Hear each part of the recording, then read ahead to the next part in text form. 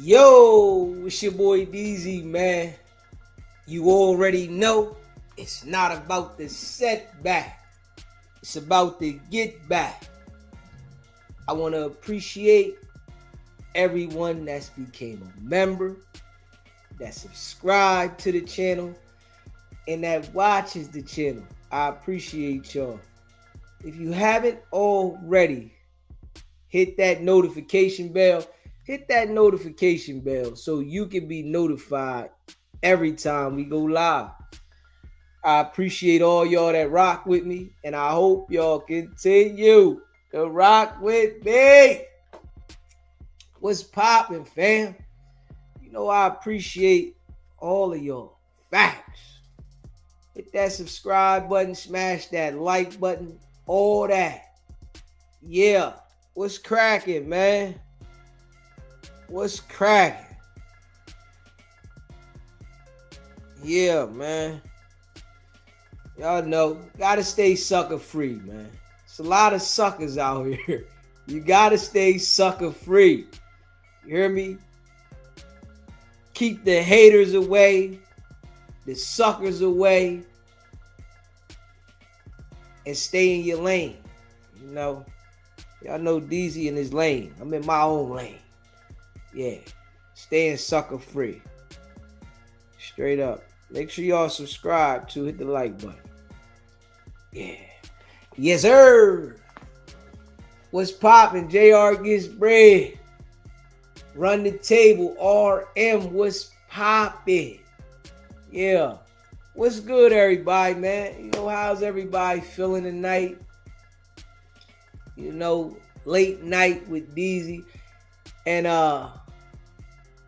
we gonna open it up for the, StreamYard. You know, if you're a member, you can come up there. You know, you can rap. You know what I'm saying? That's what we gonna do tonight. You know, I appreciate all of y'all that rock with me, man. You know, it's it's always a lot going on in the world. You know, it's always a lot going on, man. And it's a lot of funny stuff at the same time, fishy stuff. You know, but it's best for, us to stay out the way. Yeah. You know, everybody want to be in the mix, involved. And then when things go left, you wish you wasn't there. Yeah. So, it's why I stay out the way. I mean, I don't want no trouble, no smoke, no flames, no fire. Yeah. It's peaceful at home. You know, you can go out and have a good time. Deborah, what's poppin'? Yeah, it's peaceful at home, man. You can go out and have a good time periodically, but you gotta enjoy the house.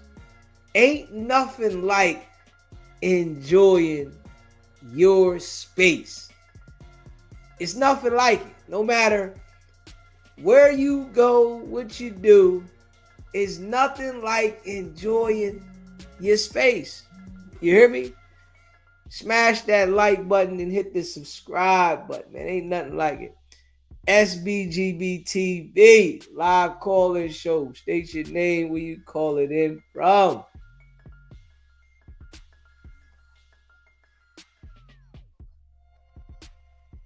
You said what? Who is this? Now, you got to be a member to come up there, my G.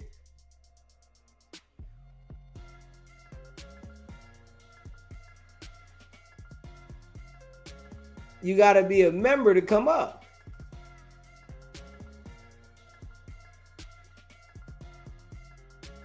Hey, listen, you can't bless me. I don't need no assistance.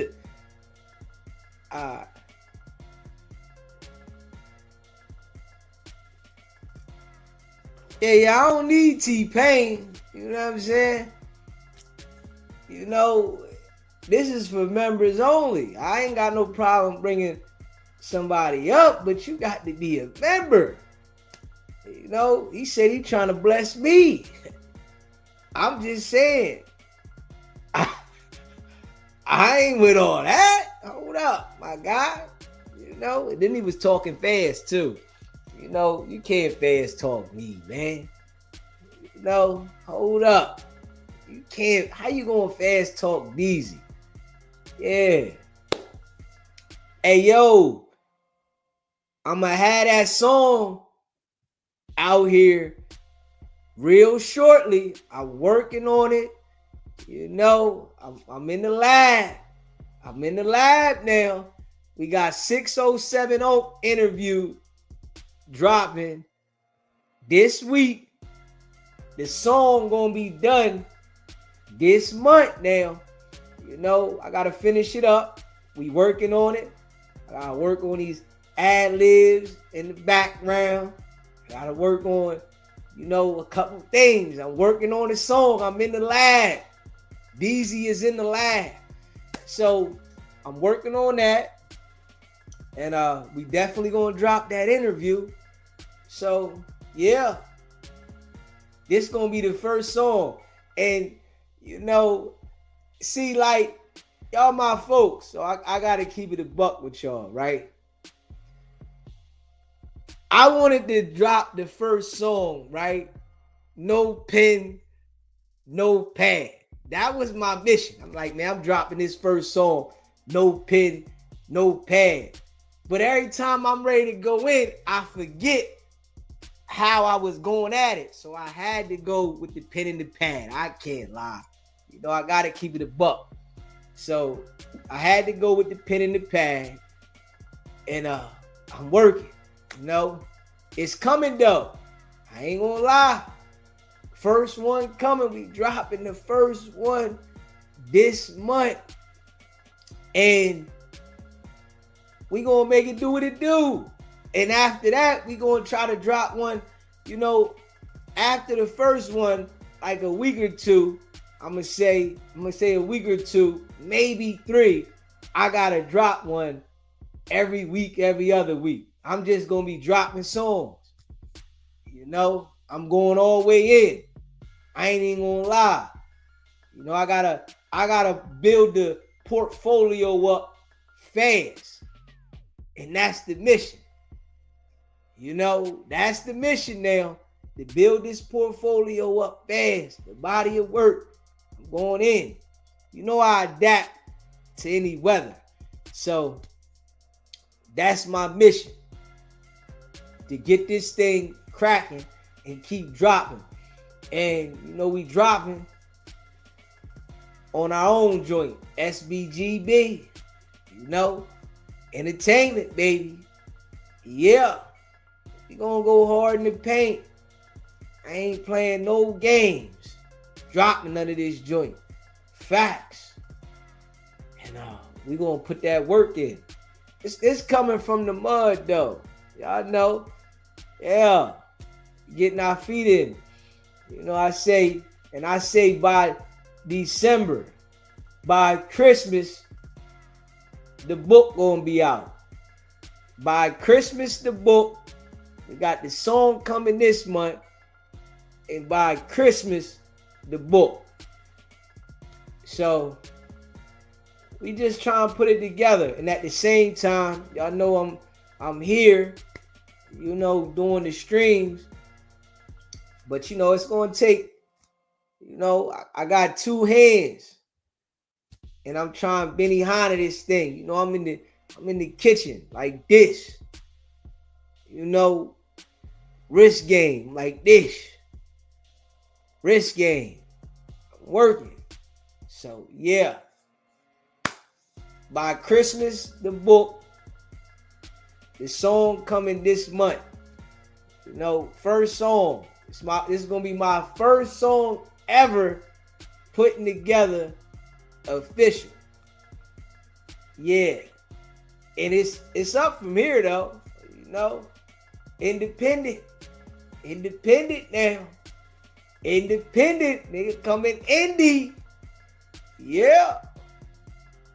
We're gonna see how it go though. And we're gonna keep pitching it out there. You know, it ain't gonna stop here just starting. This is where it start at. So we're gonna keep pitching to make sure it, you know, listen, something gotta stick. Yeah. Something gotta stick. I gotta make a pop song too. That's coming. I ain't gonna lie. You know, I'm gonna show that I'm versatile. I gotta make a pop song now. That's on the menu. I gotta make one of them. Yeah. I can't leave that out. You hear me? Run the table. My God. Nehemiah. Brooklyn. Trees. I gotta make a pop song. Definitely. You know. So we going in. I'm in the lab. I'm telling y'all, I'm in the lab now. You know, your boy Deezy working constantly. You know, I got all the setup. You know, learning how to work all these gadgets. I'm telling you, I had to eat some garlic today. My brain be like pressurized. I'm like going in. My brain just be like, because I'm doing so much and I'm thinking. You know, Dustin. Yeah. Leonard. Straight up. Oh yeah, Leonard, I'm going in. I'm going in. I'm telling you. I'm going in. I ain't playing. You know what I'm saying? You know, I come from the muck. So, you know, I gotta, you know, talk from the bottom. Yeah. So, you know, yeah. That's dropping though. I'm working. I said, man, I gotta get in the pen and the pad though. I was trying to go butt naked. I ain't even gonna lie. I was trying to go butt naked. And I got in there. Every time I get in there, I'm like, damn. I had something over here. Then I go in there to go. I'm trying to go butt naked and I lose how I had it. I'm like, yo, damn, I said this last time. Hold up. Let me get this right. Hold up, man. Damn. Let me get in here and write this thing down, man. Yeah, I got to write it down. Because I keep losing it when I try to go butt naked. You know what I mean? So, yeah, maybe later in the future, you know what I mean? I'll be able to go butt naked once I get this thing, you know. But the first one, I'm just keeping it a buck. I got to get in the pen and the pad. I got to put it together. Butt naked ain't gonna work. I said, damn. But I'm gonna make it happen though. That's definite. You know. And the book. Got the book. Book by Christmas. The book got to come. Yeah. That's by Christmas though. I said, yeah, my deadline, Christmas. You know. Make sure you smash that like button too. If you haven't hit that like button, hit that like button for me. Hit the subscribe button. Yeah. And we definitely dropping one for the ladies. Definitely got to drop one for the ladies. That's a fact. Yeah, my guy run the table. We going in. We locked in. You hear me? We locked in. We dropping something for the ladies. Got to. Yeah. You better know it. We ain't playing no games. Yeah. It's up though. You know. They gonna see though. They gonna see, man. You know, and I appreciate all y'all. Big facts. You know, what's popping though? Holla at the kid, man. Holla at the kid. What's popping? Trees. Yeah, smash that like button too. Hit that subscribe button, man. What's goody? What's goody? Yeah. We're going one day at a time, man. One day at a time. The other channel almost at 1,400 subscribers. Okay, you said you in there cooking? Right, though. Gotta eat. You know what I'm saying? Gotta eat. The other channel almost at 14. Almost at 1,400 subscribers. We grinding over there too. SBGB TV worldwide. Yeah. So, you know, we gonna keep grinding. This what that grind like though. You know, everybody can't handle the grind. This what that grind like from the bottom. You know? No cap. This what that grind like. This what that real live grind like. Let me see. Hit that subscribe button, man. Yeah. Yeah, damn right. Adam seeing through whack lies. You know, all whack do is lie. That's it. That's all whack do is just lie. Yeah, I know he's seeing through them now. Let me see, yeah. Hit that subscribe button, man. Smash that like button. For sure. Yeah.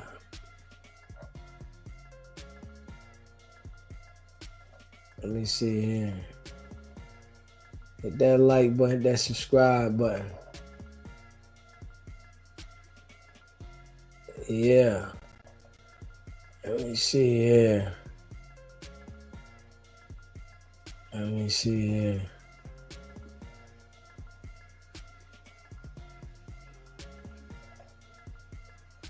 What do you say? Whack put a bad bone on the Joker quick, won't he? That boy put a bad bone on the Joker quick. Yes, he will. That nigga put a bone on it quick. And they snapped in Atlanta. Oh, snap. Yeah, he put a bad bone on the joint quick. Let me see.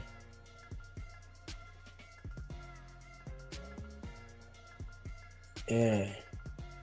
Shout out to all y'all though. Shout out to everybody.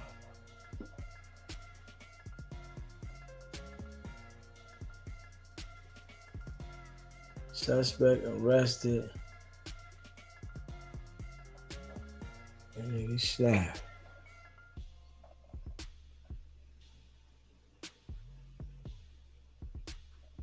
Willow Smith said men no longer approach women and don't know how to ask her out. And is that true though? Wait, tell me, is that true? That men no longer approach women and don't know how to ask her out. Is that true? Do women, y'all feel like that? Do y'all feel like men don't know how to approach women no more? Straight up. For real. Y'all feel like that? For some it's true. We gonna talk about that too, Leonard, about the mass shootings going on in the communities. There's a lot of that. Yeah, we're gonna talk about that too. Most definitely. Let me see here. Yeah, we're gonna talk about that next. I want to know how y'all ladies feel about that. Do men not know how to approach the women no more? Yeah. I think I still got it though. I'm just saying. I think I still got it. But I'm gonna say this though, being for real, I think that women act funny when you try to approach them for real. They be acting funny. You get some of them that all right with, being approached. I think women like meeting guys online more. If I'm just being real, I think women take to meeting somebody online over meeting them in person.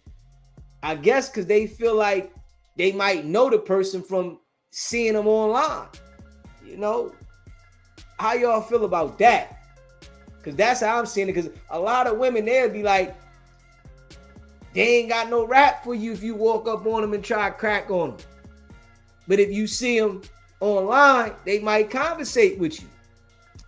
Straight up. So, I'm just keeping it a buck. How y'all feel about that, though? Yeah. Let me see. Let's see what Willow say. Hit that like button, hit that subscribe button, man. Let's see what Willow say. Yeah. Respectfully, women is acting real weird out here in these streets. That's the new trend. I don't like meeting online. I like to run into guys in the grocery store, etc. But a lot of women don't like that, though. That's what I'm seeing. You get to coming up to them and talk. They're like, I don't know you. Isn't that the purpose of a man coming to talk to you? To get to know you? Nah, I don't know you. They'll be quick to say you weird for trying to holler at them. I'm just keeping it a buck. They be like, yo, you weird. A lot of women be like that, man. Straight up. Let me see. Yeah. A lot of them. I mean, he said, that's because they weird.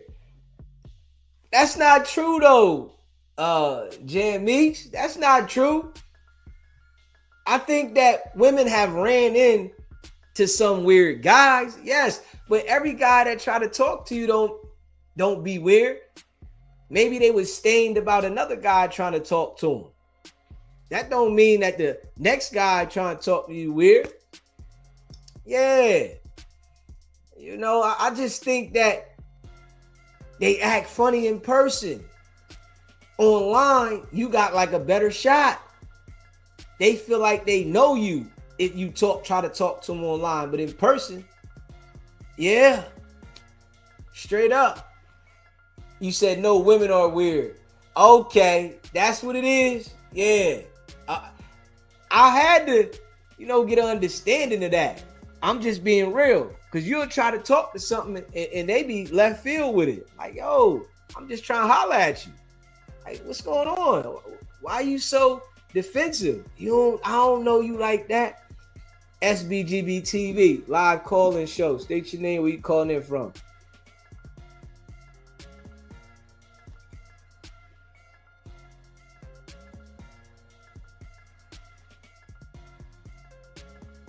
Not tonight, bro. Not tonight. That ain't the conversation, bro. Next time, little nigga. Not tonight. I don't feel like that tonight. We talking about something else, my G. But yeah, so I just feel like that's how women be acting right now. It's a lot of them then. And we got women saying that themselves, that they weird. If women are saying it, then it gotta be true. Cause I know now, if you see a woman out in public and you try to crack on them, the first thing they're gonna say, I don't know you. Hold up. Ain't that the purpose that I'm trying to say something to you? How you doing today? My name is such and such. What's your name? That's weird to some of them. Nah. I don't know you. But I be thinking like, they got issues. Straight up. Have to be able to look into your eyes to read the person. So you said that there is women out there still that like being pulled up on and cracked on? Yeah, 'cause I'm like, man, it's a lot of them that be crazy. It's like if you don't meet them at the club, then they don't want to holler at you. You see them at the club, you got a shot. You can crack on them at the club, at the bar, and they might want to rap. But if you see them in passing somewhere and you want to crack on them, they like, man, I don't know you. So that's just how I see it. You know, these younger females are looking for a bag. And ain't that messed up how they done changed the game? They done got so stuck on looking for money instead of looking to get to know the person. But then when you treat them like you looking for money? I got some paper for you. Don't disrespect me, and I ain't just a pick me, and I ain't just about this. No, you said you want some paper. Oh, you know I need some money. All right, well, I'm gonna give you some money. This what I want to do, and so it's like a lot of funny stuff that I see out there. I ain't even gonna lie, straight up. It's a lot of funny stuff out there. I mean, hit that like button and hit that subscribe button, man. Straight up. I see a lot of funny stuff. Most people aren't willing to listen. Okay. You get to try and talk to them, they don't even want to hear you. Yo, hold up. Let me holler at you real quick. How you doing today? Okay, you look nice, and would you like to go out, get something to eat? Like, they don't like that no more.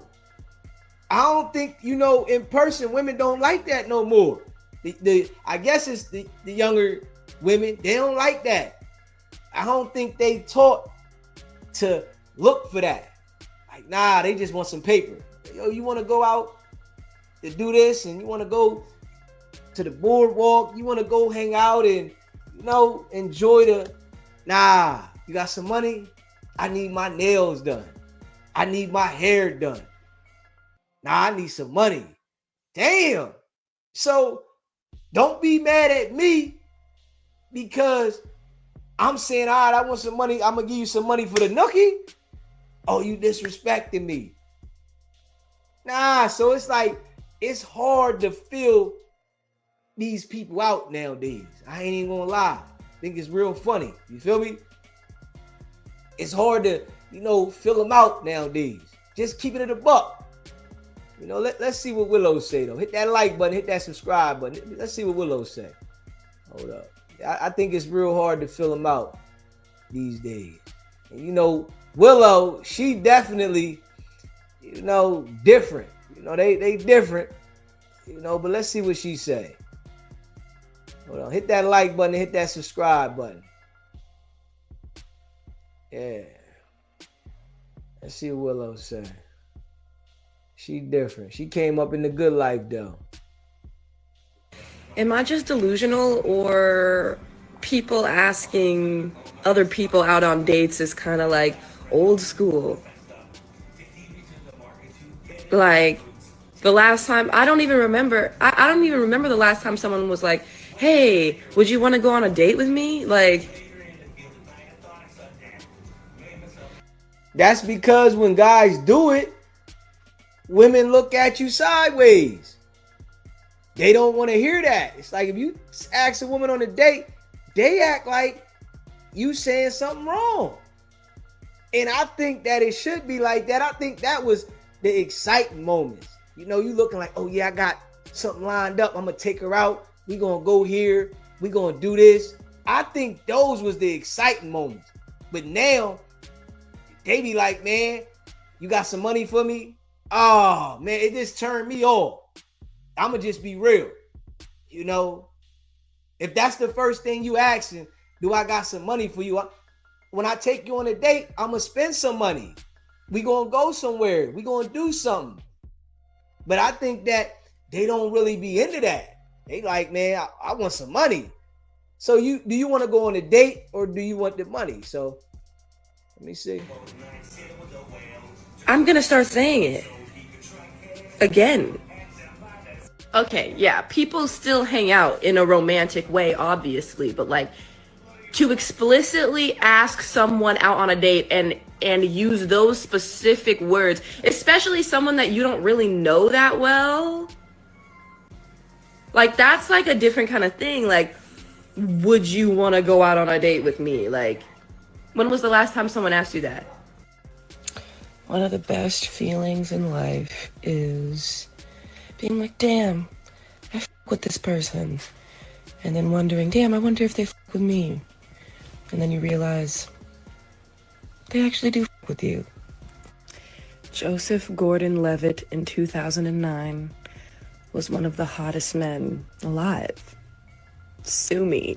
If you think about children like little AI bots, we don't get to program ourselves until much later in life. We don't get to choose who programs us. How crazy is that? We're just running these programs. We don't even know the code type shit. You gotta learn how to code type shit, and then you gotta go inside your own brain and recode some shit, bro. I don't know about anybody else, but when I'm in a overthinking anxiety cycle, it be feeling like I'm in labor or something. Like my psychological contractions. There's like I'm looking at the clock like how many minutes in between these contractions, and then it'd be like and then I'm like, let me go, and then it's like, oh. Anybody else feel that? I just feel like women act a little funny in person. I feel like a man got a better shot on the internet. You know, I feel like a man has a better shot to get to the woman on the internet. Yeah, you can crack on something on the internet and you got a better chance. You see them in person, they looking at you funny. You know, yeah, you got some money for me, but then they want to be respected. How is somebody going to respect you if that's what you just saying? I just want some money. They not going to have the respect for you that you asking for. I think it's like it's too much this way, but you want that way. How much you got for me? What you going to do for me? You know, that's a famous line out there right now. What you gonna do for me? I mean, I'm gonna take you out. Nah, I got bills. They come out quick and say that I got bills, and my time ain't free. I think all those things is like a turn off, for real. You know, and I think some guys, they play the role and till they get where they want to go, and then you see like they not with it. But then that's the approach you came. I got bills. All right, so I gotta play the game so I can pay a couple bills so I can get to the nookie. If I don't play this role to pay a couple bills to get to the nookie, then she gonna act funny with me. But then after you get there, it's like, man, you think I want to keep paying your bills? That you think that's gonna be our relationship, right? That I'm gonna just pay your bills. And it's a lot of that going on out here. Straight up. It's a lot of that going on, you know, thinking that they gonna tell you gonna pay these bills. You said, Deezy, that sounds like something a prostitute would say. Hey, listen, this what they saying. I'm telling you. What? They out there saying, hey, man, I got bills. Yeah. And they don't want to act like they out there doing that. You know, they don't want to be classified as a prostitute, but they'll reference it like that. Man, listen, I need some money. If you say that to them, yo, that sound like a prostitute, baby. Straight up, they gonna be looking at you like, don't disrespect me. Why you going? I'm like, well, you told me that you got bills and I gotta pay this, I gotta pay that. I'm offering to take you to a nice restaurant so we can sit down and get to know each other. Listen, what about this and my bills and my kids? I'm like, oh, I just met you. Can I have an introductory to get to know you? Can I see what's going on if I want to do these things or if I want to help you? Nah, I gotta pay this and this dude. It's like, soon as you meet certain women, right? They got everything backed up. And I ain't saying this for every woman, but I'm saying some women, you can meet them in the street and they behind on everything. It's like, damn, I met you at this time. Oh, my car note due. Oh, my rent due. And I'm going to keep it a buck. When I see a woman with a new car, all I think about is the car note. Straight up, I'm like, oh yeah, she got a car note. Car note, probably $600-700. Insurance, $400-500. Next thing you know, she like, man, I need to pay this car. Then you got your mortgage, you got other things, lights. The first thing I see with the new car, you know how some people, they get excited, right? They get excited. I'm just saying. Some dudes see a woman with a new car and they get excited. They say, oh, she got the nice joint. Woo! Yeah. But when reality kick in, right? Come to find out that she got a car payment on that joint and it's $600-700, $800. Like, God damn, baby, what's going on? Oh, man, I gotta make my car payment. You know I'm behind. Now you getting all the problems. I'm just being real. SBGB TV live call-in show is popping.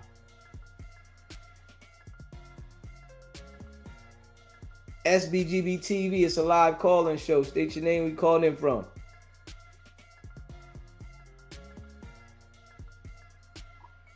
You say your name again? I was just listening to. I said my name is Angela. I'm calling from Indianapolis. Hey, how you doing today? What's popping? I'm fine. I'm just sitting here vibing and shit, taking out my hair or whatever.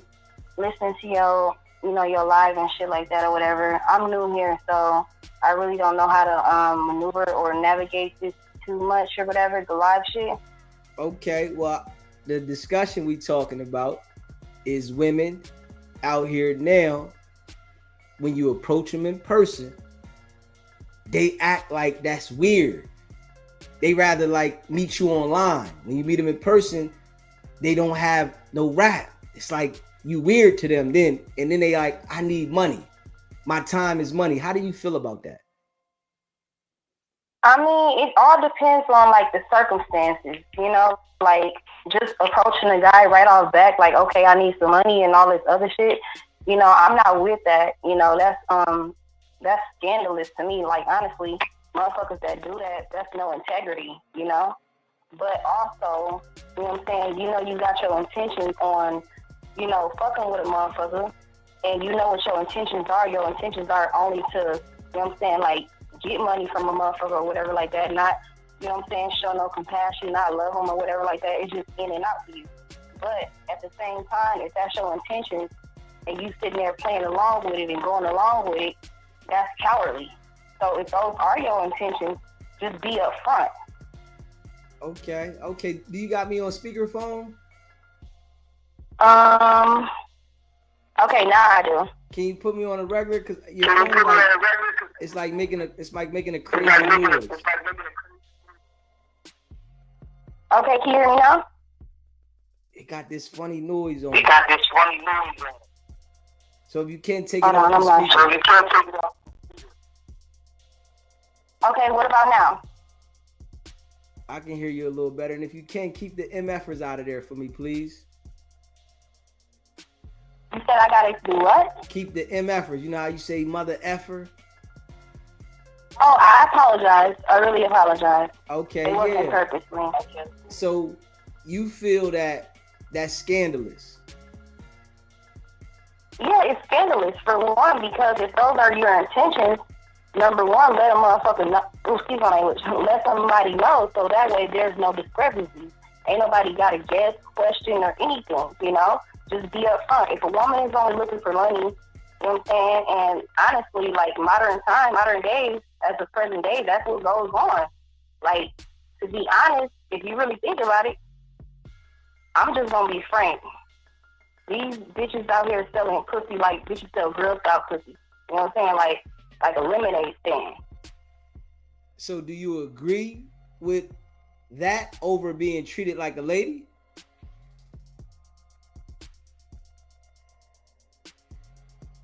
Hello? Do you agree with being treated like that over being treated like a lady? I don't know what's going on. Your phone acting Yeah, up. I'm on the phone. Hold on. Thank you. Your phone acting up.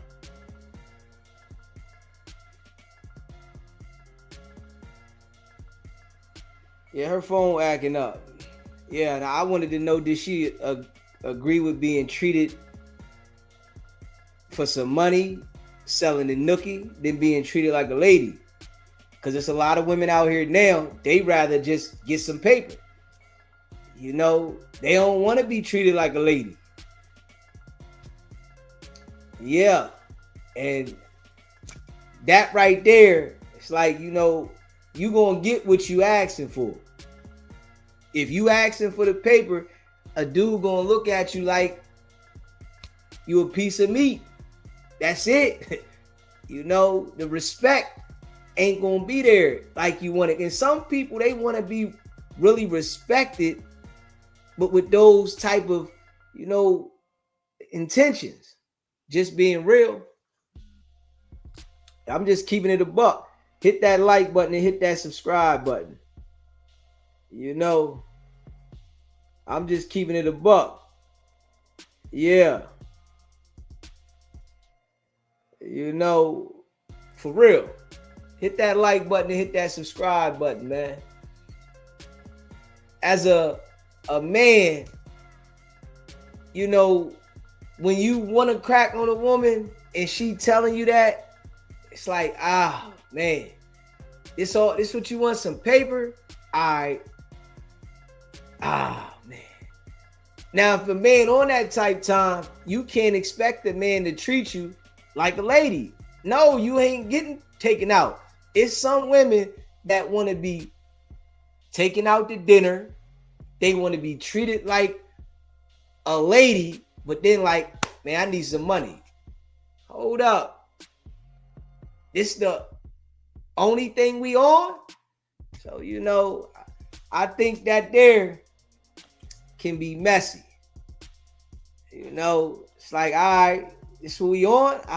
Man. All right, I'll be right back. All right, let me drop you off. I'm coming back. You gonna be here? You be at the crib? I'll be right back.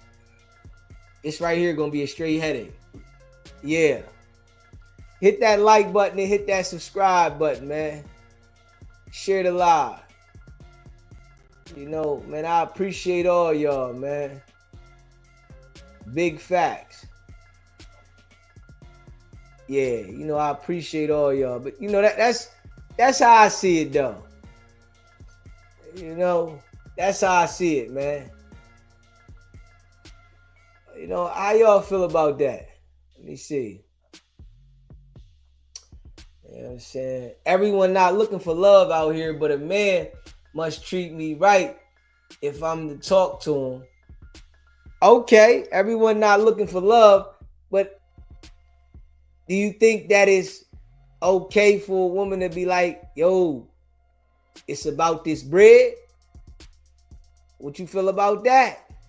You know, it's a lot of women that just say they want some bread, you know, and expect to be treated like the lady. It's like, all right, I'm going to just give you some bread and we're going to keep it swerving. You know, you said that's another problem. It's the difference between a woman and a lady. A lady has higher values and standards and morals. Yeah. I agree with that. Hit that like button, hit that subscribe button. SBGB TV, live call-in show. What's popping? What's popping in Miami? What's good with you, bro? Man, you know I got something to say about this one. Yes, sir. Let's go. Hey, really, when a chick come like that, talking about you got to take care of me, and are you gonna take care? It take the fun out of actually taking care of her. You hear me? Yeah. It take the fun out of buying her gifts and stuff like that. You know what I'm saying? Because Facts. it's not the same. Like, you know what I mean? They're fully expecting you to do something, which is understandable. That's what men do naturally. You feel me? That's just what men, especially a man that you feel like you could get some paper out of, he's gonna, if you just act like a woman, he's gonna do everything he can to keep you around. You feel me? And I think this generation is more off, it's a prostitute vibe. You feel me? Just on some real stuff. Like, the majority of women nowadays is for sale. You feel me? I agree. You don't gotta court them. You don't gotta do none of that. And like you say, it's easier to get them online. That's true, because how they look at you online. Well, basically, when you message somebody online, they get to look at your whole profile, look at you and assess you and feel like, okay, I could probably get some money out of him, or whatever the case may be. So it's easier for them to assess you because they got your whole picture catalog right there that they can look at. They see what type of do he take trips, where do he go eat at, where do he drive, how do he, you feel me? All of that. They get to see that all on one page. They don't have to spend time with you. You feel me? Yeah. So they judging off that. You know what I mean? It's not like back in the day, you know what I'm saying, where you talking to a girl on the phone and all this and that. Girls don't talk on the phone no more. They ain't doing none of that. You feel me? They want money. That's it. You feel me? Facts. Girl talking about you gonna take care of me. But you need a guardian? What you would take care of you like what? You up for adoption? Like, what do you mean? You feel me? Like, Yeah. I just met you 20 minutes ago. You talking about, I said, let's go eat. Are you gonna take care of me? How is a man supposed to take that? You feel me? Facts. I want a woman to tell us how are we supposed to take when you say, are you gonna take care of me? Yes, I'm physically gonna take care of you and make sure nothing happens to you. Is that what you mean? No, you mean some money. You feel me? Yeah. They don't mean like, hey, can you hold us down if something go up? They not talking like that. Take care of me. You feel me? Yeah.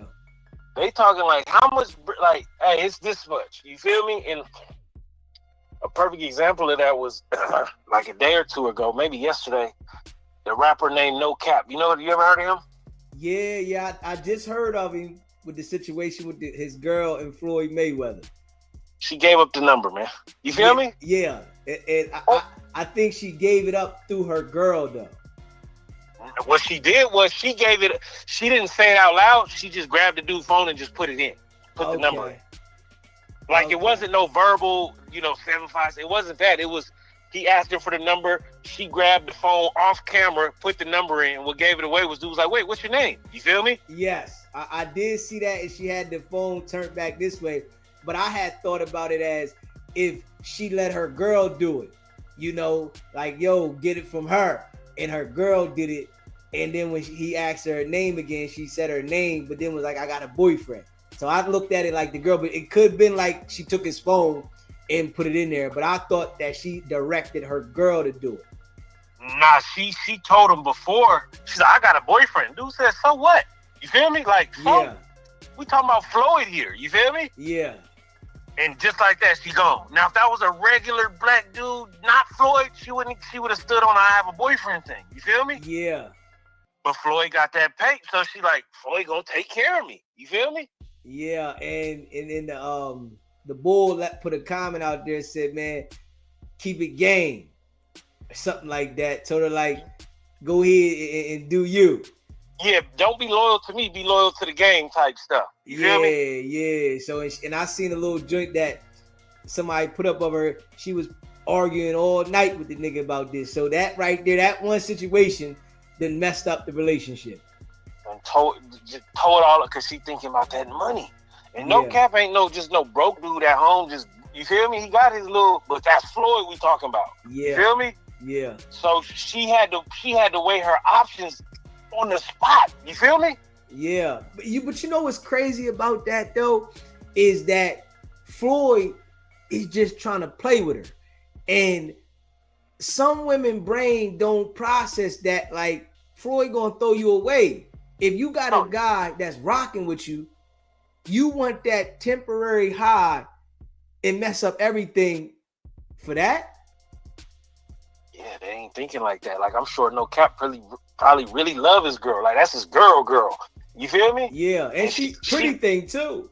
Yeah, she cool. Like, you feel me? And then for him to see that, just like we all seen it, he's probably like, oh, this chick, man, I look like a goofy. You feel me? Yeah. And it's just to show you, man, these girls, that's all they care about, man, is that bag for reals. You know what I mean? And it ain't like it used to be at all. You know what I'm saying? It's just not. So you kind of gotta have a bag to be dealing with this new generation of chicks. You feel what I'm saying? Like, yeah. And if you aren't situated financially, you probably shouldn't be out here trying to date a bunch of whatever the case may be. But just know you can't. It's gonna be very difficult to get a chick in this generation if your bag ain't where it needs to be. You know what I'm saying? Yeah, and you know they looking. You got dudes on the gram, all across the social media flexing, and that made a lot of women curious. They looking, they see this person. Dude might not even got it like that, but he out there flaunting it like he got it like that. And I think it make women think that they got more options than they really do. I always say that. You know, a girl posts a picture and get 1,000, she get 500 people commenting. You feel what I'm saying? So she thinks she got 500 people. She options. You feel what I'm saying? But in real life, that ain't how it go. You know what I'm saying? Like, that's just not how it go. And they might have one person tucked away that really care about them. You feel me? Yeah. But they'll blow it for the attention that they feel like they trying to seek. You know what I'm saying? Yeah. And then they back in the field. Now they shopping again. And now they got to just turn into playing because nobody's really taking them serious. And if somebody do, it ain't what they had. Yeah, it's not that wholesome vibe that they left, you know what I mean, trying to chase the bag. And another person who just got caught up in that type of stuff is Sweetie. You seen that one? Nah, what happened with Sweetie? I ain't see that one. So Sweetie, she was messing with this girl out of Vegas. You know what I mean? Like, she was friends with this girl out of Vegas who comes from that life. You know what I'm saying? Okay. And she took Sweetie on a trip to like Africa and London and all these places, you know what I mean? Because she had connections with soccer players and stuff like that. You feel me? Oh, okay. Sweetie then fell in love with the soccer player and stopped getting the money. And you know, the girl who took her wanted her cut. So she like, hold on, if you fall in love, you still owe me my cut. You know what I'm saying? Like, so she exposing her like, man, you didn't even stick to the business. You fell in love with these tricks. It's business. You feel me? So the girl was putting her on to a trick and Sweetie fell in love. Facts. Oh. You feel me? So she's starting to expose Sweetie. You know what I'm saying? She got text messages asking, hey, how much do I get if I go to London and go see so-and-so? You feel me? And she put them out there? The girl put the text out there, yes. Wow. And Sweetie's a rapper, like a famous person, and she's selling it. You feel me? So you think the average internet girl ain't selling that joint, man? Yeah. Come on, bro. Like, that's just the generation we live in. Back in the day, only people selling it was you know what I'm talking about? It wasn't no regular people. Nah, man. Girls back in the day had jobs. They was working. They held their own. It wasn't like this. You feel me? It was totally different. And, you know, like I said, now when you try to crack on them, they say you weird. It's like, yo, how you doing? What's going on? What's your name? They like, man, I don't know you. That's the first thing that a lot of women say when you crack on them in public. I don't know you. Well, I'm trying to get to know you. How you doing? Yeah. It's like crazy. This generation has changed. I really want to hear what a woman got, because the girl who just called, she sounded like she was with it. Like, I was trying to get, listen, you see, I was working, her phone was out of control. I wanted to hear what she had to say. That's why I said, well, what you think? Then the phone get all messed up. Yeah, her dude walked in. He like, what you talking about selling what? You feel me? if you notice, she said, I'm on the phone with, chill out. Like, you feel me? That's her first time calling. Like, you know what I'm saying? Like, Yeah. you like, what you selling what to who? Like, you feel me? That's what happened. She pressing that mute button, trying to not, you know what I'm saying? There was a lot going on right there. But she realistically sound like she with it. She going for the money. You feel me? Yeah, she did sound like it too. I was trying to see if we could get it up out of her. You know, I'm hoping that we get some women to call in so that we can see how they look at it. I want to hear all women because we need to know why. Us as men, we trying to be men for y'all, but y'all want money. You feel me? Like, yeah. If that's the case, I'm gonna give you the money. We gonna do the thing, and that's it. That's how it's like. You know what I'm saying? Like, ain't no dinner. Nothing. You gonna be eating meat. Yeah, for sure. Ain't gonna be nothing but that because you can't dictate. You can't make me pay and then say what we gonna do. It don't work like that. You know what I'm saying? Yeah, like, that's not exciting. Yeah, that's like going to a restaurant, you paying and let them pick what you order. Yeah, huh? Yeah, hold up. That's too much. Hold up. You feel me? Like, yeah. Come on, man. But I want to hear what a girl got. I want to hear what several women have to say about this because that's the generation we live in, and we honestly deserve answers. You feel me? Yeah, and I want to hear some honest women. I don't want to just hear the women that, you know, want to look at it like, oh, I would go on dates. I want to hear something from the women that is going to be real, saying they want the bag. I want to hear both ways, man, and I want to know why is it like that. Because, you know, we can get the women to call in and you know, want to tell us how they live right and how they not like that. But I want to hear from the women that is just accepting the bag, man. I got responsibilities, and this what I'm on, and this what I need, and if you ain't got that, I ain't with it. Right, and we not bashing. We really seeking some understanding. You feel me? That's it. We're only looking for some understanding. It's not bashing. We don't look at you any different. We're talking about the current climate, and we just want to know why. You feel me? Yeah. Me personally, I just want to know why, because every chick I run is that. You feel what I'm saying? So yeah, you know that's all. Just some understanding on why it's like that, and you know what I mean. And shit, I don't know why. I just think it's this generation. What they see is the internet and stuff like that. But I want to hear from a woman though. You know what I mean? Facts. That about call though. Appreciate you calling in.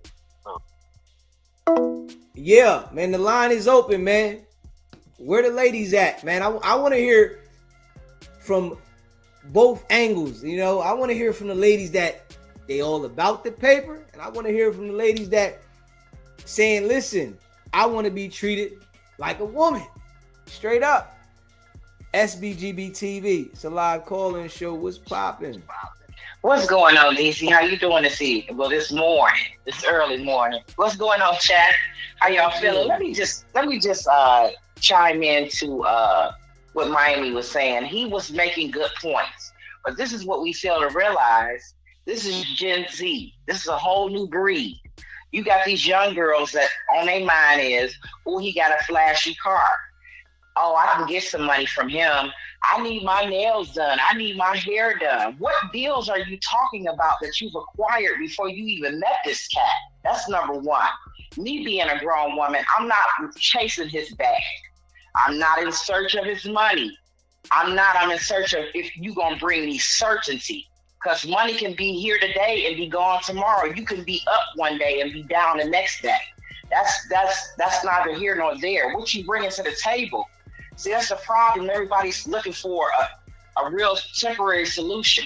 You're using your coochie to get what you need. Why are you giving that up so quick? You giving that up before he even gets to know you. I'm confused. Who gave him the game? These young girls don't even know how to differentiate wolves from men. It's not even about money, not from grown women that's really doing it and got their own thing. She's looking for certainty from that man. Can you bring me certainty? These young girls want a purse. They want some shoes. I need a ticket to the Chris Brown concert. You gonna get my hair done, Deezy? You know I need my nails done. What is you talking about? My babies, they're not even your kids. I watched a guy a month ago on YouTube. He was showing how he had these nice cars. This is how he get these gold diggers. They go rent these nice cars, real exotic cars, you know, Bugattis, Bentleys, all that kind of stuff. So, but he's not standing near the car. They walking nice looking young ladies, but they don't have no collar for him. He approached them like, hey, how you doing? Can I talk to you for a minute? We cool. He's like, all right. He walks back to the car. Oh, is that your car? What? Are you kidding me? What happened to that? Chivalry ain't gone. It's not. It's just that this newer generation don't know nothing about it. They don't know nothing about that. They don't know how to take a man coming and say, hey, how you doing today? You weird? Why are you walking up on me? How are you comfortable talking to somebody online?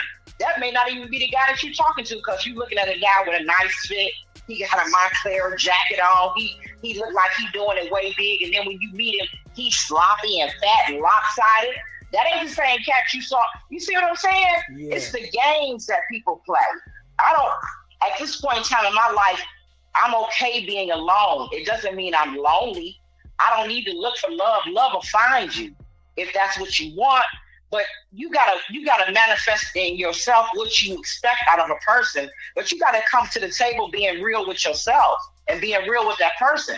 We don't need to play no games. I'm too old for that. So young girls, that's all they know. Older guys go for younger women. It's always been.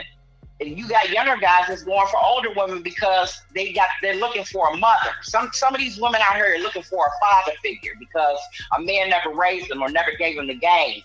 So now they're looking for this cat to give them the game. He's not gonna give you the game. Just like that young lady that played her hand wrong. Why would you go and holler at? Yeah, Floyd Mayweather do have a lot of money, but what's that? He can get 3 or 4 of you, a dime a dozen. What's that? What is he gonna get? What is he gonna give you? A few dollars and send you on your way or pass you around? These girls are using their kukas as, you know, an incentive to get what they want. After a while, that's gonna get blew out and stretched out because these guys don't care nothing about you. They humping on you because you giving it up so freely. You haven't even got to know what his real name is, what his status is, what he do. You just, okay, I got these bills to pay, girl. I got this money from this trick. These young girls using words like tricks. Do you know what a trick is? So what does that make you, young lady? Because we call it a trick for a reason. That go way back to prostitution. Just like Miami said, back in the day, we didn't do that. We got jobs. We went to work. Girls was going to school.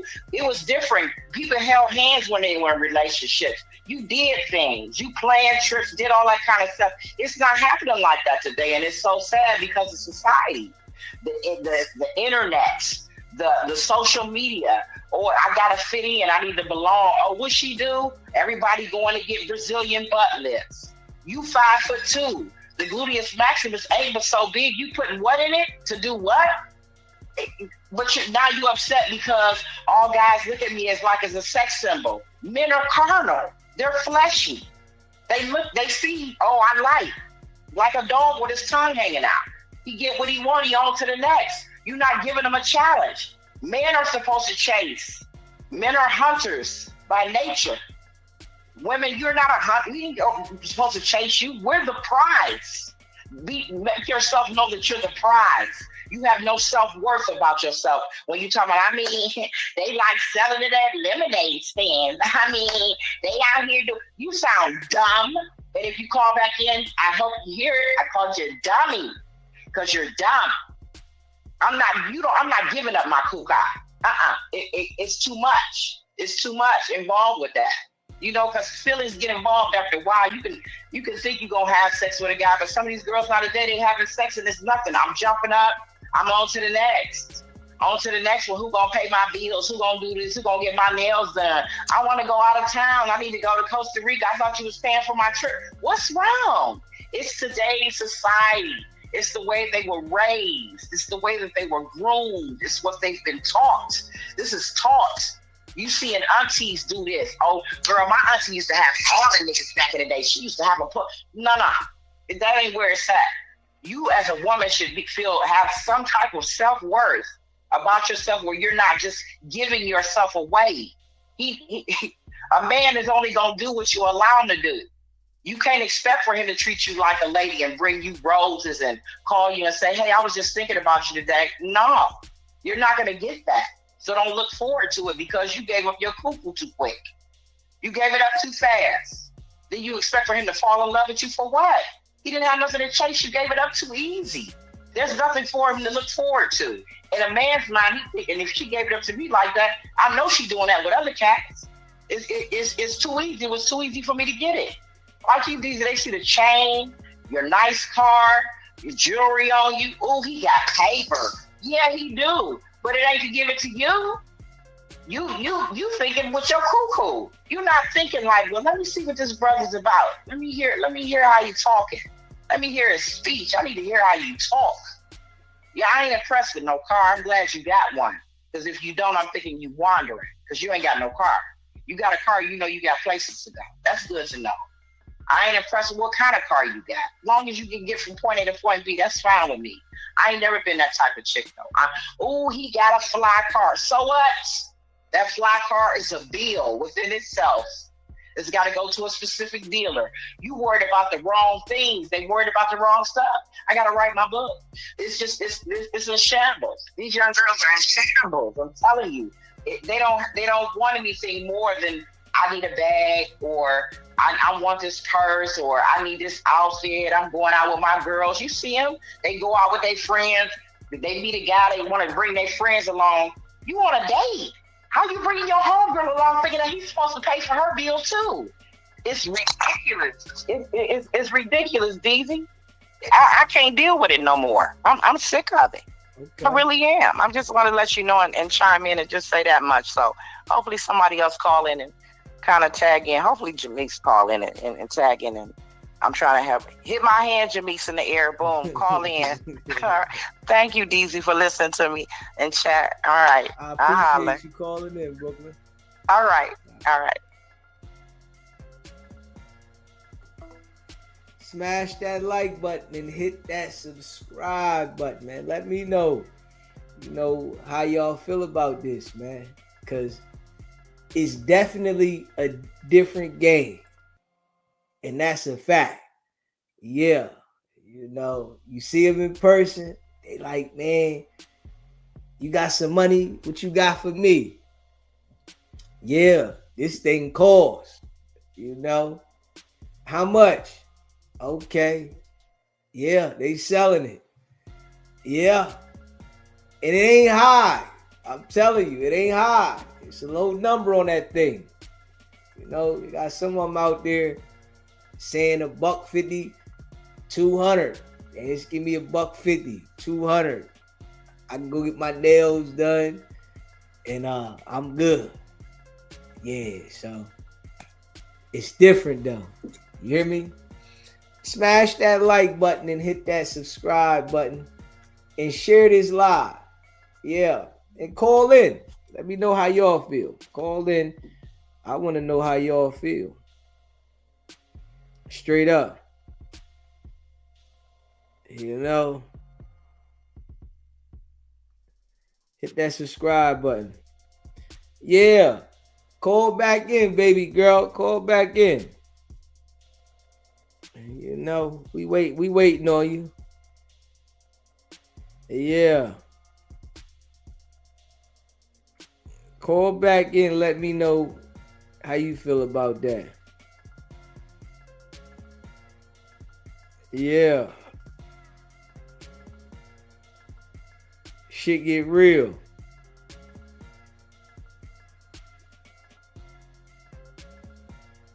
Yeah, shit get real, man. They definitely selling that nookie everywhere now. Yeah.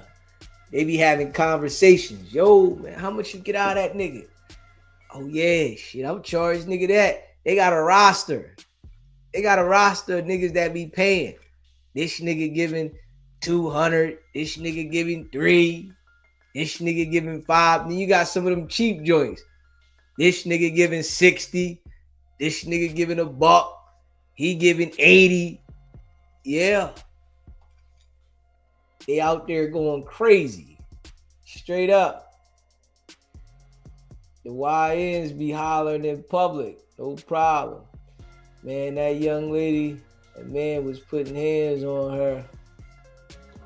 Hit that subscribe button, man. Smash that like button. I'm about to call back. Yeah, call in. Beauty is me. Call in. I want to hear what you got to say. You know, be honest too. I want to hear the honest. Hit that subscribe button. You know, hit that like button. Let me see here. He said, man, that young lady was putting hands on her as soon as she hung up the phone. Yo, from young to old, man, I just can't do they ask for too much. I can only do for my husband. Okay. World chatters. Let me see. If S is transactional, speed dial. They said it's a lot of transactionals going on. I tell you that. A lot of them. Straight up. It's a lot of transactions going on. You like, man, hold up. They want some bread. That's it. They want some bread, man. Hit that like button and hit that subscribe button, man. Yeah, they want some bread, man. Yeah, it's a lot of them out there. You know, it's a lot of them out there. Just keeping it a buck. Yeah. Yeah, man.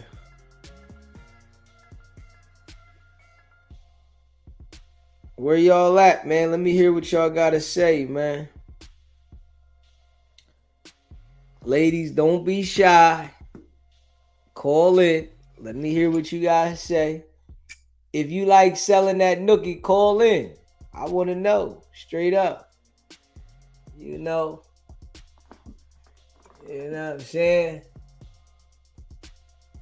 If you like selling that nookie, call in. Just be honest. You know, I want the honest ones. Yo, you like selling that nookie. It's all right. That's what you do. You might feel like selling that nookie is better for you because you don't want to fall in love.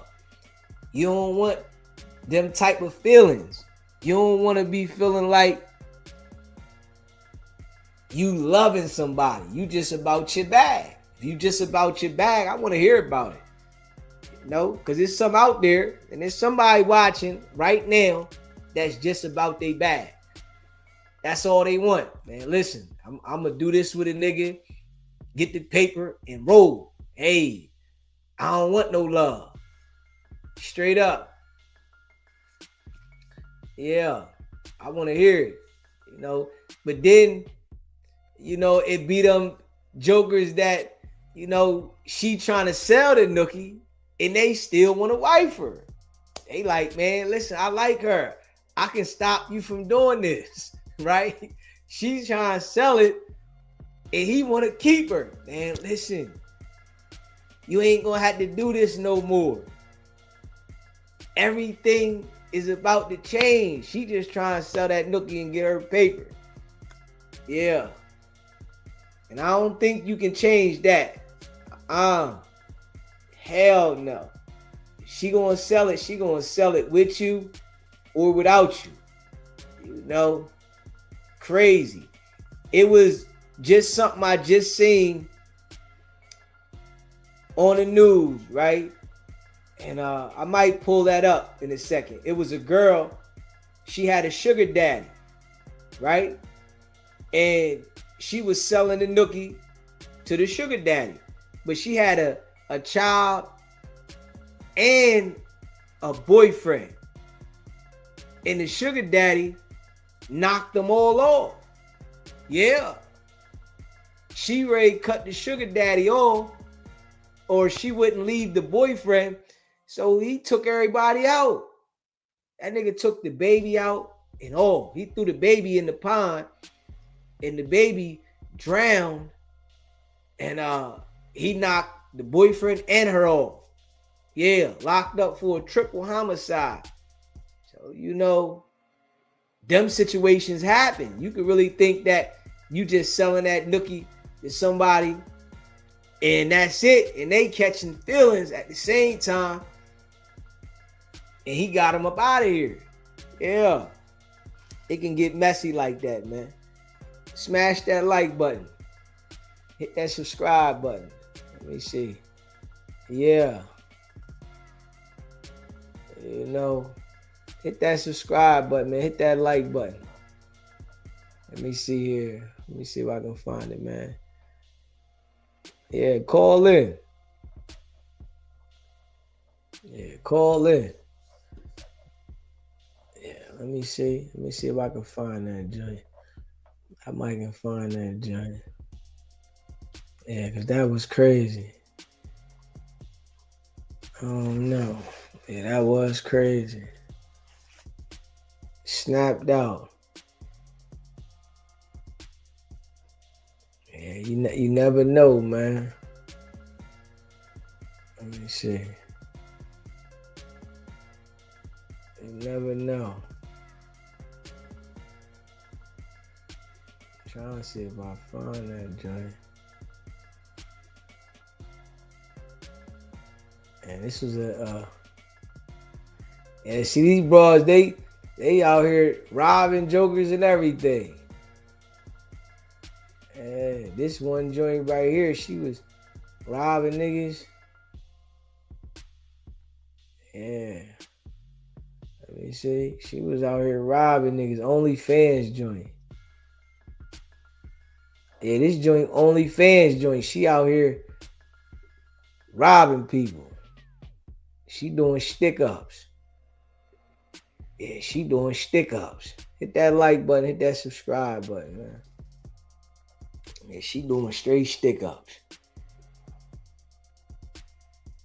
Woman accused of being the mastermind of a dating app crime spree. The sinister scheme has now unraveled into a longer list of claims from people who say they were robbed by an OnlyFans model. Deputies say Adva Levy targeted older men to steal from them, but tonight others are coming forward claiming they are victims too. KTLA's Mary Beth McDade has been doing some digging on this story. She spoke with some of her alleged victims. MB.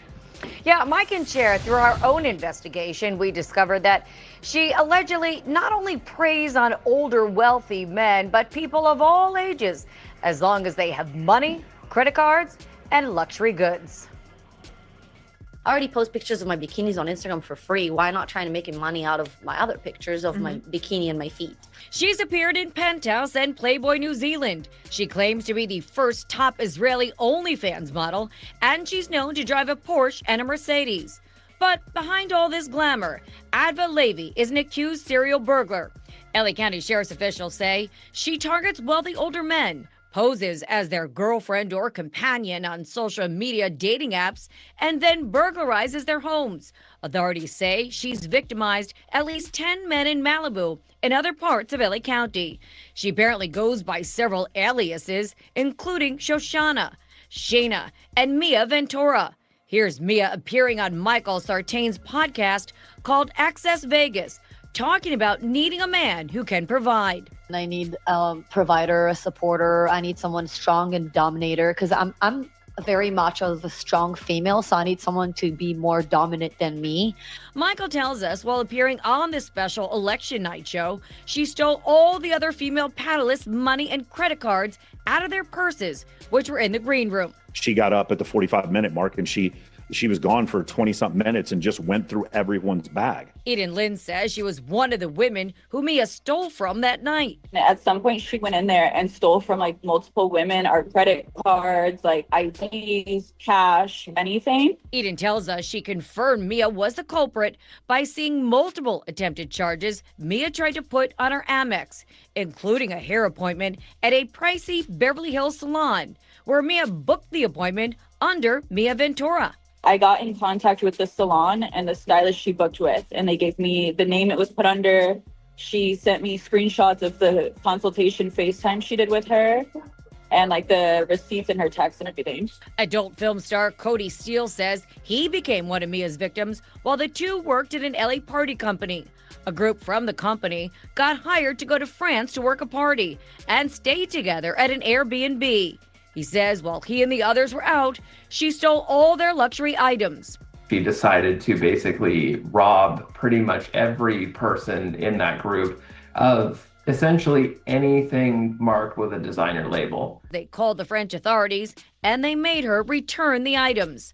Michael says Mia has been a fixture over the last few years at LA and Vegas clubs and charity events. And he says she's known to threaten her victims to keep them from going to the police. She would threaten to file a false sexual assault charge or say that, the guy offered to pay her money for sex or something to that effect. According to jail records, Mia, aka Adva, was arrested for a felony in May and bailed out. It's unclear, though, if that arrest is connected to the alleged burglaries. Like at this point, everyone knows she's guilty and she's still stealing stuff. This seems like a mental illness. Well, detectives are now searching for more victims. And so if you think that you were one of them, you are urged to contact the LA County Sheriff's Department. For now, reporting live here in the newsroom, Mary Beth McDade. It's a lot of that going on, too. Yeah, it's a lot of that going on, too. Robbing jokers, lining them up. Yeah. It's a lot of that going on. It's like, damn. Who do you pick? Who do you pick? Man, hit that like button and hit that subscribe button, man. Damn. I want to find this one, though, that I had seen with the sugar daddy joint. Let me see. Let me see if I can find that one. Yeah. Let me see. Hit that like button, hit that subscribe button. SBGB TV, live call-in show. What's going on? State your name, where you calling in from? Yeah, it's Jay, man. Calling from Mississippi. I call several times phone, checking in on you, showing you love and whatever you. So, love you to let you know. I just tuned in about 45 minutes ago, I guess, and love your content, man, and I'm just stay on WAC 100 ass. You know what I mean? I love it. You're getting into them, right? I mean, it's no secret. You know that, right? You've been getting to them for quite a while. Yeah. Yeah, you really sticking them like a voodoo doll. Please sticking them like a voodoo doll. Every night, you funny as fuck, man. We laugh every time I see you, man. And I love your swag, man. I know how you do it. East Coast style, man. I like how you just got it. But you've been like a cancerous tumor that's growing on this nigga, man. I hope you just go ahead and just eat him up. You hear me? Oh yeah, we ain't stopping, bro. Yeah, man. You know what I'm saying? A couple things, man. You said something I didn't even think much about a couple days. You saw with Big Baby a while back, and actually I never thought about it, but Big Baby gonna be sent up the river pretty soon. But at the same time, I don't know much from what I've heard. I got a feeling you said Paul, you said all three of them working, him, 600 and Big Baby, but Big Baby could really get some time though, considering he got away with a lot of stuff prior to what he's going through right now. You know about that, right? Yeah. Yeah. So, and you touched on that, so and that's something else, man. So you think you're gonna be getting time? I mean, it's almost 15 years. What you think? And it's a federal case too. Yeah, I think he's gonna get some time. I think he's gonna get some time. You think he'll hit with the 1.5? I don't know if they're gonna give him that much time, but I think he's gonna get some time. Okay, cool. We gonna see if it's light or if it's long. That they're gonna definitely tell something. But with his background, you think he would just go ahead and do the book at him, though? Am I correct? Yeah, that's what it would look like, because he definitely got a history of this right here. You know, he never had a fed, but nevertheless, I mean, it was just mostly state charges, and he often pled out, but still, but his background is terrible, man. You know what I'm saying? Yeah. You know, he got like over 15 years criminal history, man. From and that's just don't even talk about stuff when he was in Atlanta. You know? Yeah. One more thing, on a personal note. I don't know if you know, because I know you just mentioned something about 607. You got another interview with him and whatever. Who I think it's funny. I think you should get it on. I don't know who's funny between him and Charleston White. You know, I think they should be on a comedy tour or something. You know what I'm saying? Yeah, but, yeah. You know, they're funny as hell, man. You know, isn't me? Do he look like a voodoo doll or something? Or that's just me? You know. You said, do he look like a voodoo doll? He looks like cross between Chucky and the Ant-Man.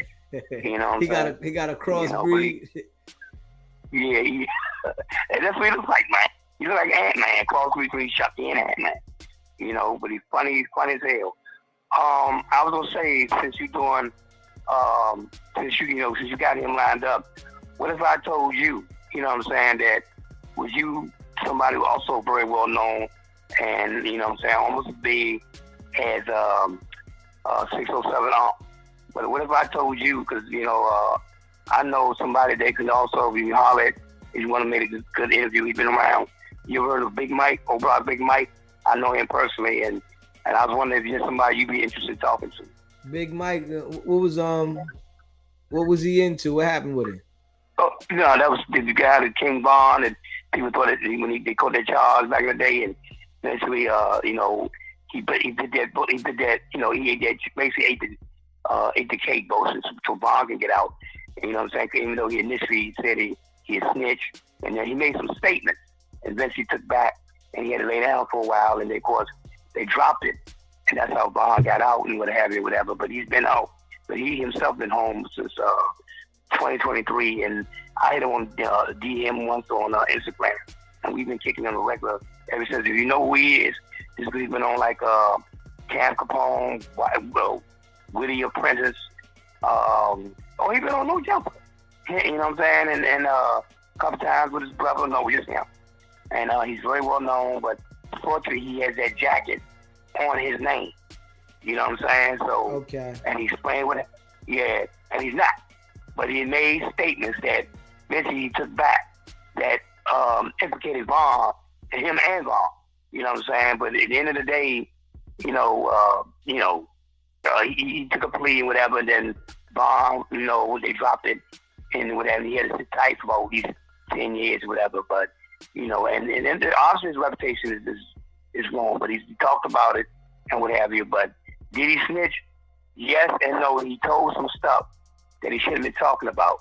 But had they went to trial, he had been, fortunately, he had probably had to go on stand and say, you know, and say, yeah, this, that, and the third. But unfortunately, you know, but me and him talk all the time. He's been out the way. He's been on No Jumper.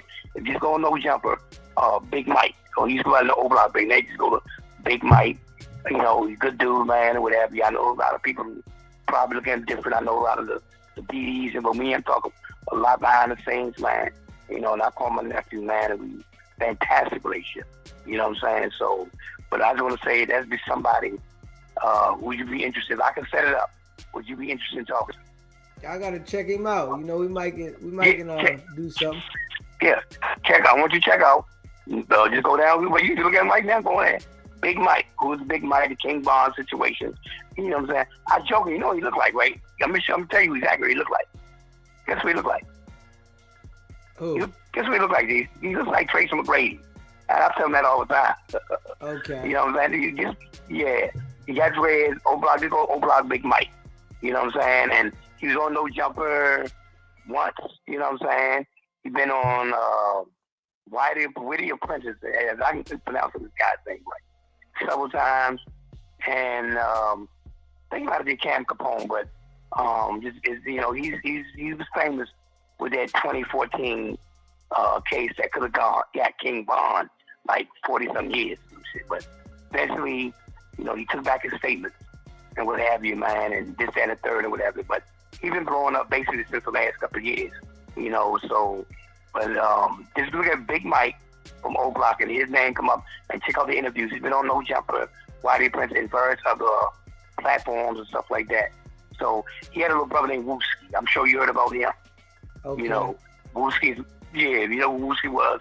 You know, that was King Von, #1 in Nimbus and whatever. So that's his little brother.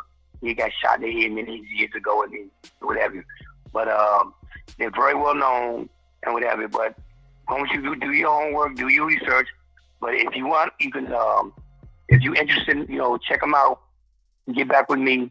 And I can definitely reach out with him, big brother. He's a good dude. He's very well known. He's been doing the thing for years. He's been on No Jumper. And just go, you look at right now, Deezy.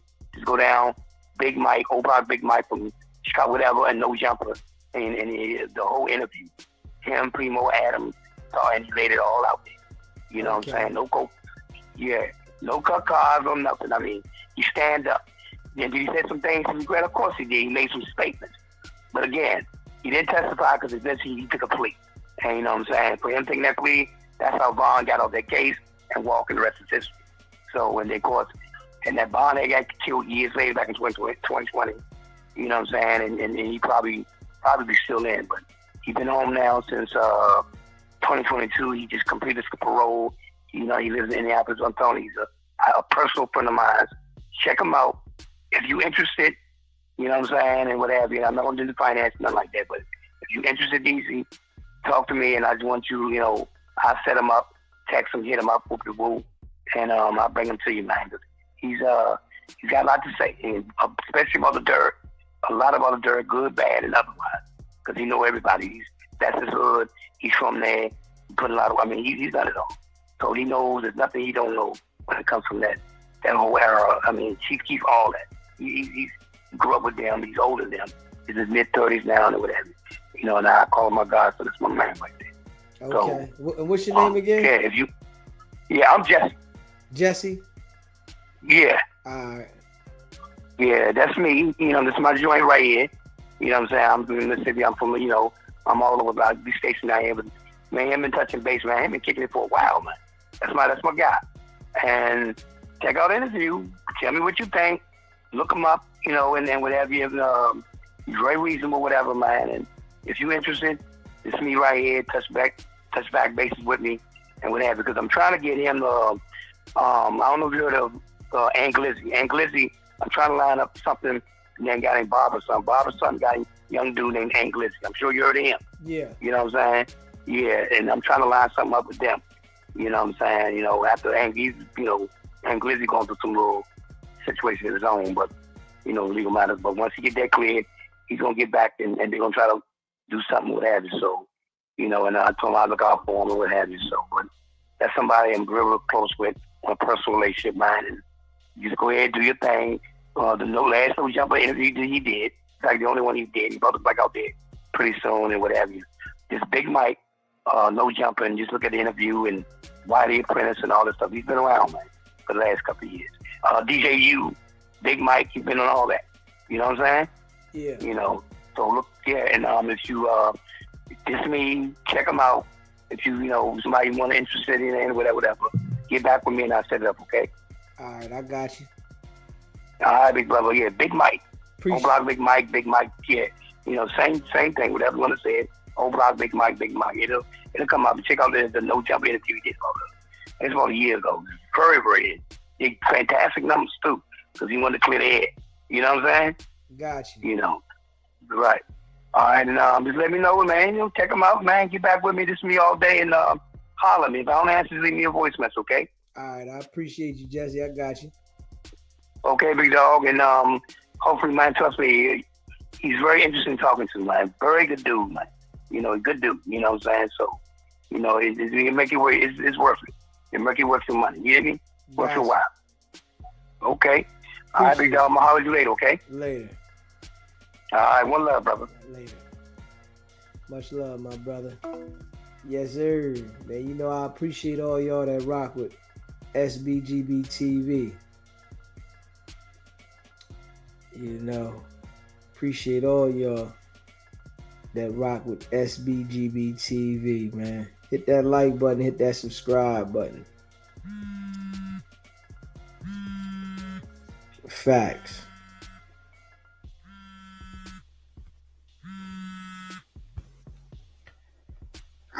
SBGB TV, it's a live call-in show. What's poppin'? Hey, it's me, GMB. I think it was roll call. Okay, all right, yeah. Okay, we want to hear what you guys Was say that beautiful? about this. Was that Brooklyn? Yeah, that was Brooklyn. Spitting it. She was spitting that game to it. I just want to go a little bit deeper, if possible, or I don't know if it's deeper, but I want to kind of flip it a little bit. Okay. So she was right on point. She hit it. But I think what I want to bring to the table this morning is these women. I didn't even want to call in because I don't know nothing about this. Like, this is just, I'm very embarrassed to hear some things that I hear. Not naive that it's not happening, but to hear the numbers being as large, and maybe they're not. I don't know if you guys are exaggerating this or just the kind of women you're running into, but I'm appalled to hear that women are. It's definitely going on. It's a lot of them. Okay, I trust it. But what I really want to speak about, I feel like going a little bit deeper, is that if we're saying that men are leaders and we're talking about men are supposed to be the ones, I'm kind of confused on why we're speaking on these kind of women when the men, I believe. You guys set you're the one who set you set all this up, right? So if you're not leading with your money for them to be wanting your money, if you're saying no to them, then how is this happening? Because what I'm hearing is, well, if this is what you want, then this is what I'm gonna pay for, and this is what I'm gonna get. Instead of why even pay for it? Why even do it? So to me, men are a part of this as well. You can't talk about the women without talking about the men. Okay, so when you say that, right, when you say a man leading with his money, I think that you might be looking at it because a man has certain things of value and he looks like he might have some money that's leading with his money. If you saying that, I kind of disagree with that, because just because I like nice things don't mean that I want to just give you money for your bills. That's my personal preference. And I think some women might look at it because I go ride in a nice car and I live in a nice house and I wear some jewelry means that I got to give you money. That is totally incorrect. So okay, so I'm not saying that's not what I'm saying at all. That's fine to live the way you live, and whatever you like and what you worked hard for, that you show up and that's what you do. I'm not speaking of that. It's just like a woman sometimes when she may wear something that's a little bit shorter or whatever, doesn't mean she's selling anything. She could have went from 235 pounds to now she at whatever. So, and now she can wear some things, that maybe she wouldn't have been able to wear or what have you. I don't know if that makes sense, but okay, Shaquita. But I wanted to put that in there. I don't know. But what I'm saying is this: no, inboxes are full of men throwing their money at women. Women are getting money. Women are being women are not even asking for money, and men are offering money to them. So this is happening. Yeah. I understand that. This is happening, and I only can speak on certain kind of women because I don't have no training, no experience. I don't know nothing about these ones you talking about. I don't know nothing about these. They everywhere. But the ones, the women that I know that I choose to be around, which is, I don't have a whole lot in my circle, but we're not impressed. I mean, that's when you're leading with that, and that's what you're selling, you can't turn around and be upset because a woman's saying, oh, okay, yeah, I'm getting the bag. And I think this is why some of the women are talking about, let me give the bag, let me give the bag, let me get the, I'm getting the bag, I'm getting the bag. And then I'm going to flip it again. I'm going to add this part to it too. A lot of people of age, women have been, and I'm not making making this be an excuse, but I'm just going to try to keep it real because that's what we do over here, and that's what you asked for. Is that a lot of women have really given themselves to a man and really was trying to be there, and they were loyal, they were doing it right, and the man did X, Y, and Z, cheat, whatever he did. And so now a lot of women have said they're acting like men now. They're like, okay, well, I was trying to do it right. I was trying to be this woman. I was trying to be this for him and all this, and that didn't work. They see these boss chicks, that's what I call them. And I mean, that's what they call it. That's what they call it themselves, is boss chicks and independent and all this stuff that they throw around. They see these women and they're winning. So not only are they, they're getting something for giving it up versus these older, like women that I know was really trying to have a family, really trying to hold it down, trying to help build a family and a team and things like that. Solid, good women that they got messed over. And they see these other girls now that are doing all this. They're getting the bag. I put in the chat that I feel like I'm missing out on life. Like, what I mean? I don't get flown out. I don't get bags. I don't get none of this stuff. I work hard for everything that I have and everything that I achieve. And I don't take anybody. I'm looking about what your heart talking about, what your name represent, what you talking about. How can we build? How can we grow? What you need? That's what I look for. But I'm missing out though, because I should be, I feel like these women that's getting all this stuff and getting, doing all this, they winning. I think short term they're winning. I think long term, I know what it really is. But it doesn't always feel good when you are somewhat, trying your best. I'm not sitting across the table with anybody having lunch. I could sit across the table with someone every single night, a different person every single night if I choose to do that. But I don't care to have that entertainment with somebody that I don't want to have a memory with. I don't care about your money. I'm not here to use you for your money. I work hard for mine. And I don't mind sharing it and building and doing that kind of thing. I'm not here to throw it in somebody's face where I can get my own or whatever, but I'm not going to spend my time, nor am I going to mess my stuff up to just for anybody and everybody just to get a lunch, a dinner that I can buy myself. I can fly, use my passport and go wherever I want to go. And I have to sit on the beach with somebody that I can't even put on camera. No, I'm not doing that. Okay. But I do understand why some women are doing that now, because if you're going to just get used for your body, they're like, I'm going to get paid for doing it now. I mean, maybe it makes sense. I don't know. And men are paying for it. They're not going to wife them, or they're not going to make it their girlfriend, but they're paying for it. So you're almost telling the women it's okay for this to happen.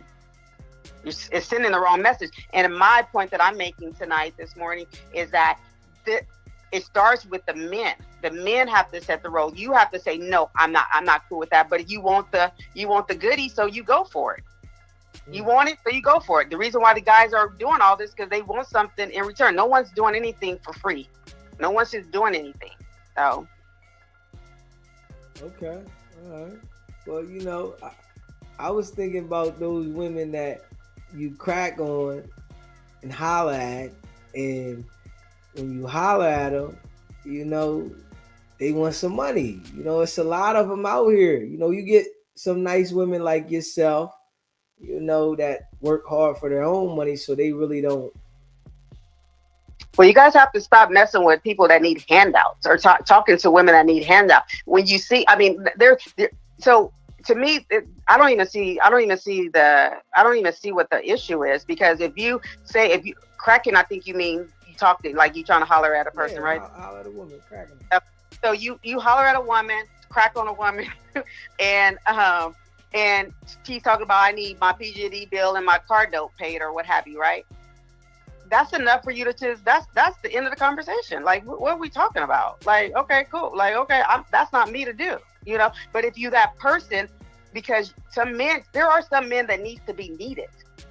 There are men that need a woman they look for women who are in need of stuff needing to happen. They want you to need something. They need you to need them to pay something or whatever.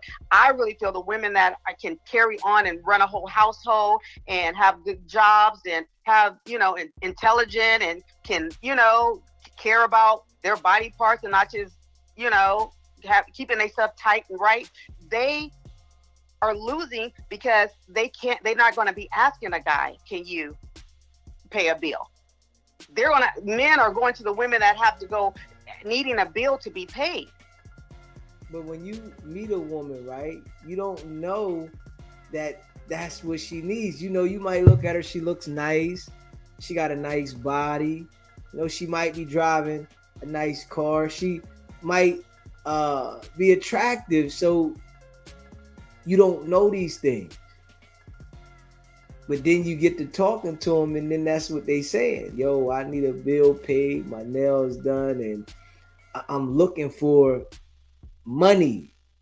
So you don't know with anybody.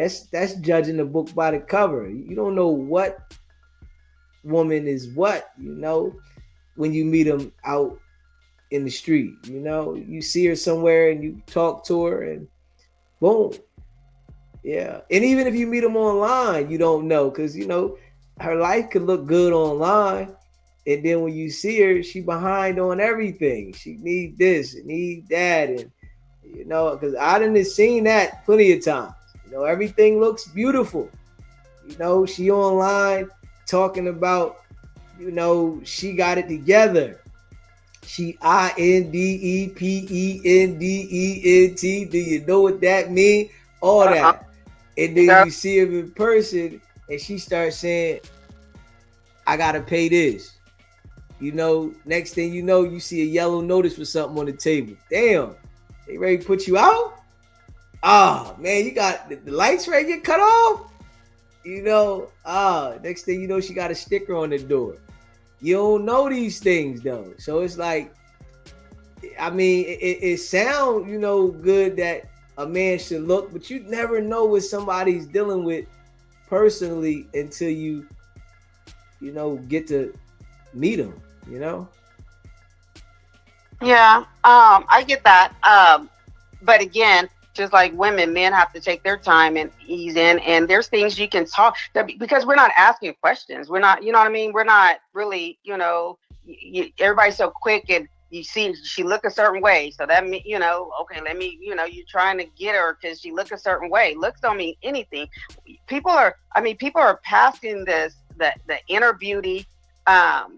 They're just looking at this outer beauty and stuff. And like, you can kind of tell if you take your time, you can tell, so don't be so quick to try to crack or whatever you do, trying to hit it or whatever. Don't be so quick to do that, and maybe find out if you're serious, then you want to find out what's she about, is she responsible, and there's questions you can ask that you can find some things out without asking, coming out, just like women can find out how much a guy has in his bank account by not even asking what he have in his bank account. There's questions out there that you have to ask for you to understand and know people. This basic stuff that we ask and stuff, that ain't it. There's other questions. And when you're younger, those questions are not as important, maybe, possibly, but as you're getting older, those questions are, a little bit more important. I can find out probably how much somebody is working with without me asking how much you get paid a year or whatever it is, or knowing whatever. Because if we don't know by now that people have all kind of stuff that they don't really have, these cars they driving ain't there, these jewelry they have is fake, all the stuff that's happening that people are, you can see, you can't go by that. You have to ask these deeper questions, and you can get a sense of what's going on with people. Like a deeper sense of what's going on with people, not this superficial, surface level stuff. But you might run into a whack that know how to, talk. He know how to change the subject. He know how to, make you believe something. You might catch one of them now. So you might, but you're not going to catch a lot of them. Just like there's not a lot of whacks out there. Thank the Lord, right? Yeah, you might catch them though. Listen. I know this one guy. when I used to hang around him, right, we used to go out, and anytime he would crack on a woman, whatever she say she going through, he'll tuck his head and be like, man, I'm going through the same thing, man. I'm telling you, my uncle just died, or like, damn, nigga, you put a bone on a nigga quick. Like, he was just one of them types. So it's men out here that conversate to the situation. They know how to, and women fall for them type of guys, so you never know what you're dealing with. You can have your mind set on looking at things a certain way, but you never know what somebody is until you get to know them, and you know. So Yeah, I mean, get that. I just don't think you're running to a lot, and I know you guys maybe think, oh, she's naive. I think it's more women out there that are good than there are that are, and vice versa with the men as well, the ladies. I don't think all men are dogs. I don't think all men are cheaters. I think there's people who've made mistakes, and I think there's people who've grown and learned from them, and they're doing better. I do think that. I really, really, truly think that. But we have to know, where are we meeting these people at? Where are we getting to know? How long are we, in trying to get to know people before we are going real, getting deep into some stuff or whatever? And a lot of times it's real fast. We're moving real fast. And I think slowing it down could, possibly, we can possibly find some of these things out without, taking someone out on the first date at a park. If a woman is opposed to going to a park for a picnic or something, and she has to go to the steakhouse, that's probably a good sign. You know what I'm saying? Because if she really wants to get to know you, that's what she wants to know. She wants to get to know you, not what the check is going to look like, at the end. But I don't know. That's I mean, it's different type of women out there. Like, it's different type of men, and you can't judge a book by the cover, because it might be good, it might be bad. And I mean, men out here, we gotta shoot the shot until the ball goes in the basket. And this is the game of life. So what type of person you are, but there's a lot of women that ain't right. Straight up. There's a lot of women that ain't right. You might say that it's more than, more good than bad. And, you got to remember what you told us now, that you only had 2 serious relationships. So if you saying you only had the 2 serious relationships, you can't make that analysis, because that's what you assuming. Wait. Why can I not? Because you assuming that. Assuming what? That it's more good people than there's bad. That's an assumption. There's a lot of messed up individuals out here. So you're saying that because I've been in 2 relationships? I'm saying that if you experience a little more, you would see that it was more bad than it is good. But you know what I do, and what so because I was in just a few relationships, I still live in this world, and I still see things, and I have a lot of people that come and talk to me about, men and women, more men than women, come and talk to me about things in life, and I don't even ask for them to talk to me about it. But so I don't think that has anything to do with me knowing or not knowing who's out there and everything. I think my personal opinion is that sometimes in life, we have to look at ourselves, and we have to see, why do we keep on running against the same kind of individuals, right?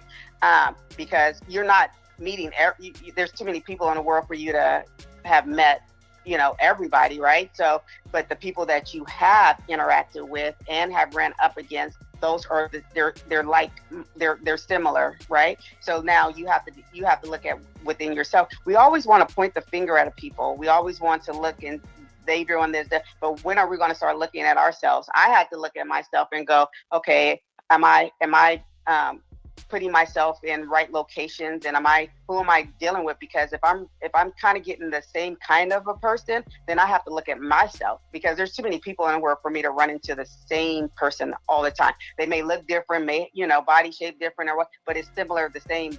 Their motives are the same, their interaction, their behaviors, things like that are the same. So what am I doing? What am I doing that I keep on running into the same person?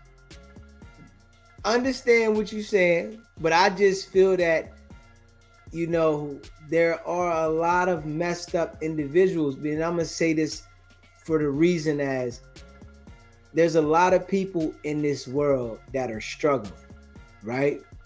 And when people are struggling, they handle things differently than when they're not struggling. It's a lot going on in the world, and I'm with you when you say you talk to a lot of people, and I understand that, but I just been active out in the world, and I've been, different levels of people. There's people that got money and things going on, and they still might be bad people. So I just feel like, the good people, somebody's on them. They be like taking, and there's some out there that's not. I just think that there's a lot of messed up individuals, and that's just how I feel, and I understand where you're coming from. So can I ask a question? Yeah. So were you walking in, like, honestly, because we keeping it real. When that was your reality, or if it is now, or what have you, would you say you were a different person? Like, were you not right? I don't know how to say it without. I was a different person. Yes. Okay, so let me share that. Okay, that's what I'm saying. That's what I'm saying. So sometimes when you are, not at our best, because we're not always, there, we grow and we learn and we do better, and all that. So when we're at that stage in life, we're probably going to probably have people that are kind of similar to what we're doing. Maybe not the same, but they have those, that's the energy that you're bringing. When you have different energy, you're going to bring different people are going to come in your world, in your circle, whether or not that's a good person for you, right? Whether or not that's going to be your one, but you make good friendships, you make good connections, things like that, because they're good people, and that's the energy you're bringing around you, and that's what you're going to, that in return, that's what you're going to get. But if you're out there wilding and doing your crazy, yeah, you're going to meet crazy, you may not be as crazy as them, but you're probably not as straight as you are now or want to be, for you to attract the person that you want to attract, Yeah, I mean, listen, I just feel, I'm understanding what you're saying, right? And I'm hearing you, but I just feel that my experiences give me a different way to look at it. And there's people that are in good positions in life that are still bad and ignorant, mean, whatever. There's people that are not in so good positions. I just feel that, when people get upset and, you just see nobody can change my view. I'm just telling you that now. You can say I'm not trying to, Yeah. Anybody, like, I know there's some good people out there, right? But if I see one thing, you can't tell me a oopsie and all of that.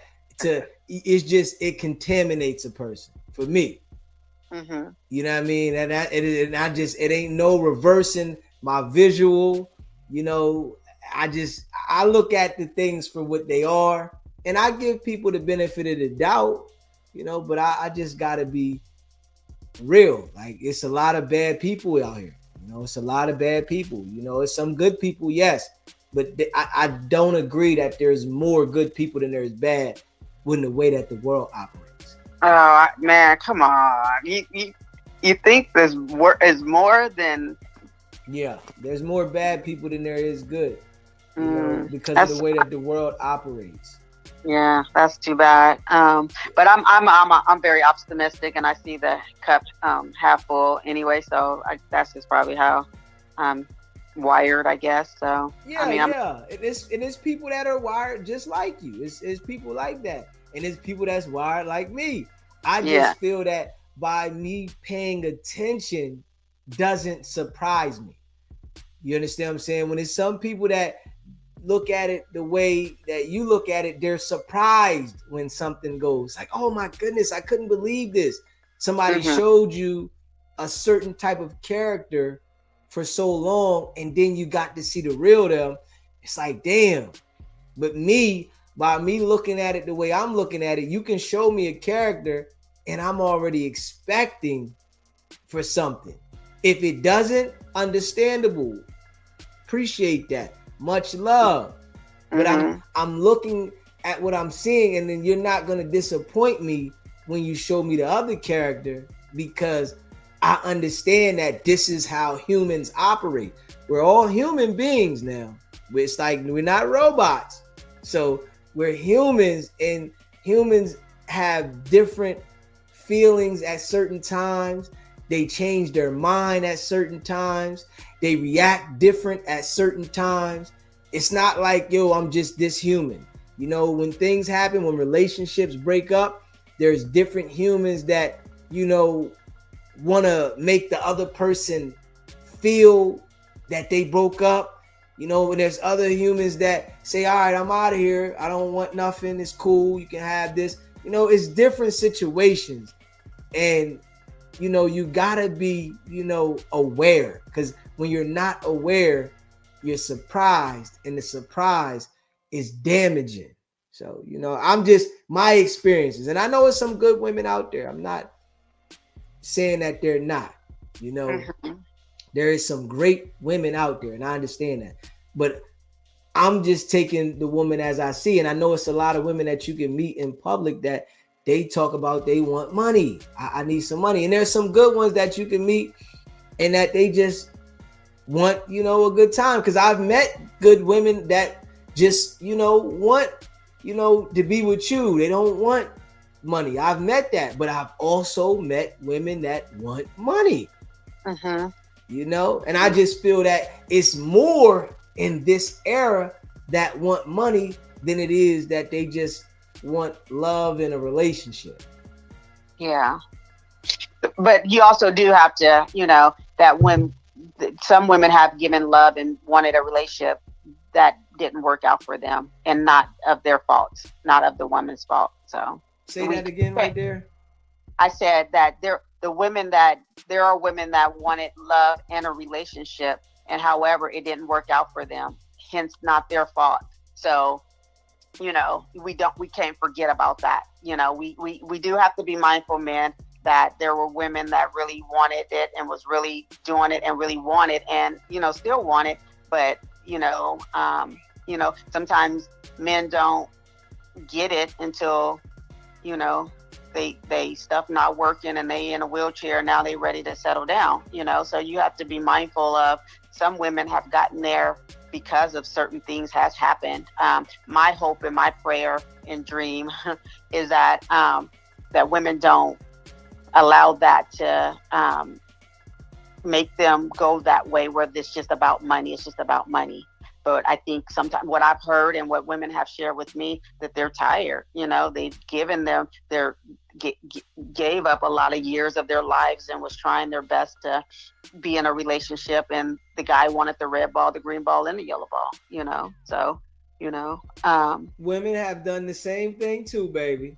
I You know what I'm saying? So we, you know, it depends on what state of mind the other human. I think it can go both ways, but, you know, I'm being open with it. You know, one thing, you know, and I've had plenty of situations, but what I do know with some women, they think about it as just the man.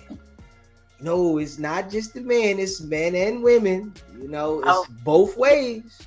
No, I know, but I didn't hear both ways when we were talking about. I heard a one-sided conversation when we first initially started this, when we first came on, and that question was posed. I didn't hear any men say anything about why women are possibly doing this. I didn't hear any man that stood up and said, took responsibility and accountability because of my behavior in the, maybe this is why. I'm about solutions, right? We could talk all day about the problem, but what's the solution? Why did we get to here? Like, let's if we talking, let's go deep and let's talk about it. Let's not talk surface. We wanted to know why women want cash when you try to holler at them. They want money. So that was the conversation. That wasn't one-sided. That was the conversation. Why do women want cash when they try to holler? So we wanted to hear that from a woman. That wasn't one-sided. That was you thinking that it was one-sided because what you were thinking about. Okay, well, I stand corrected. What I should have said was that when it was posed, why you shouldn't have been confused. It seemed like you should have known the answer to that, unless you just wanted females to speak on it. Maybe you didn't know the answer. I want the women to speak on it, but I don't know the answer to that because when a man is talking to a woman, you don't know what woman is going to be on that tight time until she's displaying that. You don't know. When you see a woman out and she look real nice and she dialed up and you like, man, she nice.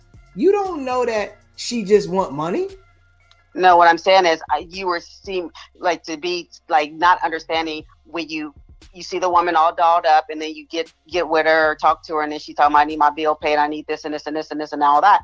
You do know that because certain behaviors could have possibly made her be that way. Or, but that she could be that to do with me. She could have been that. What I'm saying is we can't be so shocked that, oh my God, I can't believe she's asking for a bill to be paid. You know what I mean? We can't be that shocked and wonder why, that particular woman, that might have been her MO. That's how she get down. That's how she get down with everybody. But it could have been, when I look at it, I look at it and I've heard women share a lot of times they were down and they didn't care about a guy's money and none of that. But then this is what happened. So now they're on that. They on that type stuff now. That's what they're doing now. So I don't think that you been where you've been and knowing what you know, I don't think that'd be the first time that this is not anything new what I'm saying to you right now. Listen, I'm with you. I'm just trying to get the clarity,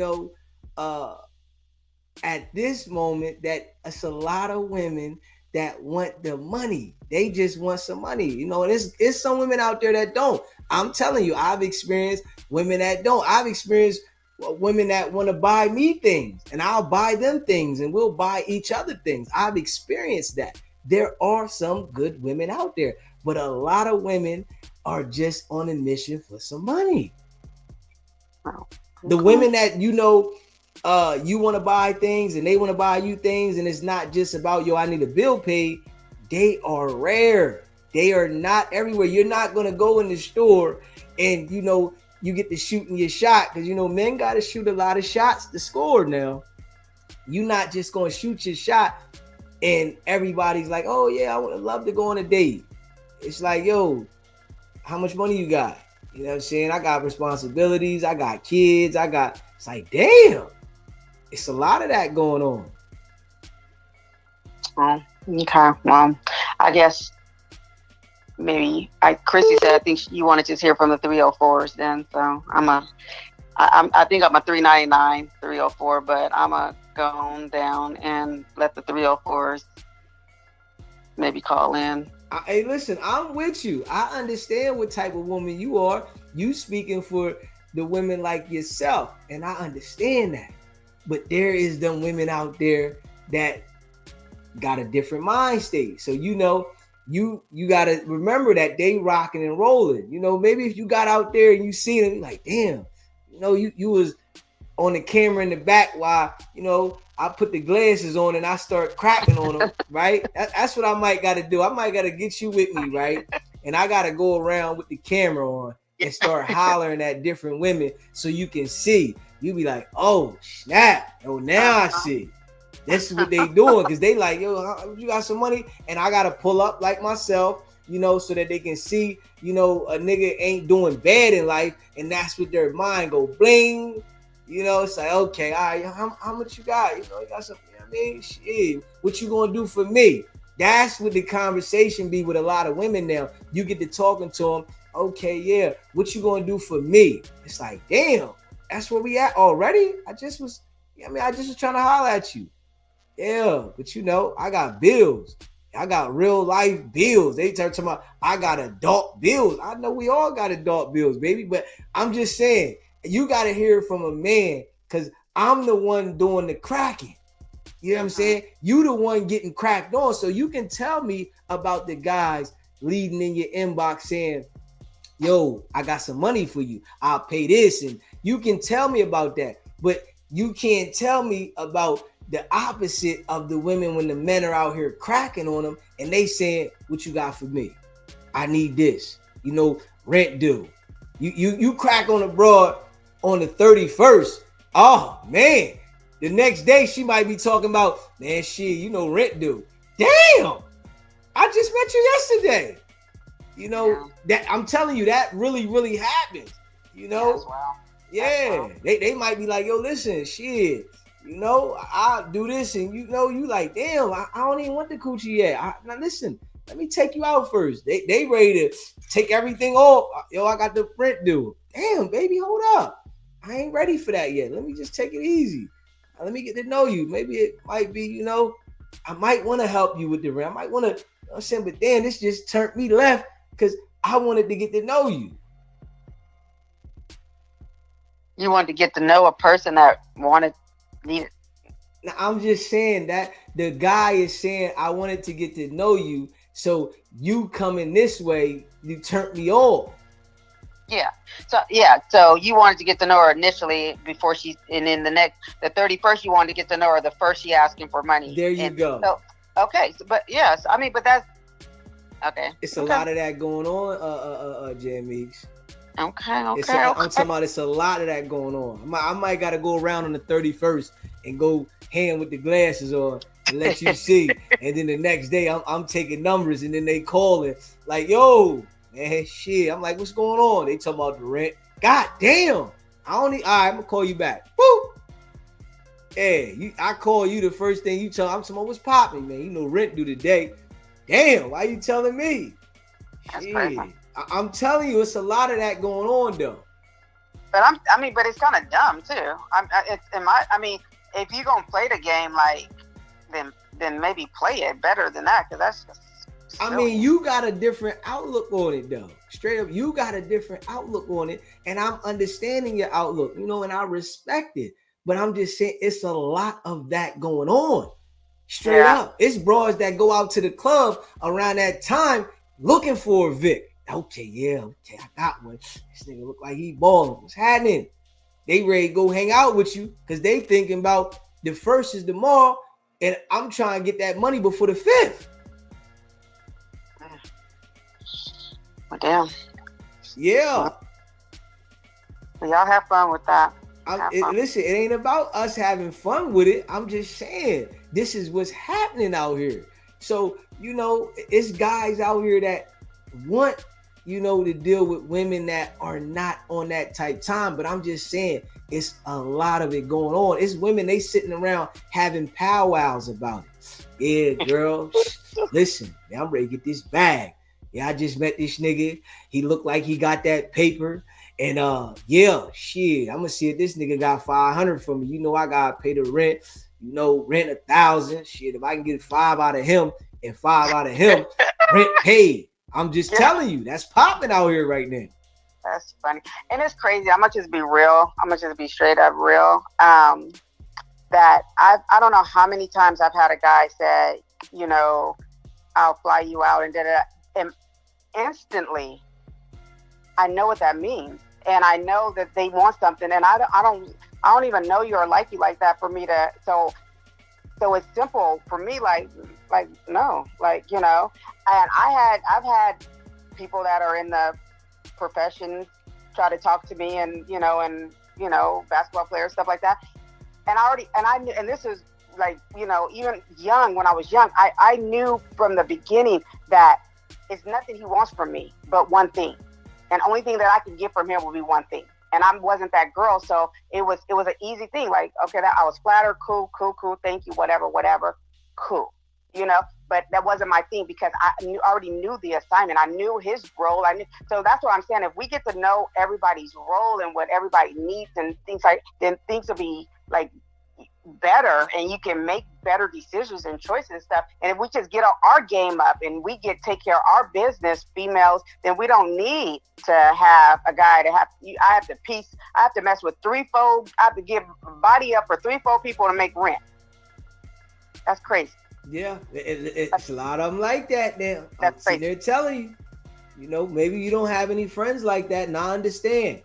But there are a lot of women that are on that type time. Listen, I'm gonna get and what's this money. crazy to me, the most part is crazy. Like you said, you like 2 or 3 people to make the rent. Like I can see if I just don't think. I think it's silly, period. But I think you can be more smart if you're gonna play this game. Like just like be smart about it, where you're taking care of yourself health wise and everything. That you're, you know, I don't know, but whatever. I don't get it. So you know, I don't know. It's just too much for me.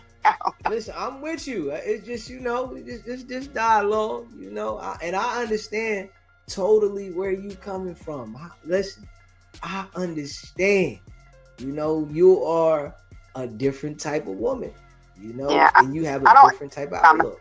Kind of woman, like I don't ever like. I don't think that at all. I just think that you know, we just have to be smarter than what I'm hearing that women are doing now, and that we don't have to all play defense and we don't have to live in this survival mode. We can actually live life and not just be surviving and running our body up and messing ourselves up and missing out on love and life because, you know, we're trying to use people. And I don't know.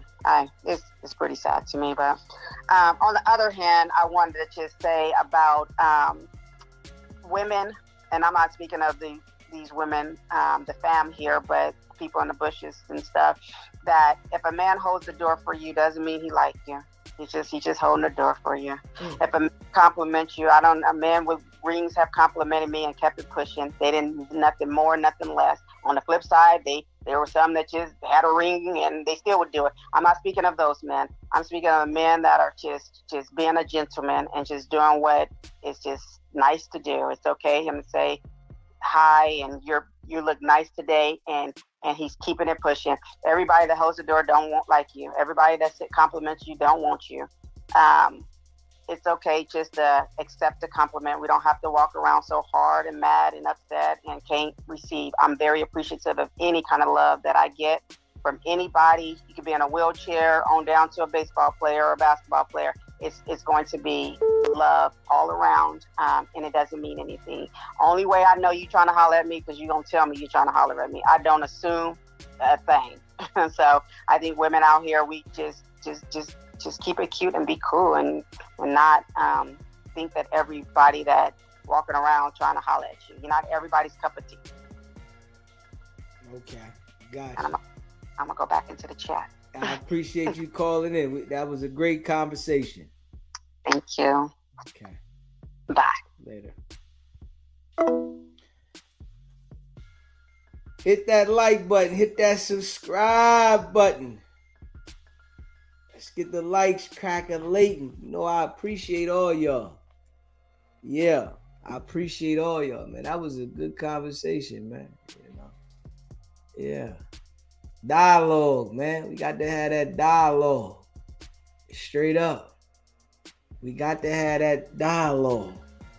For sure. Hit that like button. Hit that subscribe button, man. Straight up. Let me see. Hold up. Let me see.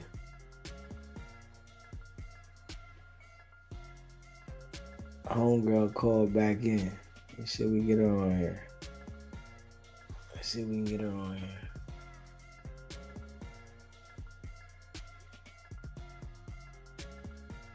Let's see if we can get her on here. Bless Niger Beauty.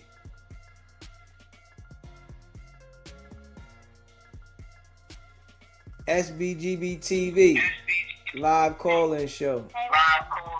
You gotta take me off speaker. Oh my bad. Hold on. Let me turn off this laptop. This was me from earlier or whatever.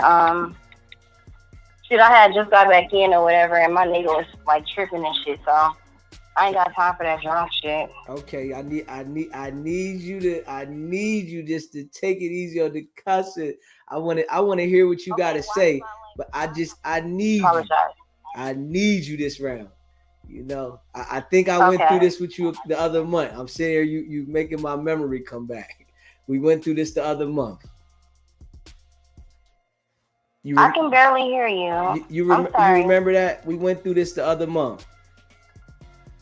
You talking about like with me cussing and stuff? I don't like really mean to or anything like that. Like honestly, yeah. Like my sister be telling me that, my mom be telling me that, so I really apologize. Like honestly. Okay, yeah. Well, listen, man. You know what? Can we work on it today? Because I know well you ain't never went inside for a traffic ticket and cussed in there. I know you ain't never did that. You straighten up in there. Hold on, man. Let me take it easy. I'm in front of the judge. Hold up. I can't cuss. You said I can't cuss. You said what, sweetie? Can you say it one more time, please? Do you got me on speakerphone? No, I don't have you on speaker. Okay. Well, this phone you got is the worst phone. It's the worst phone. Is it a Cricket? No, it's not a Cricket. It's a like a what do you call it? Like an app phone or whatever. Yeah, that calling from like the app. It's echoing back to me. I can put my my fucking oh excuse my language. I can put my headphones on for my gaming. Yeah, try that. Try the headphones for the game because that thing echoing and everything. Yeah, and you know you might got to turn off the other device you got on. I don't know. You might got to turn the volume down on the computer or whatever, the iPad.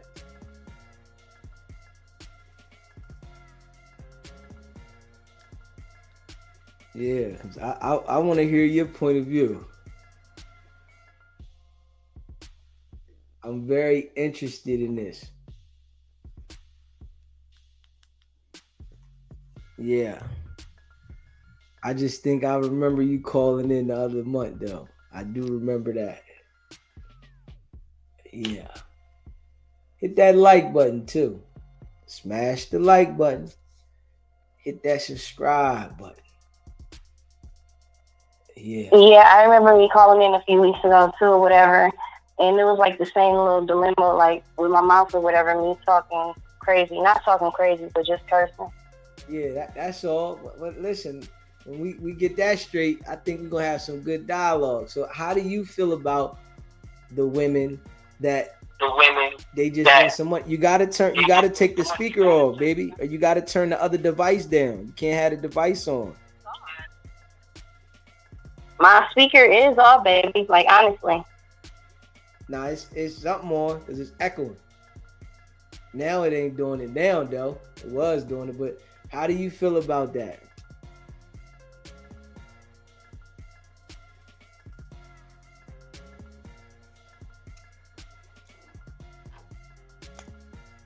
Hello? How do you feel about this? Something ain't working right. You ain't got something plugged up right, or you got the thing plugged up wrong. I want to hear what she got to say. Her phone messed up again. But I'm telling you, she would drive me up the wall. I ain't gonna lie. I want to hear what she got to say. But in person, she would drive me up the wall. I ain't gonna hold you. I ain't gonna hold you. But I want to hear what she got to say though. You know, straight up. You said she probably had to take her Wi-Fi off, Chrissy. That might be what it is. She might got to take the Wi-Fi. Every sentence she says, she cursing it. That's her. A Leonard, word. I'm trying to work on her with this one because I can see that's in the vocab. You know, she gonna cuss. Yeah.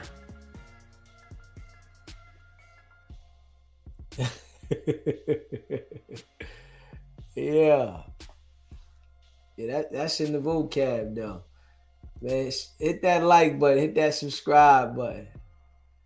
You know, I want to hear what need to be said about this. Where y'all at? You know, somebody let me know, man. Let me know. Let me know. You know, I appreciate all y'all. I need to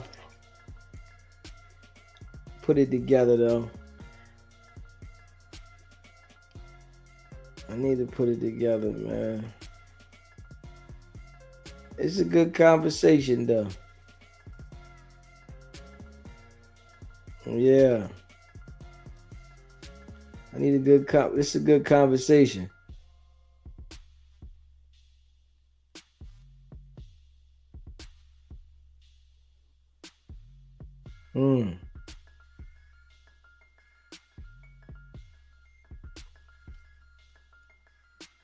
It's a good conversation, though.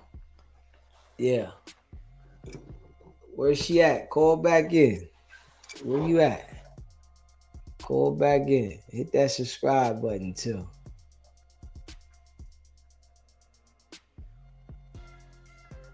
Yeah. Smash the like button, though. Hit that like button. If you in the building, hit that like button. Yeah. You know. Great conversation, though. We gotta have more real life conversations. I love it. I love it. We gotta have real life conversations. I love it.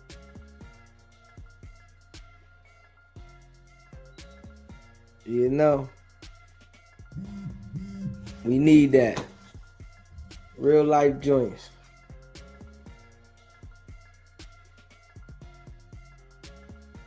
Straight up.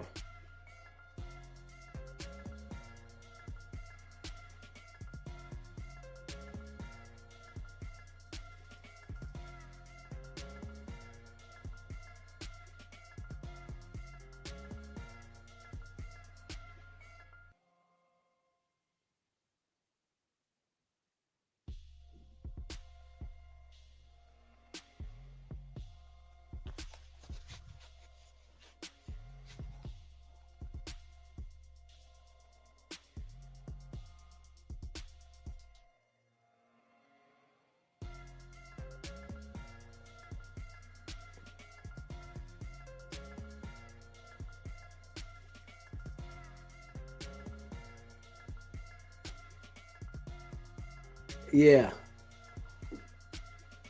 Let me see.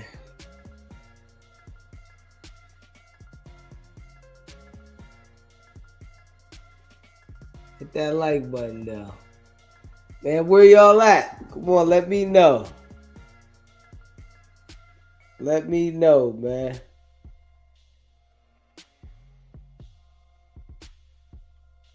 Yeah, let me know.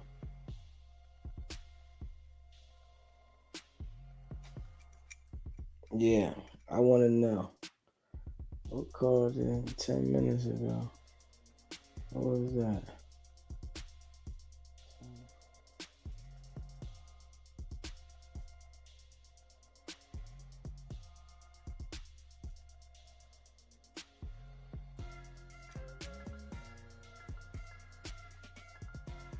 Yeah, let me know. Let me see.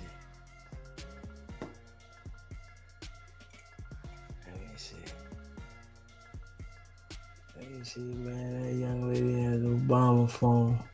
It never get right. Yeah. Damn right. It had to be. It shit had to be. It shit had to be. I'm trying to get that thing right. They acting crazy. He said a girl who cursed need to read books. Yeah. I want to know, why do they think another man has to take care of their children?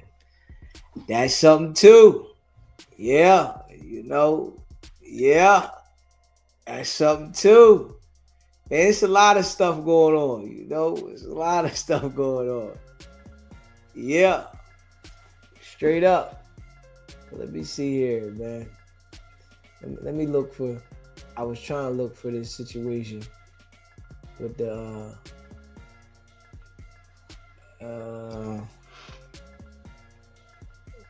let me see.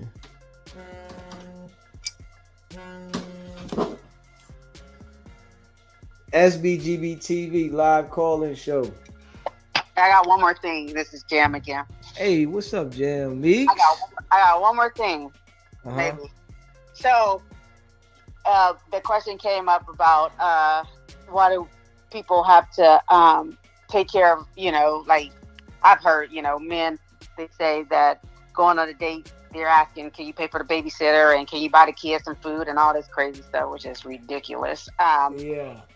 But do you guys ever think that the one woman that you did have in your life that was down for you and all this, like you wouldn't even be having to deal with this kind of situation if you didn't, mess it up with the one that you probably should have been with? Because I know a lot of guys are with people they not really want to be with, but they just kind of have to be with the person because, they messed up the one they really, really want to be with. That's another whole kind of topic too that we can dive in one day about too. But okay.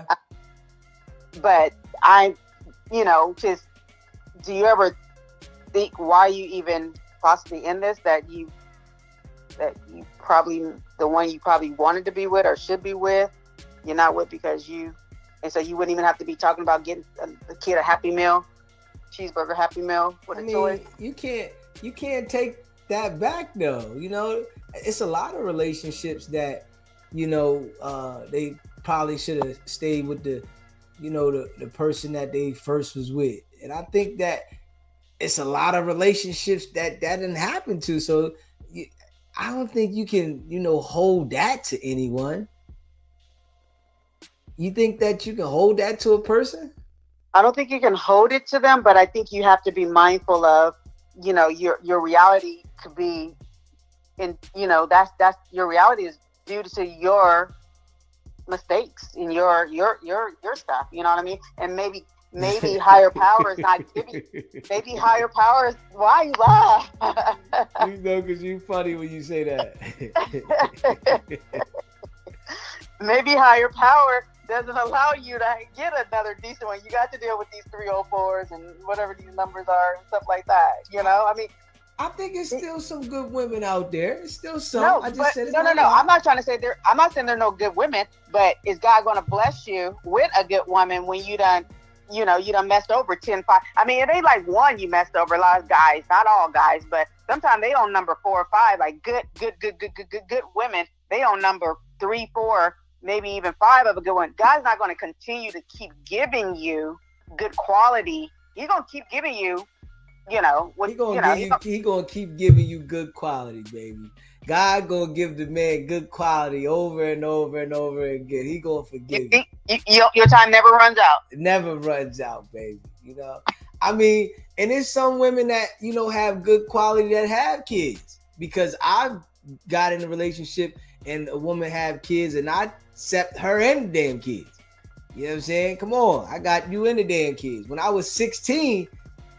I didn't have no kids by the woman. She had 5 of them. Oh. I'm looking out for her and the kids. Every other month a birthday came up. So I mean, and as I got older, I've met women that had kids and I accept her and the damn kids. You know what I mean? Like real rap. But when it's over, I ain't doing nothing for the damn kid, but I'm gonna look out for the kid while I'm with you. It ain't like, you know what I mean? So I already told you kind of who she was. I mean, not that I know, but I'm just kind of going off of behavior. Someone that messed with somebody your age and she's her age and she has 5 kids. I don't know how many baby daddies, but I mean, that's already had about 4 of them. Okay, that's already telling you what you're dealing with, right? You know what I mean? So yeah, but that's at 16 though. No, I get that. You can't don't fault me. I was 16. No, I'm not. I'm just. I wasn't even. It wasn't even on you. That I was even saying anything. But the woman you messed with that was what was. Those were the factors or the fact of the situation. Her age versus your age, her kids, and that's already a whole situation in itself. Yeah. Right. Yeah. So that is, it's hard for me to speak on that because I don't know. Yeah, but I'm gonna tell you though, one thing, the woman that I messed with when I was 16 that had the kids, I don't regret messing with that woman because it taught me structure. Mm-hmm. It taught me a whole different structure because I took on a different responsibility as a kid. And, I had to make sure things was done as a kid, as an adult. So that's part of why I have the structure that I have now as an adult. And I'm able to be responsible and live the way that I live. So I don't regret it. It was a situation I went through, but sometimes you need certain things to shape you into the character that make you stronger. Mm-hmm. So I don't regret it. And she wasn't shit. It's all good. I ain't got nothing against her, but she was a lying broad. But it's cool. It still taught me responsibility and structure. Yeah.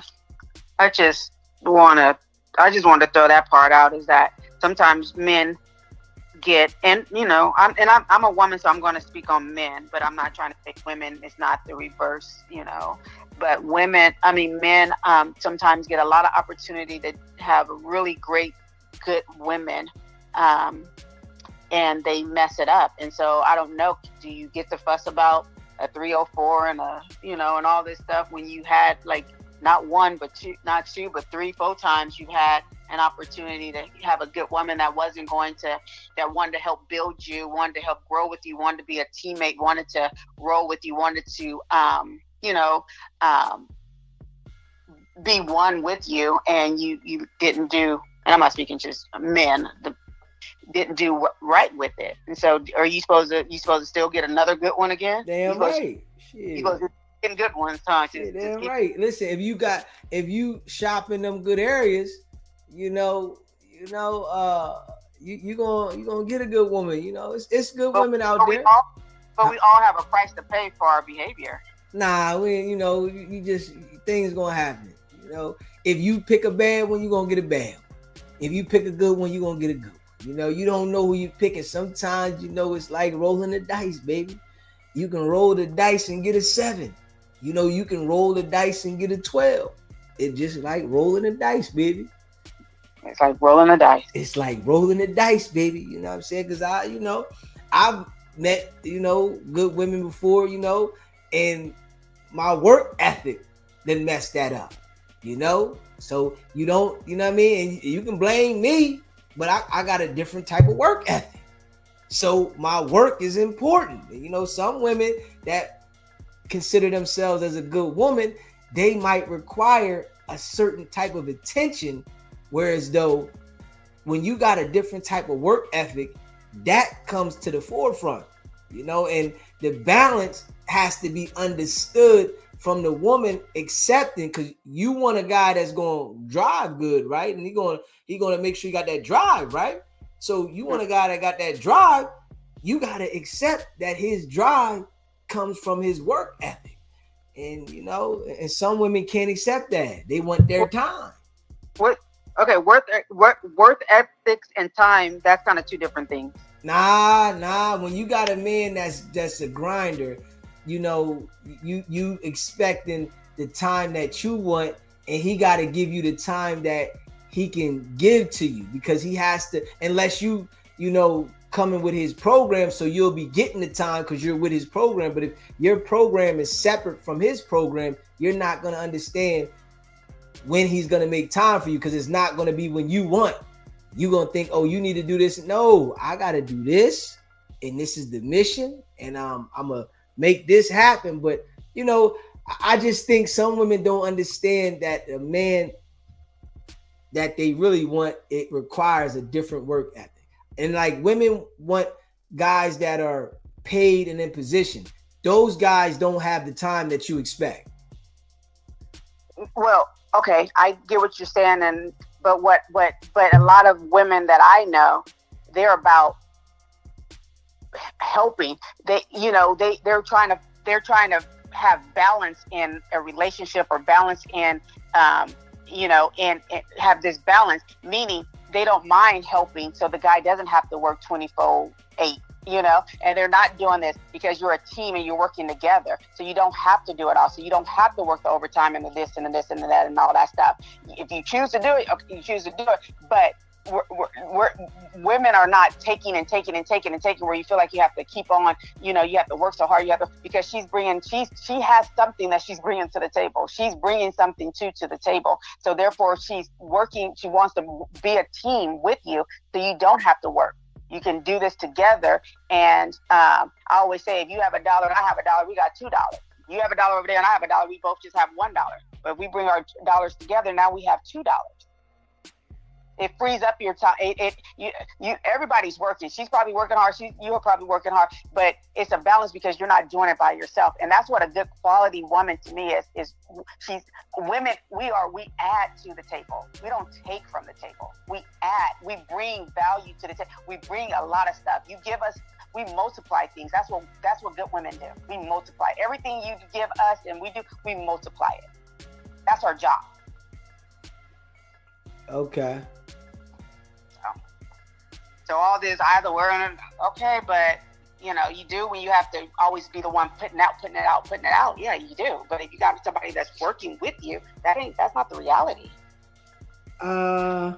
Even if you got somebody working with you, it's still the drive.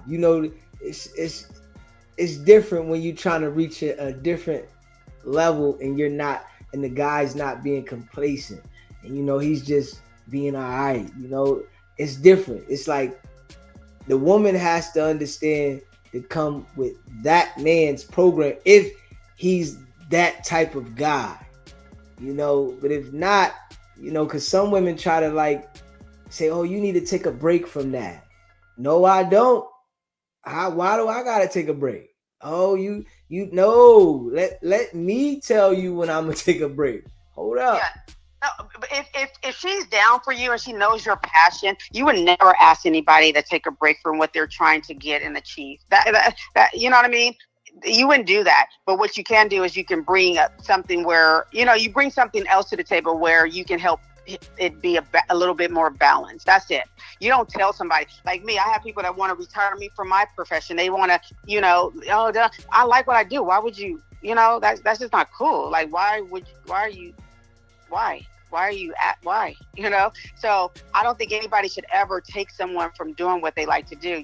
That's like changing a person, trying to, that's not cool. But what I can do is I can do all I can do to relieve some stuff so we can spend the time when we are together and, and understand and get you there so where you're able to not have to work as hard because you got other people in place to run your stuff or do something where you're not doing it all the time. Mm-hmm. You know what I mean? So, okay. But, so I don't know, but. Okay. Jam Beach. That's what I think, but I'm with you. Understandable. That sounds marvelous. And this is my topic, so I get a little bit passionate about it and stuff. Oh, I can feel the passion. I can feel the passion. Facts. I get passionate, and I want us to all learn and grow and stuff too. So yeah, listen, I can feel it. It's like my phone got hot. That's how much I feel the passion. My shit, I'm like, yo, this shit's starting to overheat. Damn right. Whatever. I'm about to go back in the chat and talk my shit. My stuff. I appreciate you calling in. Bye. Yeah. Hey, listen. It's a good topic. I'm saying my brother Tex just called in. Let's hit my brother Tex back. You know what I'm saying? Let me see. Hit that like button. Hit that subscribe button. Let's call brother Tex back. Yeah, good topic though. Good conversation. We got the Hatties, man. SBGB TV live calling show. What's popping? Yes, sir.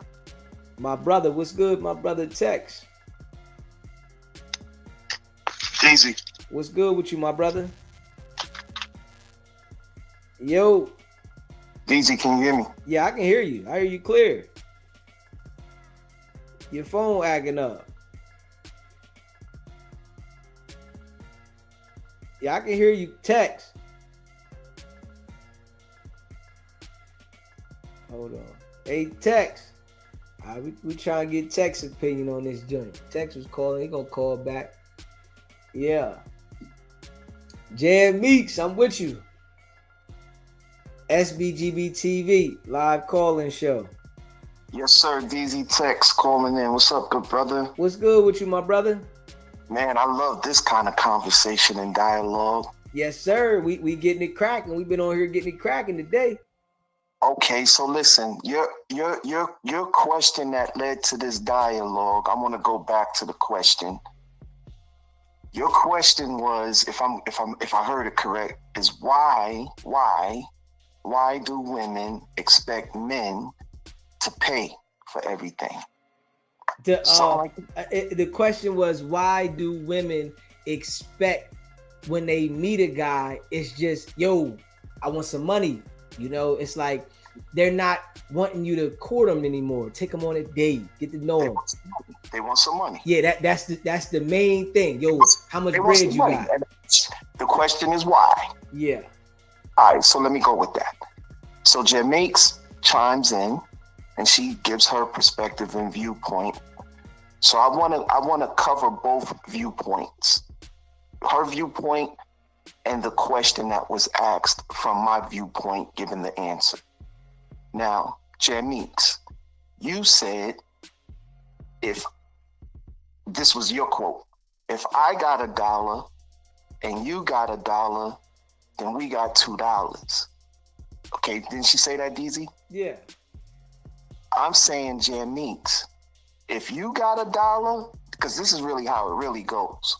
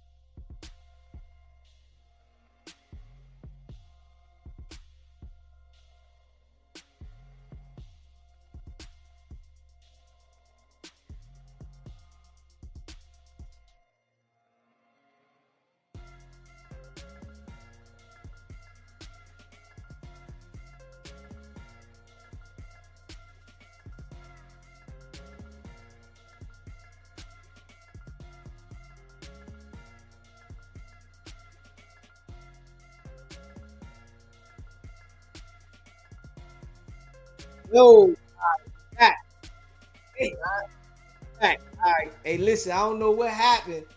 The stream yard went out, everything. We back. We back. All right. Go ahead, Tex. We back at it. All right, we back at it. All right, hold on. Let me say something. Hey, let me see. Now go ahead, Tex. Do your thing. I'm gonna find out now. Go ahead. No, go ahead. You was gonna flow with something. Yeah, I'm gonna see if she wanted to chime in on the conversation. Y'all want to come up on the stage? You want to come up on the screen, Tex? You want to put your face up there? Not right now.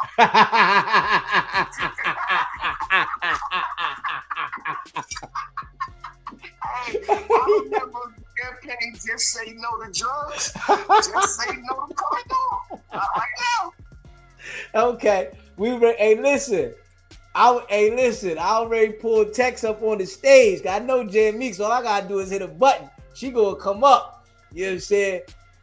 Tex like, I don't know about all that. But listen, hey, let me see. Jen Meeks, you want to get in on this call? Cause I try to pull what's his name? You want me to call you on the three-way, Jen Meeks? I can call you on the three-way and let Tex go ahead and I'm gonna call you on the three-way. I got you. Yeah. All right, hold on, Tex.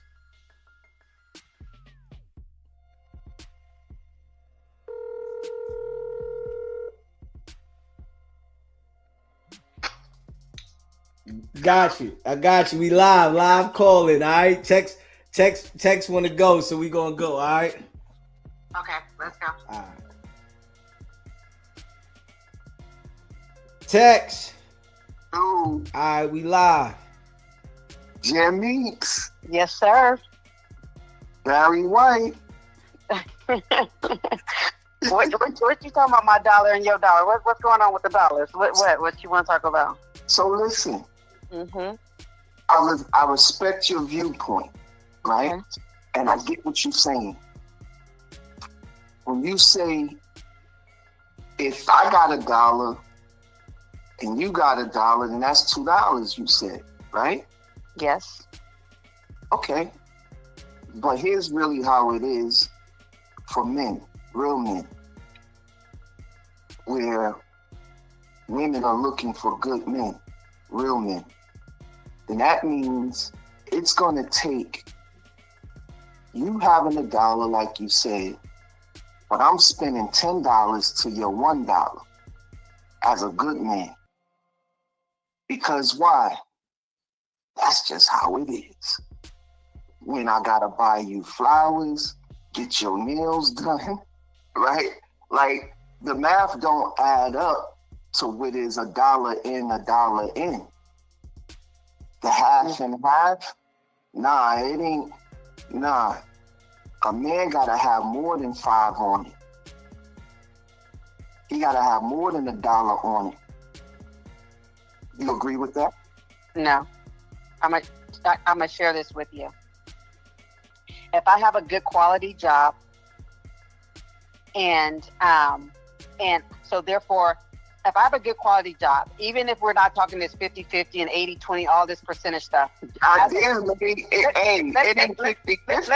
me finish. I'm gonna let you go, because you asked me a question. So, yep.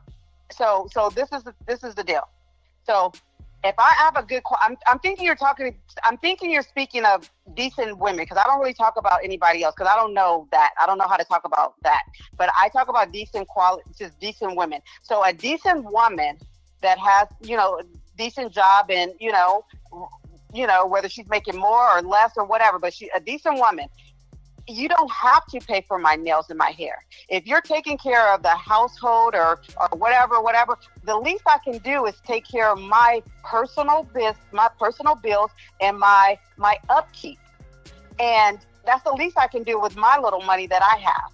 And if you're paying the mortgage, everybody's relationship is different. And so we may say the guy may pay all the bigger bills and I may pay the PG, the light bill or the water bill or something like that, right? You do what you do as far as helping each other out. That's what a helpmate is about. Everybody wants to do all this on their own. I don't need a man. I'm not looking for a man to use all his money up for him to take care of me all the way. Like, I can help. I can take care of some of this. I can take the load off of you. You don't have to do that. Now, if you choose to do that and that's what you want to do, then that's on you. And you want to work twice as hard or 10 times as hard and all that, then fine. All right, let me ask you this. Okay. In your relationships, because we're going to keep it to your personal experience, so you can answer my questions. Okay. What's your personal experience dealing with men? Have you had men to take you out? Okay, yes, right? Yes. You had a man to pay for a dinner for you? Yes. How many times, in comparison to that man paying a dinner for you, you paid and matched what he paid for? How many times? Okay, so No. How many times? No, I'm going to answer the question the way I'm going to answer the question, because I have to, with all respect. I'm going to tell you like this. Every time that I ever went on a date with someone, I've always pulled my card off. That one time have I never not pulled my card out and said, here. You're not talking about those times, Janice. Huh? I understand you brought your dollar to the table because you're a good woman. You could pay for a meal. I hear that. But we arguing a point. Your $1 is not matching what is my $10. Okay, that so I gotta let me come to the table with. So hold on. So with respect to that, my question to you was, in relationships that you've been with, you said that you had men to pay for dinners for you. Mm-hmm. And I'm asking you, was that a 50-50? And I'm sharing with you that I have also paid for dinners in relationships as well. Answer the question. No, I've offered and they say no. If they say no, I can't force it, but I've offered. It's not like I sit and I just take and I take and I take. Yeah, stay there. That's what I wanted to hear. So you didn't come out your pocket, right? And they paid the dinner time and time again, no matter how many times you offered to pay with your card, right? Correct. You see where I'm talking about? My $10, right? Because you didn't have to do it. You didn't. Of course, but my point is that it costs. Good men. No, but me, the woman, Listen. It costs good men to do good things like that. That's a good thing, Jim. Means that a man can say, hey, no, put your card up. I got this. That's a good thing if a man can do that. And my point, I'm not arguing that. I'm arguing and want you to just either say yes or no to what was my very clear question. Do you think that a man really comes to the table with just $1 to match your dollar? I don't think I was saying it into compare dollars to dollars. I don't think that's what you said. Okay, but if you go deeper, because I just did. What I'm saying is, I use that. You bring your dollar. What I'm basically saying when I say that, and it's not me matching dollars to dollar. What I'm saying is, if I'm able to come to the table with anything, $1, $20, $1 million. Basically what I'm saying is, if I'm able to help, it takes a load off of you. It helps with your load. That's all I'm saying. But let me finish. If I don't ever bring anything to the table, you're gonna always have to take. I mean, you're gonna always be giving and taking in and all that. But if I come to the table with my dollar, all I'm saying is I help you. All I'm saying is we have more. That's all I'm saying. So it's not about me matching and trying to compete or anything like that. That's one thing about it is, one thing for sure, what I'm never going to do is compete. I'm on a team with my man and we're playing. Not only do we have the same uniform on, but we're playing for the same goal. I'm not on a team where I'm playing to win the just to go to playoffs, and he's winning to go to the championship. I'm playing to play. I'm playing this. We're on the same page where we're playing for the same goal. So if we're playing for the same goal, then whatever I bring to the table is only going to help you. It's going to help both of us. So I'm not comparing a dollar to dollar. I just use that as an example. That's just for the surface. I can go all the way deep in this, and I can share with you that my dollar is going to add to this table. That's all I'm saying. And if you choose to allow it to help you, if you choose to allow that dollar to help you not work as hard, then that's what I'm doing as a woman, as a helpmate. All right, so Tex. So you know, with I see where she's saying, right? She's independent, right? And you know, a lot of women out here, but not independent like that, Deezy. Yeah, I'm not.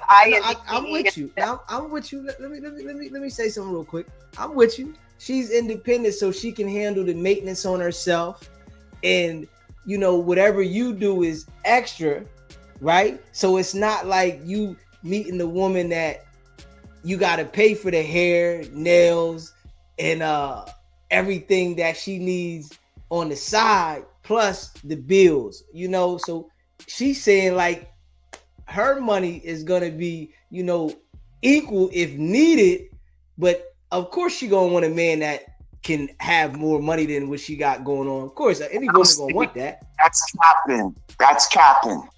So that's you don't think that she's gonna be able to provide for herself? I'm saying that I don't believe that she would just be cool with her own perspective. Meaning, hey, you don't have to do all of that because I could do it for myself. Well, what woman really doesn't want a man sending her some flowers? What woman really doesn't want her man buying her a nice gift, taking her out to a nice restaurant and dinner?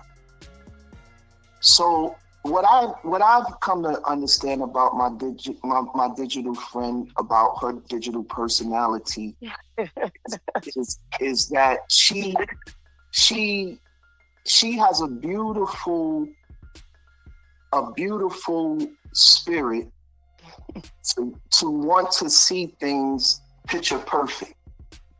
But however, the world that we live in is not picture perfect. There's nothing I said is picture. Nothing I said was picture perfect. Not one thing I said was not what I said you said. Right? I said what you said. And I'm saying that viewpoint and perspective of what you said, unfortunately, it's bigger than that, Jimmy. So you're gonna have these kind of dynamics outside of the world that you think things should typically look like, be like. Well, I would say you call cap on something, which I don't understand how you calling cap. Well, that's why I say that is cap. Here's why I say it's cap. Because you can't tell me, well, I can't say that you can't tell me, but you can tell me that it won't make you feel some kind of way that your man don't do those kind of things for you, and that, you know, just because you can come out your pocket with your own card and pay your own bills, that's it. So when did this little when did I ever say I didn't want somebody to do something for me? That's my point. I know you want somebody to do that. I know you want somebody.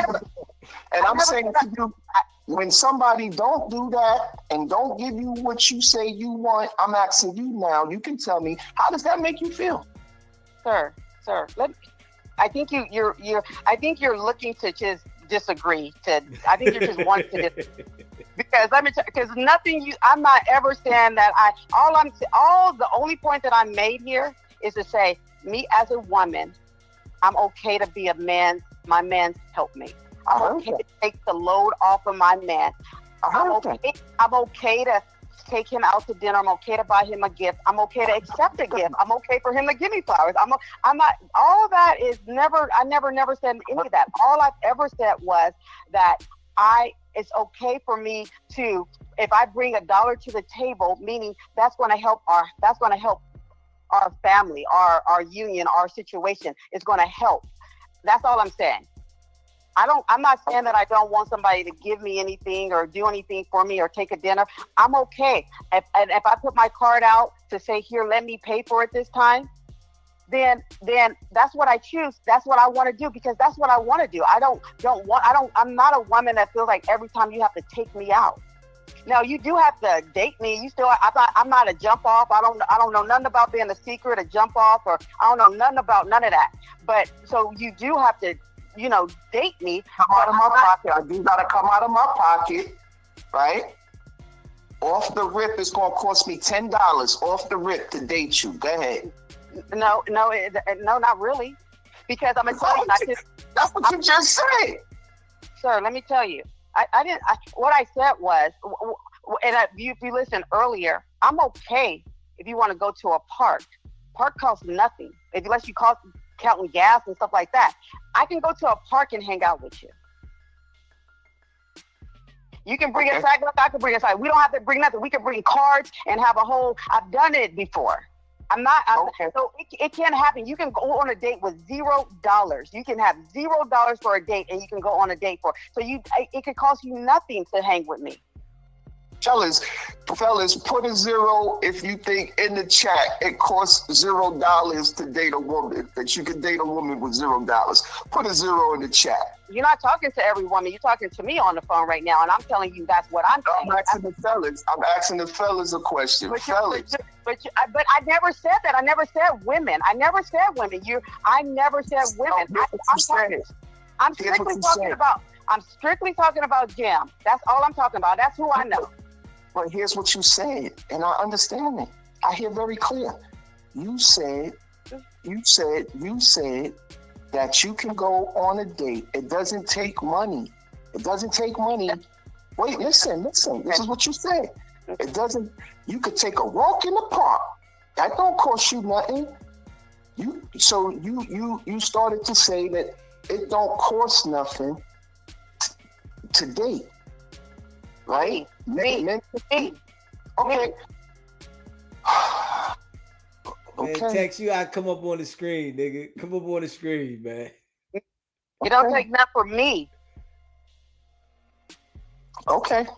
Initially, it doesn't, and there's a lot more me's around here. If I really want to get to know a guy, and if I'm not a girl that money has never excited me. I never got with a guy because he has money or anything like that. It actually turns me off if people flex and do all that stuff. If you got it, you got it. It's cool. That's cool. But you don't have to do that for me. You can just be regular and normal for me. And if you want to take me on a date and we go and you want to, and I recommend men taking somebody on their first date to a park. I recommend that. I say that that's what they should do the first time they meet a girl. That's where you should go and see what it be about. I recommend you do that. You know who you're dealing with possibly. You have to take me to the steakhouse the first time you meet me. Now, people do it. If people do it because they want to impress and that's fine. But I'm sorry? Okay, I'm listening to you. Hey, listen, it's your viewpoint. I believe I'm not, hey, listen, that's your viewpoint. I get it, right? I get it. I get it. That's what you say. Okay. All right. Yeah, that's what, did we get that all? You got any more to say about this, or we got that all? Yeah, let me ask you this, Jim Meeks. Mm-hmm. So what if it required, a good man? What if a good man required that you come to the table with more than just $1? You willing to do that? What I think.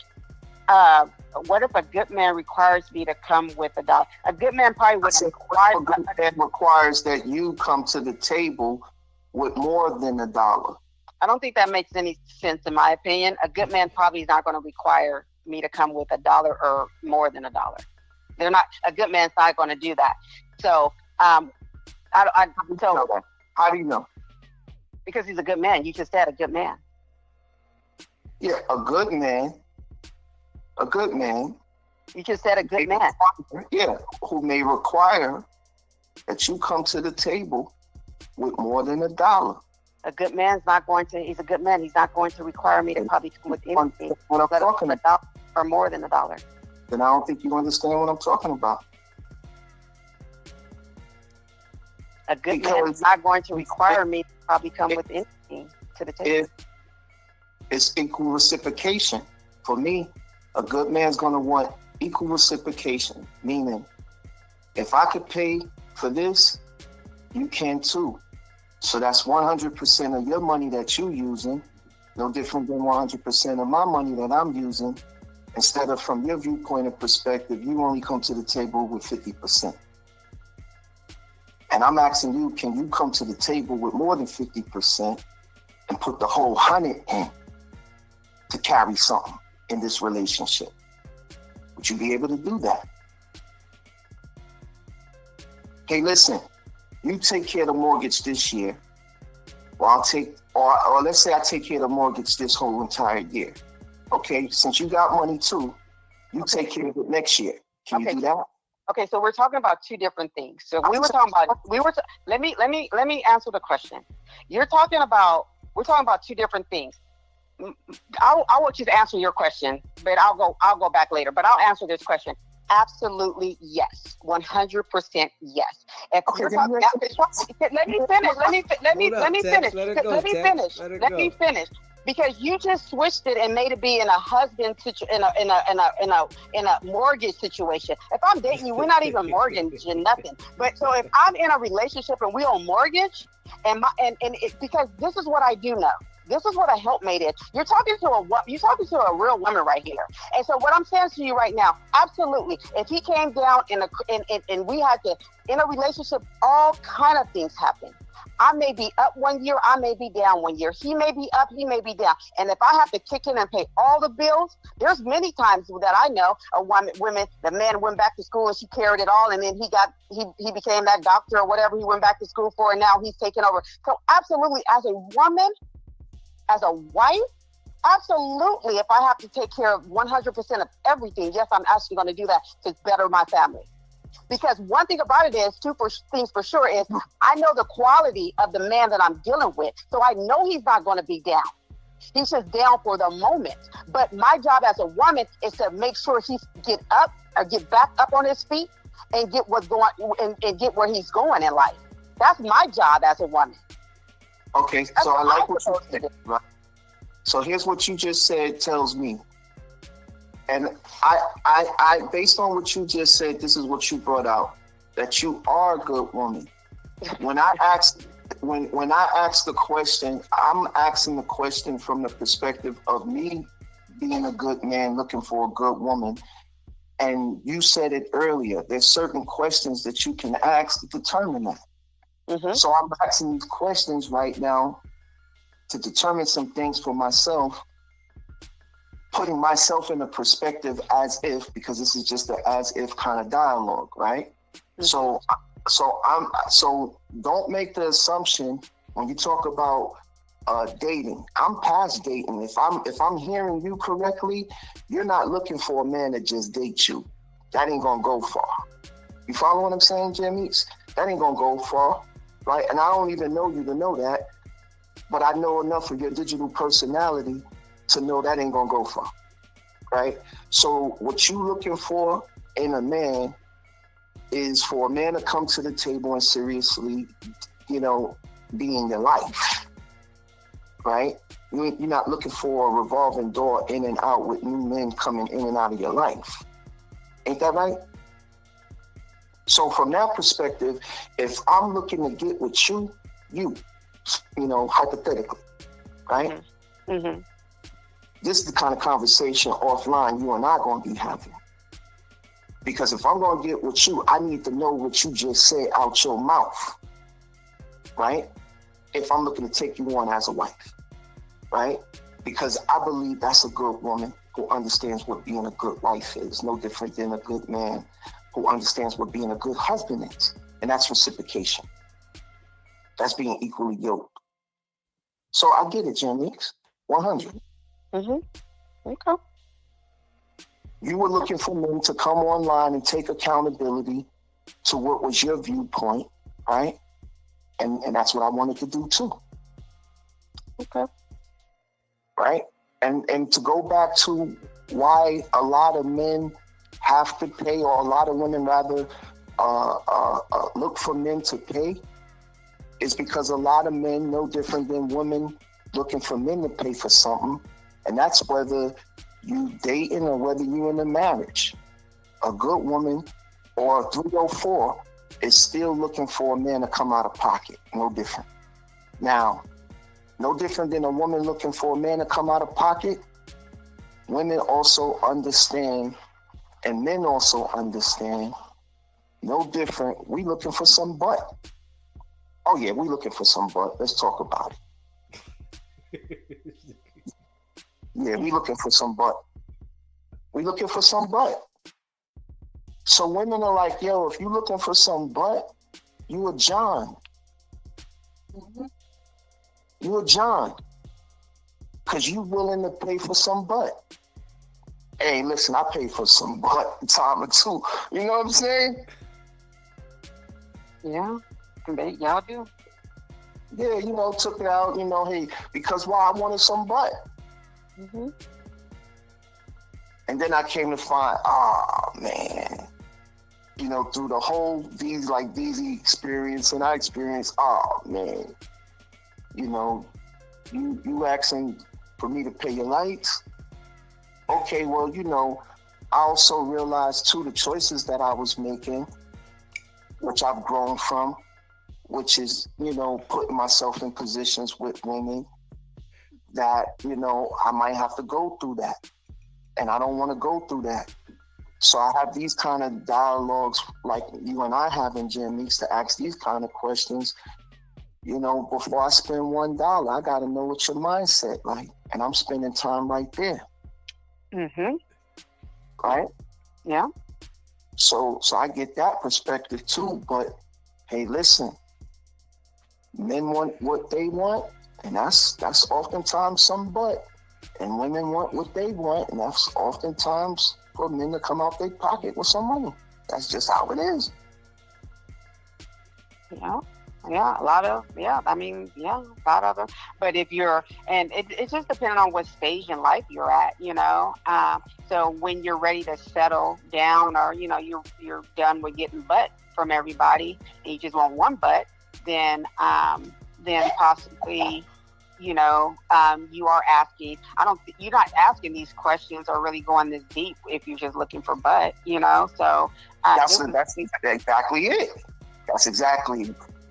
But I don't really, I don't really know a lot of, you know, I normally talk about, you know, I have different conversations. I deal with quality, you know, like, you know, I don't, just certain people, like, kind of, I have more experience with a certain kind of a woman and a man and stuff. So, and not that I don't understand, that's not my energy. That's not what I focus on. Though you get what you get. If you're out there looking for that, of course you got to pay for it and all this stuff. I speak of the quality woman. We're not like quality women, or a lot of women that are out here that's really looking for something, you know, strong, with some foundation, some meaning, some, you know, the meat and potatoes kind of thing that you're going to, they're not looking for your money. They're not looking for any of that. If you have it, great. If you can, I mean, I'm not asking for a guy, you know, I mean, you take, like, I can take care of myself. Everybody should be able to take care of themselves. And then you're right on the money. You're right on the money. I think a lot of men are not honest with their own selves, meaning, you know, we just want some butt. You could be a 304, or you can have your act together, being the mature one. And, you know, we just want some butt. Some men are not honest about that. And we disguise that behind taking women out, trying to impress them, all for the love of wanting to get some butt, but not looking to really be serious, you know, to the degree that you have these kind of stimulating conversations and dialogues, or you ask these questions, or you have these kind of concerns before you look to really, you know, engage to that level. So you playing not only with yourself, but you playing with that woman too. Right. But also too, when I'm real big on accountability, and women also have to take on accountability. If a man is telling you their focus, he's telling you what it is. You know, if he's telling you that, he's telling you. You know, if you know, so women have to also have to hear, and actually not only hear. I mean, listen. You can't just go off of what he's doing or whatever. You have to listen to the words, because most men are telling you where they stand and what's going on with them. We women hear something different, because we want to change, convince, or control the situation. We don't have any control or can change anything, and we can't for sure can't convince somebody to want to do something that they're not doing. So you either gonna be with the program with what is being said, or you're gonna get around and get your feelings hurt. So so it's I'm always gonna I'm never pointing a finger at the other person. I'm gonna have to point the finger at myself. We have to look at what we're doing, what we're listening, what we're hearing, and move that way. You don't get to point your finger and he won't butt, and he'll let you know that that's what he wants. We No. Some men won't let you know that. This is what I'm trying to say to you. They'll act like they want a relationship, but they really just want butt. But they really just want butt. Man, text you to say butt about 50 times, bro. What I'm saying is that this nigga tripping. It's both. It's words and this action. So you can say anything you want to say, but how you moving, and that's what I'm saying.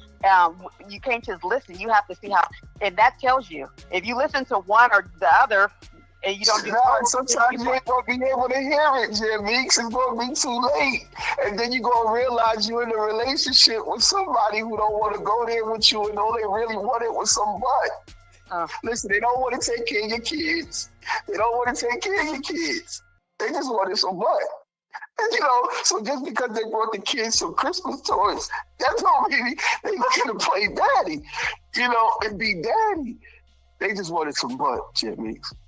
No, I get that. And I'm saying his words and his actions has to match up, and if he's moving a certain way, you can tell what it is, but again, it's taking the time. You're not going to find that out in the first 3 months or something like it.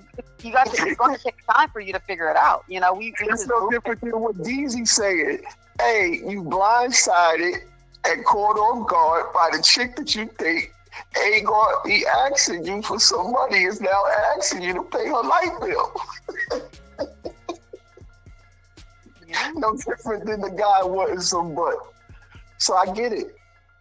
It's like I said earlier. It's this world we live in, and it's not perfect. It's fucked up. Yeah, it is. It is. We went in. Y'all still want to go? Nah, that's it for me. I'm good. Jamie says, she's a beautiful spirit. She's a serious sister. You know what I mean?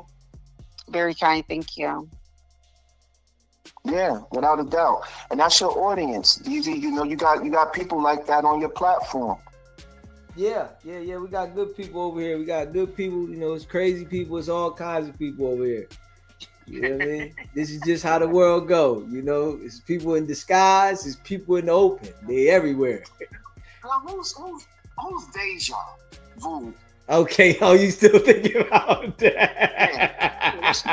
Yeah. I heard the chop. Oh, you heard that? She said you had too many S's in the end of the shit. Now, it goes back to what I was saying. And it goes back to what you were saying. The internet is plagued with a bunch of foolishness. Not only with topics that are covered, but chats and texts in the chat and calls with people calling in who call in with foolishness, like that lady did, right? And she didn't even, when she called, she didn't even talk about anything related to what is the topics that you're trying to cover. So you just calling to throw shots at somebody you don't even know. I gotta get you on the phone with her. No, you don't need to get me on the phone with her. because it's foolishness. He said no, thank you. Yeah, it's foolishness. I don't, it's foolishness. It's foolish dialogue. I'm. That's not it for me. That's not it for me. But again, that's the world we live in. Oh man. All right, we got that off, man. And I appreciate the viewpoints You on get that it? one. Yeah, that's You it. good? You're good. Yeah, I'm Okay. good. Hopefully, I was able to answer and clarify or whatever. And again, I'm just coming to just try to bring, and add to what is open dialogue, right? Taking consideration respectfully all viewpoints and people viewpoints of what they're expressing. That's it. Yes, sir. That's what this platform do. Uh-huh. Yeah. Yep. No, I just think that sometimes we, never mind. But yeah, Well, now what you gonna say? No, I don't know. I just like sometimes because we kind of jump, like we were talking about, like just kind of dating, then you kind of went into relationships. So to me, those are two different. The way you view things and how you work with that is going to be two different ways. You're not going to work the same with, somebody you just dating versus your soulmate, your marriage. How you operate. That's why I put it into perspective, because I think some of the behavior is still the same, whether you're dating or whether you're in a marriage. And that's the viewpoint I was bringing out. Yeah, some things can, but some things are kind of going to be different a little bit. Depending. Because one of the leading causes to divorces is financial stress, right? Why is that? You said that divorces? Yeah, and breakups. Whether you married or not, there's some women that leave a nigga if his money ain't right. Well, the one thing about it, we can't always talk about. We can't really discuss that without knowing. That could have been the last part of it. We don't know what was going on. And I never speak on a relationship until you actually live in a home with somebody. You never know exactly what's going on in their home. So what a lot of times people see is that. That's what it comes down. But it could be a whole lot of stuff that's been going on that was the end. That just set it off for it to end the relationship. So because a lot of women, in my opinion, the ones I deal with and know about, it's not about money. You know what I mean? They're helping each other, So a lot of things may have taken place that you have no idea about.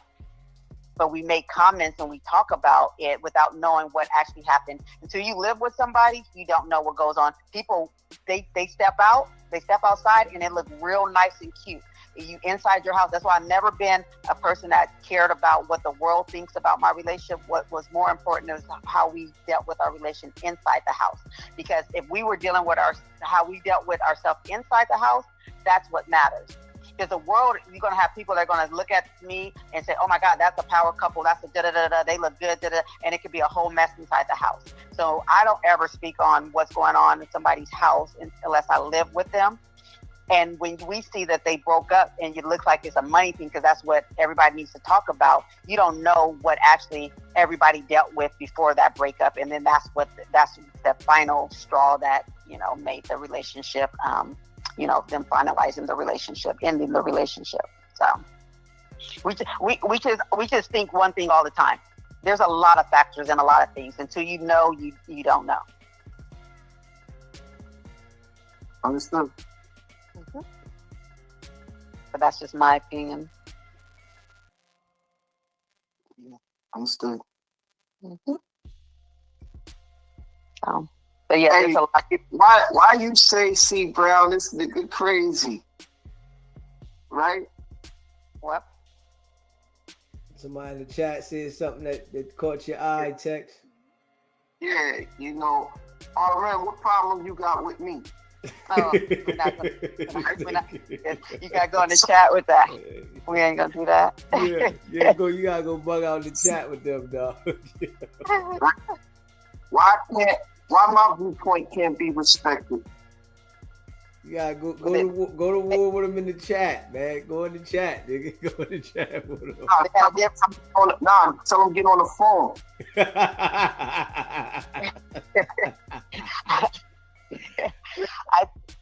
Hey yo, come on the screen. We're gonna bring everybody on the screen. Everybody.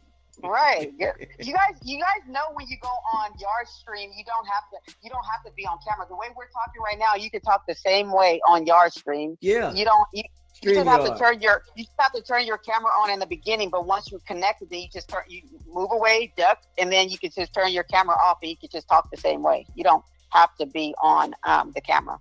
The ones who want to be on camera could be on, and the ones who don't can still be talking, but you don't have to be on camera. Just for the record. We don't want no problems. James Brown Jr. This nigga's crazy. Who said that? Hey, Tex, you gotta go to war with him in the chat. Let's smoke. Yo, you done already popped off the other day. They said this nigga Tex popping off. Hey, that's my digital personality. We can see, nigga.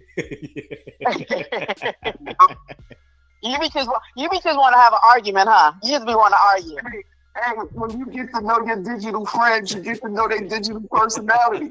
You just be wanting to argue, because I'm saying to myself, what I say that you trying to turn this left, you trying to make a U-turn for no reason. You know what I mean? Like, just keep going straight. What we turning for? This nigga hiding out in the basement from his wife going crazy.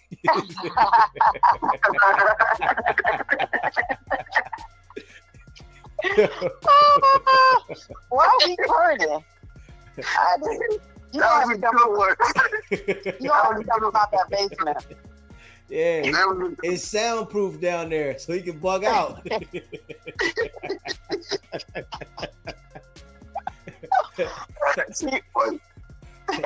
look, he wait till she sound asleep too, huh? She all the way asleep now. Yeah, that's what he waited for. He waited until she was knocked out. And that's why it's the latest, hottest late night show on the planet. Yes, sir, it is. Look, he's just trying to make a policy. I know he don't want to go there. You get to sneak out the bed and hop on the line. I know he don't want to be versus Jam. Like, what I do? Why you want to go against me? Why you want to go versus me? Oh, man.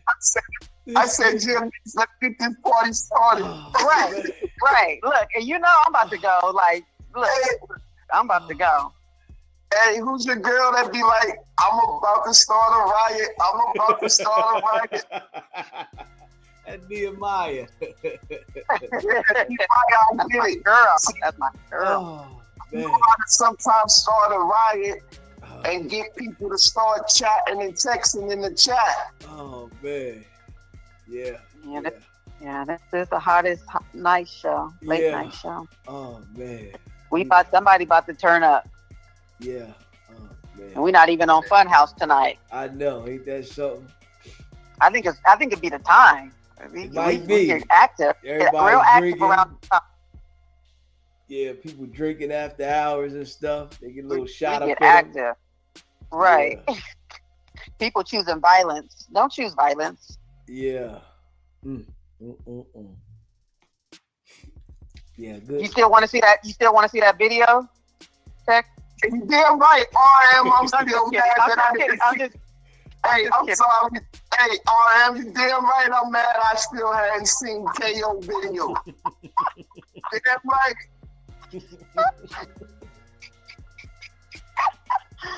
That nigga lying. Oh, no, even with that whole situation, I think sometimes I would love for you to be able to see both sides of stuff, and I try my best to try to see both sides of stuff. I don't, and hopefully I don't maybe I don't do a good job here showing that, but I really do try my best to see both sides of things. Or, but I think you like see one side of it or whatever, because clearly even, and I don't know KO from anything, but I can see him not wanting to show. Like, it makes sense in a way for him not wanting. So I can see both sides. I can see what you're saying, and I can also see what he's saying. So I was hoping that that both of that everybody can see each other's side. No one has to be wrong. No. The only thing I want to see is the video. That's the only thing I want to see is the video. I know, right? But somebody's reality that may not make sense for that. Hey, when you come out and you poke your chest out, telling a story. So telling the story and poking, he could have told the story and his chest wasn't poked out. You just have his story. You have his chest poked out. He chose to tell the story. Nobody knew about this nigga until he came on SBGB TV talking about what he talking about. And Deezy blew him up. Nobody knew who this nigga was. Nobody heard this story before. Right?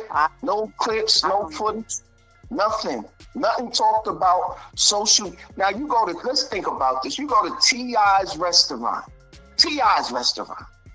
Right? Okay. You don't think in T.I.'s restaurant establishment, you said it was bumper to bumper, shoulder to shoulder. The man was pushing his way through the crowd. First, he lied and said that Wack bumped his wife. If you go back to the live, he said Wack bumped his wife, and that's what popped it off. Then 2 minutes later, he said Wack bumped his daughter. Which one was it, man? This nigga Tex is a fucking PI. Right? This nigga's a private investigator. Right? That's what the nigga said. Right? Hey, listen. That's what the nigga said. Go back to the live. Right? That's what he said. Now, but we probably shouldn't talk about it. We shouldn't talk about it. He also said he keep big money in his house and popped off about, I could show you 10 grand just in this drawer. And then he opened up his drawer and god damn, that nigga disorganized and had no money in that damn drawer. But a whole bunch of... All right, Tex, we done with that, man. We done with that, Tex. We done with money that. don't look like his house. Well, he not here to defend. Yeah, he's not we here done to with go that, back. Tex. I want to call in. We done with that, though, Tex. All right, Tex. RM know how to get up. RM like to play with matches. I could tell, right? He like to play with matches because he threw it out there.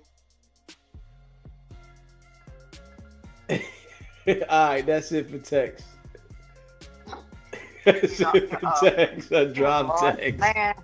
Tex, you my guy, but I gotta disconnect your shit. I gotta disconnect Tex sometimes.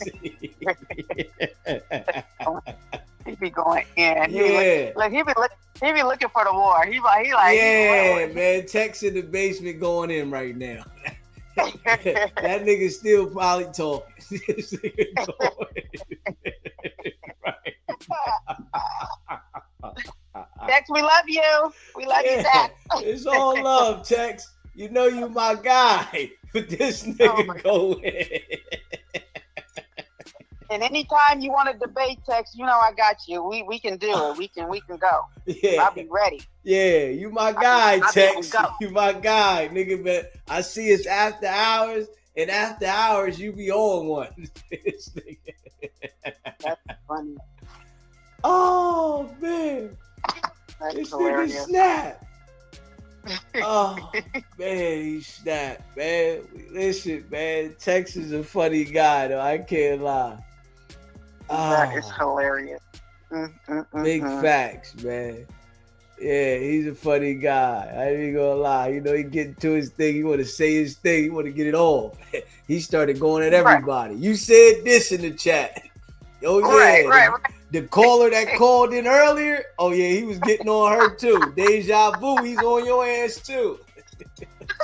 She can get it too. She was about to. He rewinded that all the way back. Yeah, this nigga snapped. He said, "Man, hold up, man. What's he talking about?" But yeah, I didn't hear the S's though. I can't lie. I didn't hear no S's though. Yeah, I didn't really understand that whole phone call, but we, I didn't understand it. So. Yeah. She heard what she heard, I guess. yeah. I didn't hear it. I was looking for it. I didn't catch that. Maybe her phone was in a bad service area. Yeah. Yeah. That's funny. That's hilarious. Yeah, he was choosing violence tonight. Yeah. That's it. I know to prepare now. When text call, violence.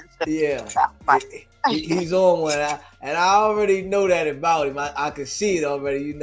He get to thinking. Text get in there. He get to thinking. He done this a few times. He get to thinking. Hold up, man. What about this? Yeah. How can I go against this? Yeah, man. Listen, man. Tonight, great conversation. This is a great conversation, man. And yeah, man, we're gonna have more conversations, and for the lives at night, they're gonna be late night with Deezy. This was the first late night with Deezy, so I'm making sure the night lives, we're gonna talk about different things, but it's gonna be late night with Deezy. That's gonna be the regular caption, for the late night live. Late night with Deezy. And this was the first joint. Yeah. I enjoyed it. Yeah. I definitely, with you. We had great conversation, and this was your topic. Yeah. Yeah. So we gotta. I get all serious. Yeah. So we gotta get some, more topics like this, and definitely had I have a whole bunch. Yeah, man. Much love, Tex. You already know, my brother. Yeah. So, we definitely gotta have more real life conversations, late night with Deezy, So that's gonna be regular. You know what I mean? That's regular. We can talk about whack anytime, but he can even be in the topic with late night with Deezy. But all the lives, they're gonna be titled Late Night with Deezy. And then what I might go do after the live, change the title to whatever we was talking about. Oh yeah, that's a good idea. You know what I'm saying? So the live will start off with Late Night with Deezy. And then, if we having a conversation, about relationships or whatever, whatever, we can change it. If it's about whack, we can change it. So, that's going to be in the program, so yeah, good dialogue. Hopefully as time go on, more people won't be as nervous about calling in. You know what I'm saying? So that's the thing. You know what I'm saying? For real. Yeah. Right. REM, for real. Yeah. Oh, you reading the chat? Yeah, let me not. You know how you get. Yeah, you get. What you say? You know how you get to reading the chat. I know. Yeah. You tell me not to. Yeah. I glance over it, but when I read it, it sticks my brain, so I might get stuck on what I'm thinking about. Yeah, he said Scorpio business. What's say Scorpio business? Yeah, that's what he said. Scorpio business. Yeah, I don't know if all the bid would be on that. Never mind. I didn't get that. That never mind. You blank my brain when you do that. What you mean, never mind? What were you just saying? Well, I was gonna say, but it doesn't matter. I was just thinking that I didn't feel that a lot of men were that represented most men on here. You know, not to say the world, because of course not everybody's on here or what have you, but say that again. What Tex was saying, Mhm. like, was he the representative? What he was sharing, his point of view, which I'm Okay. not even. I feel like men were like he was speaking for the men, like majority of the men. Tex has some good points though in there. Yeah, some good points, and you know, you had good points. You know, just Tex he jumped the point a little bit because he was on point. You know, he was talking about, you know, the dating. Then he went into the relationship. Yeah, that's what I mean. Yeah, so he you know, he had some good points in there. You know, and I understand, you know, where he is coming from. I do understand where he's coming from for sure. You know, and I understand where you're coming from. You know. Yeah, no, yeah. You know, that men are going to have a different way than women, you know, speak on things too. So yeah, but yeah, stay out the chat while I'm talking. yeah, stay here. We having dialogue. I should have pulled you up on the screen and let you talk to me on the damn screen. And, you know, I'm talking to you on the phone. You looking at the damn chat. I'm looking at Look, me. You can't. I know. I'm looking at you too. Yeah, yeah. You know, this is you know, good conversation. You know what I mean? And I appreciate everybody that be, you know, interacting in the chat, calling in. You know, I appreciate that, yo. You know, that makes the channel. So, you know, everybody's gonna have a difference of opinion. You know, sometimes, you know, people are gonna be in the chat clowning as well. You know, so it's a part of the game. You know, it is. People gonna be in the chat clowning, and you know, people gonna have difference of opinions. You know, and that's just a part of this process. You know, part of that's the internet. That is the internet. Yeah. But yeah, I'm always very proud of people that get the courage to come up and take that hit and stuff, because not everybody can and not everybody do. So the ones who do, so shout out to Tex and everybody that calls in and you know have the courage and confidence to do it. Yeah, much appreciated. Yeah, for sure. You know, and you know, just knowing that, you know, when you do call it, people are not gonna always agree with you. So don't let that discourage you from calling in. Everybody's not gonna agree with, you know. Yes. It just happens. You know what I mean? So don't let that discourage you from calling in and, you know, voicing your opinion as well. What I have learned though by doing this a little more is that I you know, and I have to remind myself that you pay attention, and you know, this is just for everybody reminder for people. Worry about the 98%. The 2% don't matter, but we focus so much, and I know I'm starting to get much better at not focusing on the 2%. You know, it's so much love that people give, but we focus on 2% of people that's whatever they feel or however they feel and whatever's going on in their world, that we hold that versus the 98 or the 80 or 20. You could do 80-20, whatever percentage you want, but the majority, you focus on that love that you get from that, and you just have to let the other go, because why worry about that 2%, you know? So that's what this has taught me a lot, is it's still a constant reminder is, no, you get a lot of love, and so you worry about that and not the little 2% that just doing what they do, you know? Yeah. All good. And you know, hey, RM, you got the green light, you know, and you know, any of those 100 side people that come over here trying to change the topic when we having a conversation, and they try to get in the chat and distract the chat and change the topic. 30 minutes. They give them a 30-minute timeout. Yeah, you got the green light on that. Yeah, because I see that's, you know, what they trying to do now. You know, if I'm talking about something else, they try to come in the chat and change the topic to put the focus on them, and we not going for that. So that's why I timed the jokers out.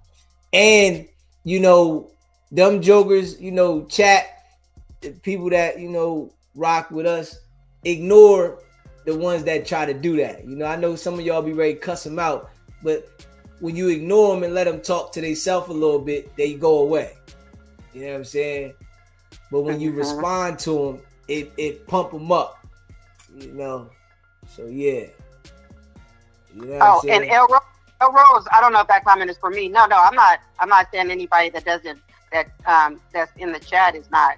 No, that's not what I'm saying. We all have choice. I was speaking of the people who come up on the stage, and I wasn't speaking anything about tonight or anything. It's just people are sometimes scared to, you know, or concerned about coming up, and the ones that do. Speaking of myself, sometimes I trip about some things, and I need to focus more on the positive things than the negative things. And this has nothing to do with you. So if I offended or said something out of line, that wasn't for you. I don't. That's not what I'm about. And I wasn't speaking about anybody in particular. I was just giving the people who do have the courage to come up here. But people in the chat, that has nothing to do with anything. So my apology if that's how you took it. Yeah. Nah, I don't know if she took it like that. Yeah. RM. Yeah, do that. Since they want to report me, report them. You know? Yeah. They keep acting like they want to report me. You know, whacking like that video I dropped. So yeah. Mad. The haters. You know. Yeah, but listen, the dialogue fire though. We got to do these type of things. You know what I'm saying? You know, we got some new people that I seen in the chat today that I hadn't seen before. You know, real life stuff. You know, and I didn't even know what I was going to talk about today, but I knew I wanted to talk about something different. You know, so that's what we got to work on, right? Because I've noticed, you know, being real with the chat, right? When I only talk about whack, whenever I talk about something else, they don't push me around. You feel me? So I gotta talk about some things that's gonna bring other people. But if I sit on here and I start hollering about whack and I start going in, then they'll push that around and the people will come. But then if I talk about something else, they got a nigga on standstill. So I gotta play the game. You know what I mean? So damn right. I don't want to be stuck to just talking to this nigga and I can't never talk about nothing else because they don't want to push a nigga around. You know what I mean? Yeah. Straight up. You know, we gonna build this thing all the way around the board. Okay, right though, L Rose. Yeah. Them jokers is weird. Yeah, they straight weird. Then, you know, the one dude tried to call in again. I ain't even feel like it. I mean, I didn't feel like it. You know, I gave him some shine. You know, we got some views off of him. I gave him some shine. They're going to keep calling in. You know what I mean? Mm-hmm. Yeah, he making it his business as soon as the live start to call right. in. Right. Nothing out before he's like, geez. Yeah, he like, yo, you just trying to take the beginning of the show, sit your goofy ass down. Yeah, but you know. Yeah. Like you gave him his 15 minutes? Yeah, I gave it to him. Shit, I think I might have gave him 30, 40. You know what I'm saying? I might have gave him 30, 40. You know what I mean? That's it. That's funny. That's 30, gave you 30, 40 minutes of bugging. You know, now I'm trying to, you know, spread this thing. You know, I think from this live right here, we gained a few subscribers from this having different dialogue, people coming over, okay, they want to hear that kind of conversation. So I got to do this. You know, got to. Yeah, AC Brown, he think he a star now. You know, Wack don't get a nigga no light. I give a nigga light You know, nigga keep calling. Nigga, man, sit down, nigga. I'm gonna show you how I son you. I mushed him. Nigga, get your ass out of here. You know what I'm saying? Straight Sunday. Yeah. Yeah. But we went all the way in. And this is a good live. And we about to get up out of here. And yeah. We gonna be back at it tomorrow. I thought the live was gonna be over. The damn storm, because it's like real windy outside and it knocked something out. I thought it was gonna be over. You know.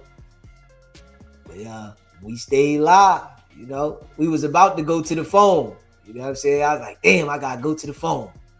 And we was about to go. Straight up. Okay. I thought there was a homegirl calling. She got the worst phone ever.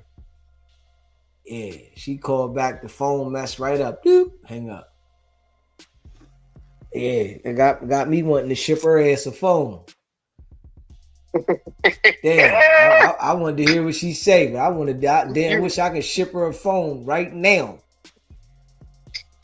You hear me? Yeah, I wanted to ship her a fucking phone. What you think you think she was going to go in that different direction? Yeah. Yep. Look at you. Look at you. I know. Look. Yeah, I wanted to hear it. That was going to turn it up some. Hey, listen, you know she was going to go in a different direction. What you mean? Look, I don't know nothing. Hey, I don't know nothing because she didn't get to speak. I mean, well, she did, but the phone was just raggedy. But I was waiting because I knew you was trying to get it. You was trying to get it. Yeah, I was trying. I said, listen, ooh, we might got one. She gonna be open. She seemed like she was just gonna let it out. I said, okay, it's my type of party. I thought she was gonna just let it out. Yeah, straight up. I said, yeah, she going in a different direction. Yeah. Wow, that is crazy work. Sorry, she'll call back, I think, because she called like a couple of weeks ago, a month ago or something. Yeah, she called a couple weeks ago, a month ago. Yeah. That's hilarious. Man. We getting up out of here, man. Tex said something. Tex trying to call down. Hey, Tex, man, I'm letting you be short, Tex. Hold on, Jimmy. Hey, Tex, live call-in show. What's popping? Trying to get up out of here. I'm trying to get about 15 more minutes. No, you're not getting 15 more. She must be still sleeping. Yeah, this nigga snapping. Hey, I'm trying to go to the after party, Deezy. You got the Deezy after party is next. Look, you better jump on Funhouse. No, I just wanted to get a good laugh in with y'all. All right, no, I appreciate the dialogue. I appreciate it. I love this topic, and so yeah, I love it. I like this going back and forth. Yeah, absolutely. One love. All right. Much love, everybody. Much love. All right, yeah. We made it happen. We made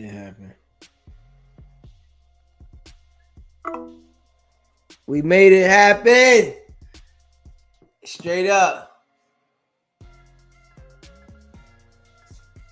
Man, I appreciate all y'all, man. Hit that subscribe button. Smash the like button. Share the live. Yeah. Great live. Loved it. I didn't know what we was going to talk about, and it just worked itself out. Yeah. I didn't know what we was going to talk about, and it just worked itself out. I said, man, we're going to talk about something else. Yeah. You know. Damn right. You know. And I appreciate all y'all, man. Hit that subscribe button. Smash the like button. And yeah, share this live. You know. Tell a friend, tell a friend. Yo, you know, Deezy got the live call-in show. Yeah. Tell a friend, tell a friend. Man, I tried to answer the phone, and your phone ain't working. You know. Yeah. Let me see. Hold on. Let me try calling right before we get up out of here. I'll try to call before we get up out of here.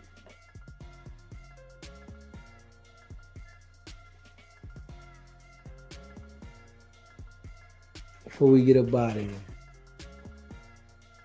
I'll try and call her back. She got this Obama phone.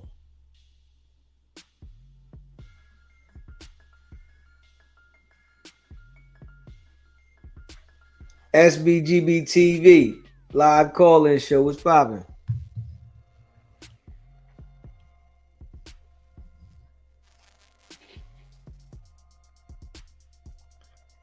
Live call-in show. What's poppin'?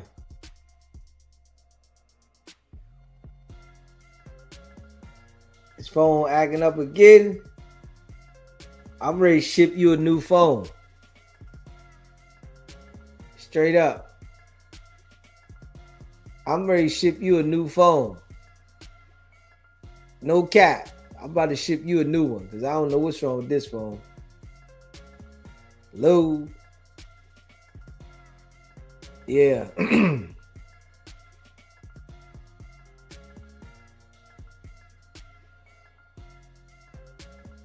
Man, yeah, her phone ain't acting right, man.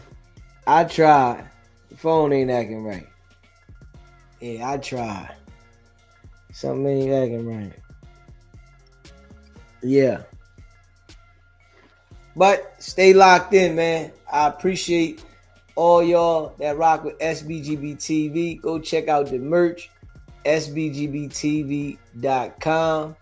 You know, we appreciate you. Want us to promote anything for you? Email me at sbgbtv@gmail.com. Hit that like button. Subscribe to the channel. You know, share the live. Great conversation. All that. And yeah, man. We going in non-stop. You know. Great conversation. We're going to talk about it. You heard me? We're going to talk about it. For shizzle. Yeah. Man, I appreciate all y'all, though. Y'all know. Y'all my folks. We going up, going in, non-stop. Great dialogue. Stay locked in. Man, I appreciate all of y'all. Big facts. You already know what it is. It's not about the setback. It's about the get back. Let me see. Hold up. Somebody calling. Hold up. SBGB TV live call-in show. State your name, where you calling in from.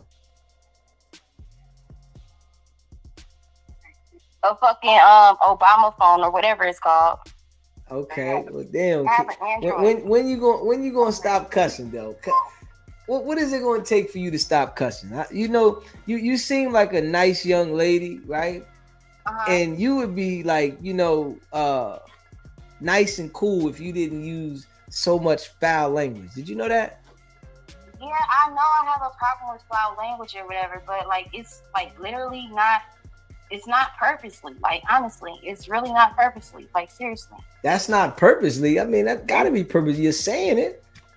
No, it's not purposely. It's something that I'm adapted to. So, you know, like, see, I was finna cuss right then and there or whatever. But I mean, I try to work on it and shit or whatever. Like, I got nephews and stuff or whatever. Like, my sister be telling me like my nephews be cussing and stuff because they hear me cussing or whatever. Like, I really be trying to work on it, honestly. Okay. Like, it's not purposely. It's really not. Like, for real. This phone right here, call me when you call into the show, right? Call from this phone. That other phone, it has to be an Obama phone. Because this phone... No, it's not an Obama phone. The thing is, I had downloaded an app on my laptop. I didn't want to call from my actual phone or whatever. Yeah, you all right. Long as you know you cool. You not calling trying to play no games, so you all right. Yeah. So, we having dialogue and we can have disagreements and all that. It's cool. Call from your I regular phone. apologize about the cursing though, like honestly. All right. And now you got to tell me, how do you feel about the situation that we was talking about? It's a lot of women that want money for them. I mean, and they don't want a relationship. They just like, yo, where the money at? I want the money. I mean, I hear y'all talking about women all the time, but what about the guys? The You can't guys, leave the guys out. they do what you know? they do. I talk about them too.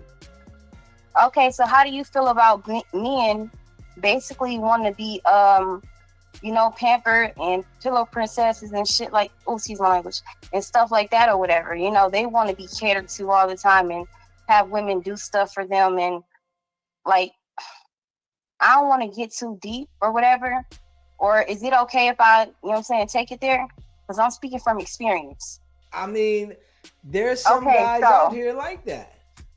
You said what? There's some guys out here that are like that. And if you choose a guy that wants to be pampered like a woman, then that's like, something that you choose. Like, I mean, I'm sure you can see the sign because he doesn't have a car. Like I said, I'm speaking from experience or whatever.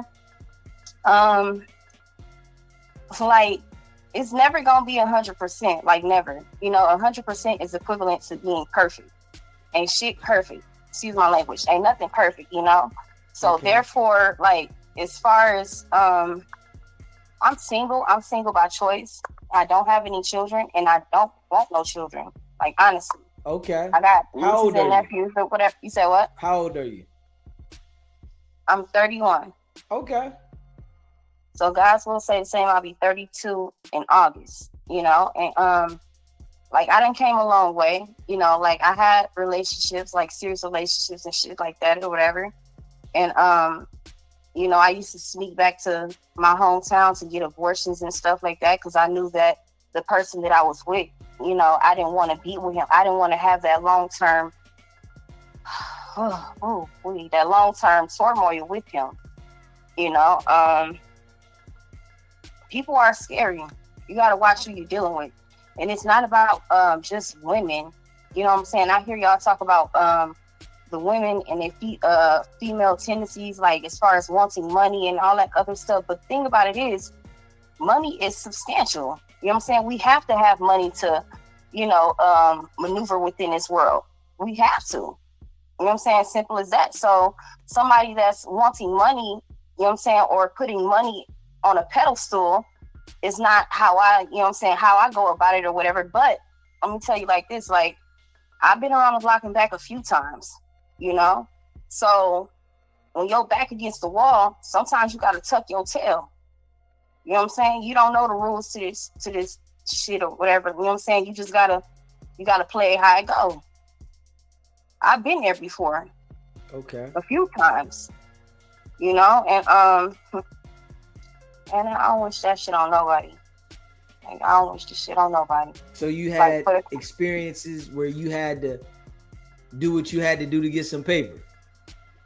I mean, shit, I'm all about a dollar. It ain't about like anything physical, or, you know what I'm saying? It ain't always about anything physical. It can be conversation, you know what I'm saying? It can be just because who you are, not no panhandle and shit or nothing like that or whatever, but there are some good people in this world. There's more bad than good people in this world, but, thank God I'm still here to see 31, because at one point in time when I was in the streets and stuff or whatever, I was in Miami and Chicago, and I done been to some places, and I done seen some scary things. They make me want to cry right now, but I'm not gonna cry, okay? Okay. But I done seen some scary things, and God set me down. He set me down for a reason, and I feel like that's another part of me not wanting to have children. I don't want to have children because I'm scared of what things may come of, the things that are inevitable.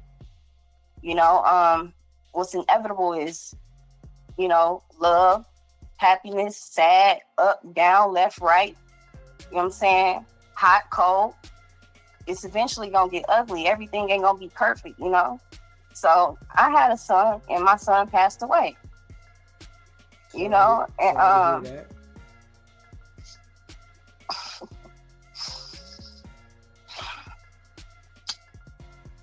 my son passed away, right? And he passed away from SIDS. Can you hear me? Yeah. What was that? What's SIGs? Sudden infant death. You know, he was Okay. 7 months. Sorry to And hear that. excuse me. Sorry to hear that. Uh, I can't say I'm all right, but thank you. So the reason why I don't want to have children or anything like that, like I'd rather be solitary. That's what keeps me safe. That's the main reason why I'm here today. You know what I'm saying? So, like, I don't want to have children because what the outcome may be, you never know. You know, you see things on the news with the children passing away, like God forbid, thank Jesus Christ, amen.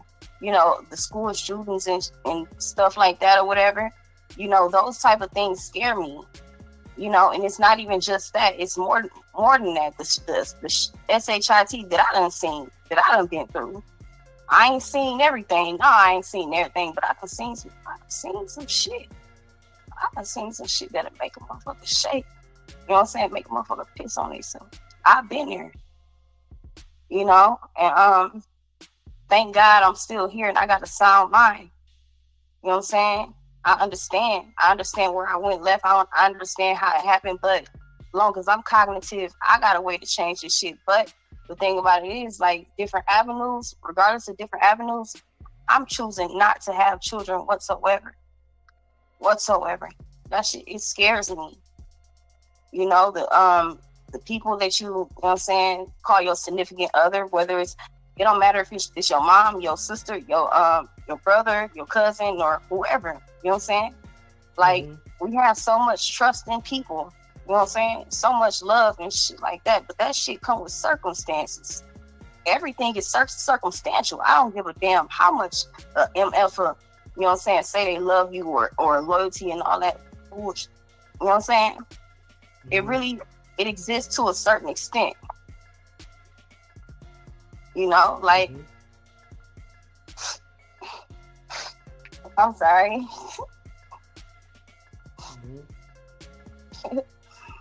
I'm sorry. Hello? Yeah, I hear you. Yeah, you mind turning your phone up for me, please, if you don't mind. I got my laptop sitting right here. Yeah. I mean, it's up. Okay, so yeah, like, to be honest, and hear me when I say this, or feel me when I say this. Don't hear me, just feel me. And if you don't understand it, just try to, you know what I'm saying, put the pieces together, because everybody don't feel this way. But I'm scared of people. I am scared of people. I am fearful of people. Not in a physical sense, no. But you know what I'm saying? I don't want my motherfucking life taken by the hands of another man. Absolutely not. But what I'm saying, I'm scared of people in a mental state. You know what I'm saying? Emotional state. You know what I'm saying?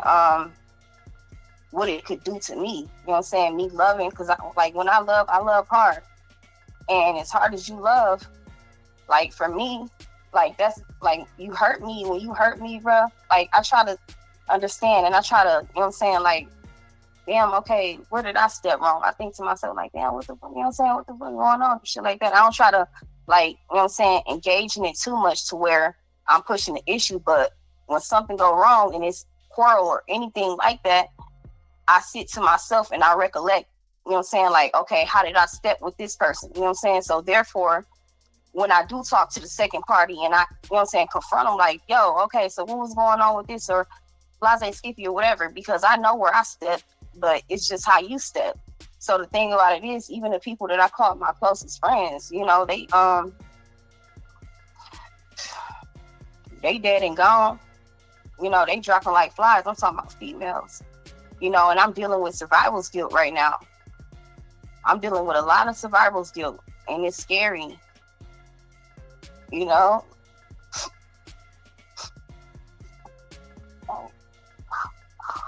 Someone told me not to drink tonight, bro. You know, well, it's I'm good sorry. that you I'm got not the, trying to kill the mood or whatever. Like, nah, it's everything, good, you know. everything serves its purpose or whatever. And I just, this outlet that you have, your podcast, it made me feel comfortable or whatever to talk and stuff, because I don't talk to nobody about this stuff, you know. I'm sorry. Hey, listen, it's good. Go ahead and talk about it. I'm giving you the platform So, to get it out. may I ask you a question, if you don't mind? Yeah, sure. Do you have children? Yes, I do. Like girls or boys? Both of them. You got more girls than boys? Yeah, How many girls? 3? I got a whole bunch of them. Okay, so let me ask you this, right? Speaking from experience, because you're a parent, right? I'm a parent too, but not in the physical sense, because my child is not here anymore. But you got to experience the, the ins and outs and the, the quirks and stuff of your children, right? So your second child, like, they call it the second child syndrome or whatever. That's a such thing, right? Is your second child rough? Yeah, they can be. Is it a boy or a girl? They can be. They can be what? A boy or a girl. Okay, well, that's besides the fact. I'm just I'm trying to get to a point or whatever. I'm the second child or whatever out of 3 girls, and it goes 30, 32, 31, and 30. So, I used to I ain't gonna lie, like, I'm just gonna say it. Like, y'all can judge me or whatever heck y'all want to, or whatever. I don't care. I've been through worse stuff. I'm bipolar and ADHD. It's not something that I'm just saying.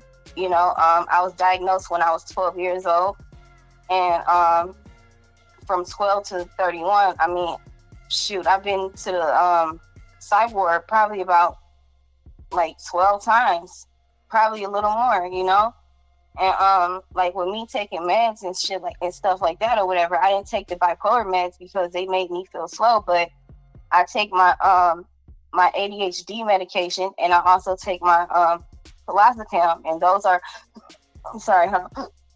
those are narcotics or whatever, And the thing about it is, like, I feel like with me taking my medication at such a young age, I had the cognitive to be aware of how they was using me as a lab rat. Like, I did some crazy stuff, like, I did some crazy shit. Like, I ain't gonna lie.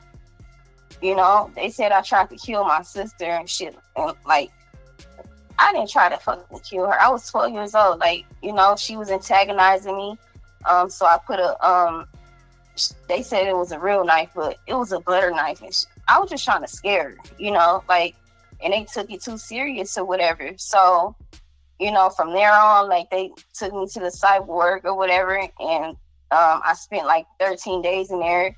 They gave me a shot in my ass and shit like that or whatever for me to calm down. Like, it was like detrimental, like, honestly, like, it was scary because, out of all the times that they told me, like, what I'm saying, I'm not going to say my name, but out of all the times they told me, like, there's something wrong with her, something wrong. Mommy, she messing with me, she doing this, she doing that or whatever. Like, I just felt like the odd one out, like the, like the black sheep, the second child syndrome, Mm-hmm. And like, I used to get slave whoopings and stuff. Y'all know what slave whoopings is? Nah. You ever had a whooping? A slave whooping, though. What you mean? What you say when you say a slave whooping? Have you ever had a whooping? Of course, I'm thinking everybody has had their butt beat. Okay, so 7th grade, right? 7th grade, I was 12 years old. First semester. Every semester that you start off with a 4.0. And I was already a problem child. I done seen worse, but I definitely was a problem child, And shit, excuse my language, but my mom told me to go to the mailbox and stuff or whatever, right? and I seen me and my sister our report cards. Man, I seen my shit. I had a 0.7 first semester. So basically that mean I wasn't doing nothing, but I expected that. So I went and threw them motherfuckers in the trash outside. So my mom found out eventually because my auntie, they went to the school and got the report card and got the teacher's notes and stuff like that or whatever. You know, I was terrible. I was terrible. And, you know, like my mom used to ask me, have I ever been touched or anything like that or whatever? Like, I'm just gonna say a different name because I don't want to say my real name. She's like, Gia, like, what's wrong with you? Like, what's wrong? Has somebody ever touched you? Or, you know, she used to have those conversations with me and her, you know, alone, you know, those intimate conversations. And it was so much going on that I was doing, you know, and it wasn't average, you know. I thought I was okay, but they didn't think so.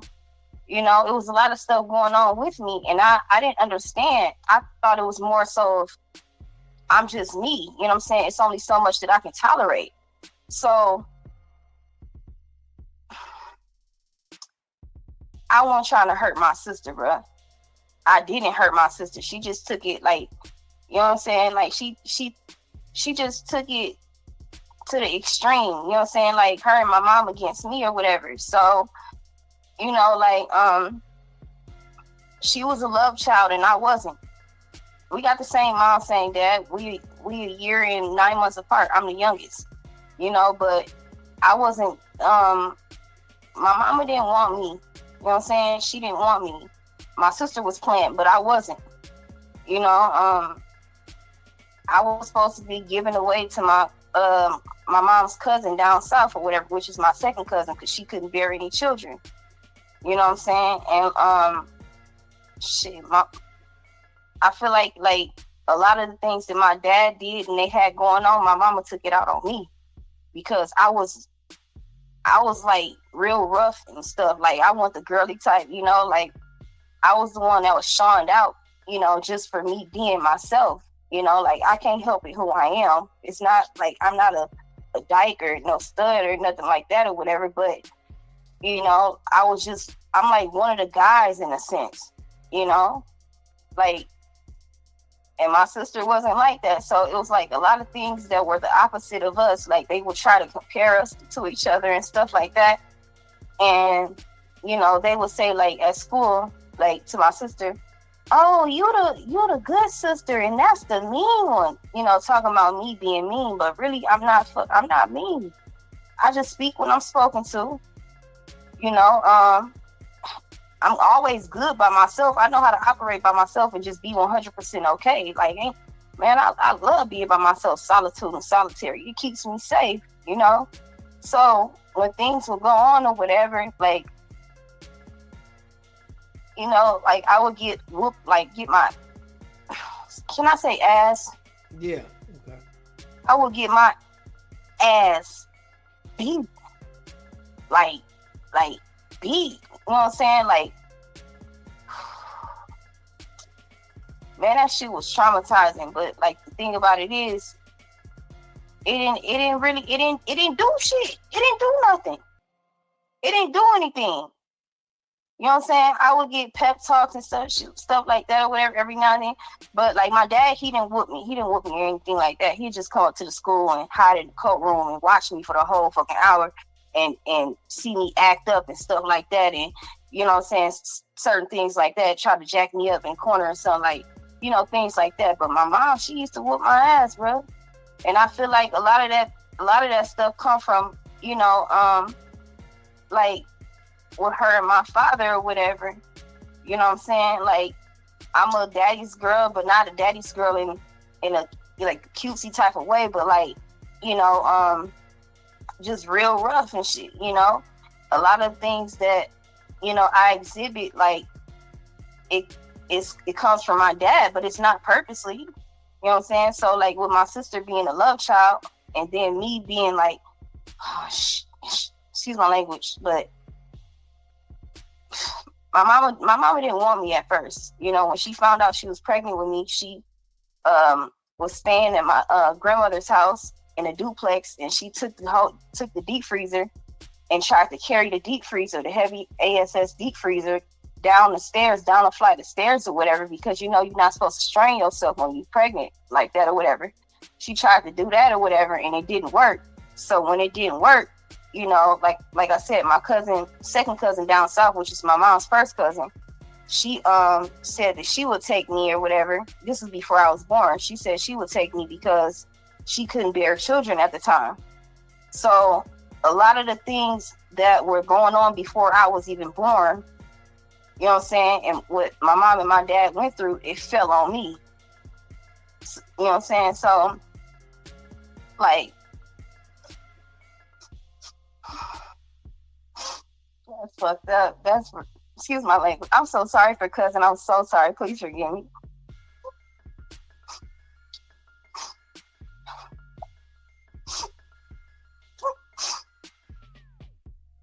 I'm sorry. Hello? Hello? Yeah. Yeah, I apologize.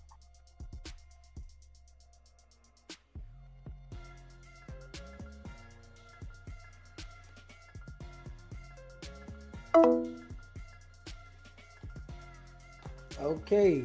I don't know what happened. I don't know what happened there. But I hope things work out for her. You know, hope things get better for her. And I hope she's able to find it in herself to, you know, have the strength and continue. Yeah, we listened to her, and you know, it's a platform that anybody can call in, you know. So I hope that her venting was something that lifted something off of her shoulders. Yeah. You know, and I appreciate her calling in. You know, hit that like button and hit that subscribe button. Yeah. And share the live. You know, this is SBGB TV. And yeah, we got open dialogue. Yeah, open dialogue, man. Yeah. Hope things work out for her. You know, hope things work out for her. SBGB TV. It's a live call-in show. Hey, what's up? This is Deja Vu. Deja Vu. Okay, they was looking for you a little earlier. Hey, yeah, that's what woke me up. Otherwise, I was going in and out of sleep. I would have still been asleep. But I was listening to old girl that just got off the line. That's the only reason I called. Okay. And I just wanted to say, like, you know, I mean, a lot of things that she's saying, it's like, it's common. And, you know what I'm saying? I would say people should heed the warning, because it's a warning. I've been witnessing it for a while. You know, I pay attention to social justices and injustices. Okay. And that is one that I believe is becoming more and more prevalent for Black women. I know it's been heard that the Black man, you know, perishes on the streets by the gat, and the woman in the hospital. I don't know if too many people know that that's where they, you can call it intentional or unintentional or negligence, whatever. But Black women die during childbirth. And the new thing is what she's talking about, which is for them to be. I heard a story a while ago where there was a woman, she said she was just driving and dancing in her car, and a police officer pulled her over and took her in the psych ward. So, I mean, what people need to realize is they're going to violate your rights left and right like that. And this is going to become more popular. You know that they've let them out of the prisons for a reason. So if, you know what I'm saying, you have the military industrial complex back in 1914. That's how America became a superpower. World War I. Okay, so now what you have is the prison industrial complex. That's how they're staying, you know, that's how they're keeping their money, the little bit of money they have left. and the psych wards is just another glorified version, because the prisons are basically becoming private. I don't know about the rest of the world, but especially in California, so it's private, so they're for-profit prisons. And the same thing since they're letting them out of the prisons, they're sending them to the psych ward. So it's just another prison, and it's easier to violate your rights there. You know what I'm saying? Like, and they say it's harder. She said they held her for 13 days. I don't know if it's like that all over the world. They can hold you for any reason they want for 3 days in California. They call it 5150. So, Okay. and then they call it 5150? Yeah, 5150. And then they put you before a judge before the third day, and the judge they say it's harder. But if they feel like you're a danger to yourself or someone else, they'll keep you or whatever. So obviously she said that they felt like she was a danger to her sister. But that's another thing that's prevalent. So that's the first issue that she talked about. The second issue is family members. I mean, that's scriptural, that's biblical. The Messiah, he said that there would be, mother against daughter, basically household members against the household member. So, I mean, people, that's another way of the world that we're living in. And it seems to me like maybe the most truest people are experiencing these things first, but pretty soon, it's just going to become the norm. So, I mean, like, I don't know, it's a spiritual warfare. So that's why I say the truest people, because it just seems like, what I'm saying, she just kept saying she has a good heart. I can sense that, you know what I mean? But it's just that we have to be strong when we fight up against, as the scriptures call it, basically it's dark forces in heavenly places. So they have this power that belongs to the Most High God, the power to hold us, whether it's in a psych ward or a prison or whatever. So what it is we just have to, be smart, what I'm saying? Be calculated. And at the same time, trust that things will work out in our favor, what I'm saying? Because, we walk with the Most High God, and we understand that we walk through the valley of the shadow of death, but, we fear no evil. So it's just like that. What I'm saying? We're here for a reason. It's a soldier. They come up against us for a reason. And we have to stand and be strong for a reason. And they'll begin to fall away, and you'll begin to see how the Lord is always there for you at the right time through the fights of all those trials. I mean, you said you've seen a lot. I've been through numerous near-death experiences, so many so that I see how strong the Lord's hand is in my favor. And so if you look back, you'll see that, and you'll begin to see it more fully. You'll begin to trust it more fully. You'll begin to listen to the voice telling you the way to go. And when you listen to it at the right time, you'll see that you're blessed. And you'll see that only you, the truth and faithful servant, have that voice. And that's all I had to say.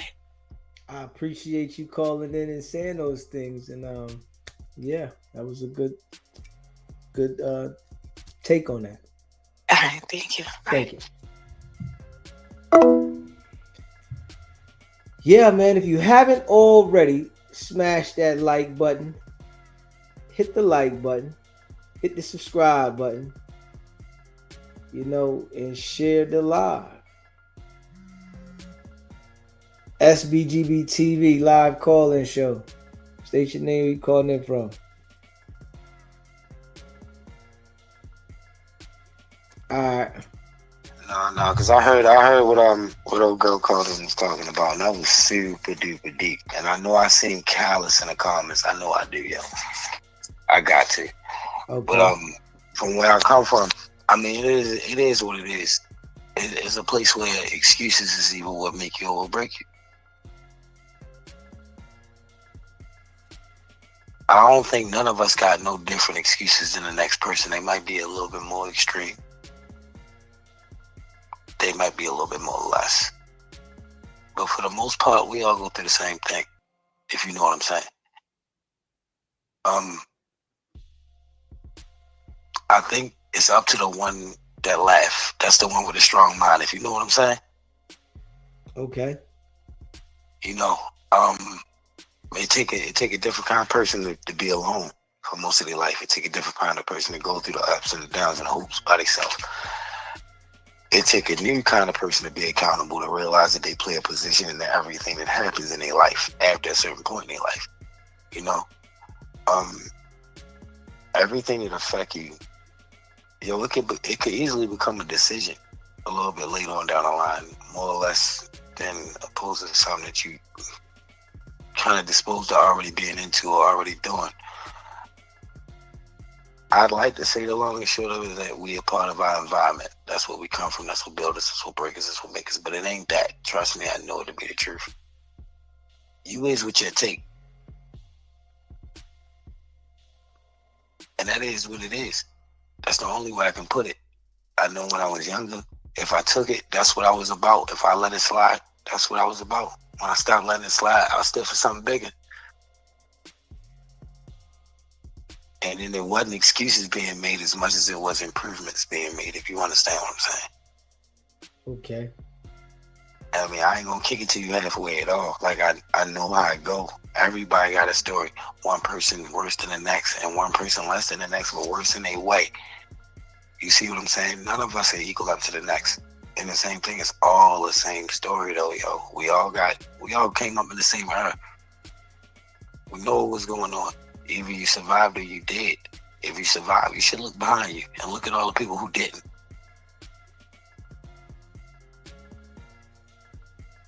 You got something to rock behind. So, like, I mean, I get it. But when it comes to the excuses, I just don't. You're still alive. That's why I want to tell Shorty, if don't nobody hit, I hit, yo. But you still alive. You shouldn't be making time for that as much as you be making like time for tomorrow, next week, next month, maybe next year. But you got bigger fish than yesterday. That's real, right? Okay, solid. You already, that's it. Appreciate you calling in, bro. IG. SBGB TV live call and text. You know I'm supposed to get out of here, text. Come on, man. Listen, just real quick, because what she touched on in that call, you know, sometimes you have to make the adjustment because you never know the life that you could be saving, Deezy. Yeah, listen, Right? I sat there and let her go, didn't I? Yeah, you let her go. You know, that was good, man. I'm praying for that sister. Definitely. And then, yeah, definitely. And then what the sister Deja Vu talked about, I can definitely respect that viewpoint. You know, that's a big problem. And here's what it's contributed to. When you get out here and you pop off and you act, or you either are crazy or you acting like you crazy, they got a shot for you. Yeah. Yeah, they got a shot for you. When you comment or make comments or call in and you talking crazy, you create a digital profile. Mm-hmm. Okay? You create a digital profile, a digital fingerprint for them to justify and say, see, you was acting and talking crazy on social media, right? You acting and talking crazy, you know, and this is what could lead to your rights being taken away, and you get a shot, like Charleston White talked about. Yeah. Charleston White talked about how he went to jail. He was acting crazy. Oh, he was acting crazy. But he was blindsided by not knowing, by acting crazy, his rights was going to be taken away. And that they held him or took him to the psych ward. And he said how when they take you to the psych ward, because you acting crazy in these streets, whether you are or you acting, they're going to take you to the psych ward. I want you to be mindful of that, especially people who are acting crazy but are not really crazy. You got some good sense to know you don't need to be putting your hands on people. You don't need to be getting into fights. You don't need to be doing nothing crazy. So if you're not really about that and you acting, they got something for you too. And it's a shot. and it's taking away your rights, where nobody get to find where you at. And this is what Charleston White talked about. He said, you could be calling, looking for your loved one, calling all the jails and hospitals, and there'll be no record found of you in the system. Yeah. Why? Why? Because you don't know the law. You don't know how the law in which you're governed by operates and works, which takes away your rights. You don't know how to exercise your constitutional rights on top of that, and you're poor. So you got nobody caring about you, checking for you. You become, like the sister said who called, a lab rat for what is studies on medication and how they react and respond, and how people react and respond to them are being tested on human beings. Okay? How the lady talked about, you got to be very careful, sister. I want you to be very mindful. We can help you here. When you call into a show like this, you don't implicate yourself to create a digital profile to show that you are aggressive with a butter knife. You don't make comments like that because you create a digital profile of yourself in justification for them to say, hey, we need to give you a shot. No, you hadn't changed. You hadn't changed. You're still thinking like this.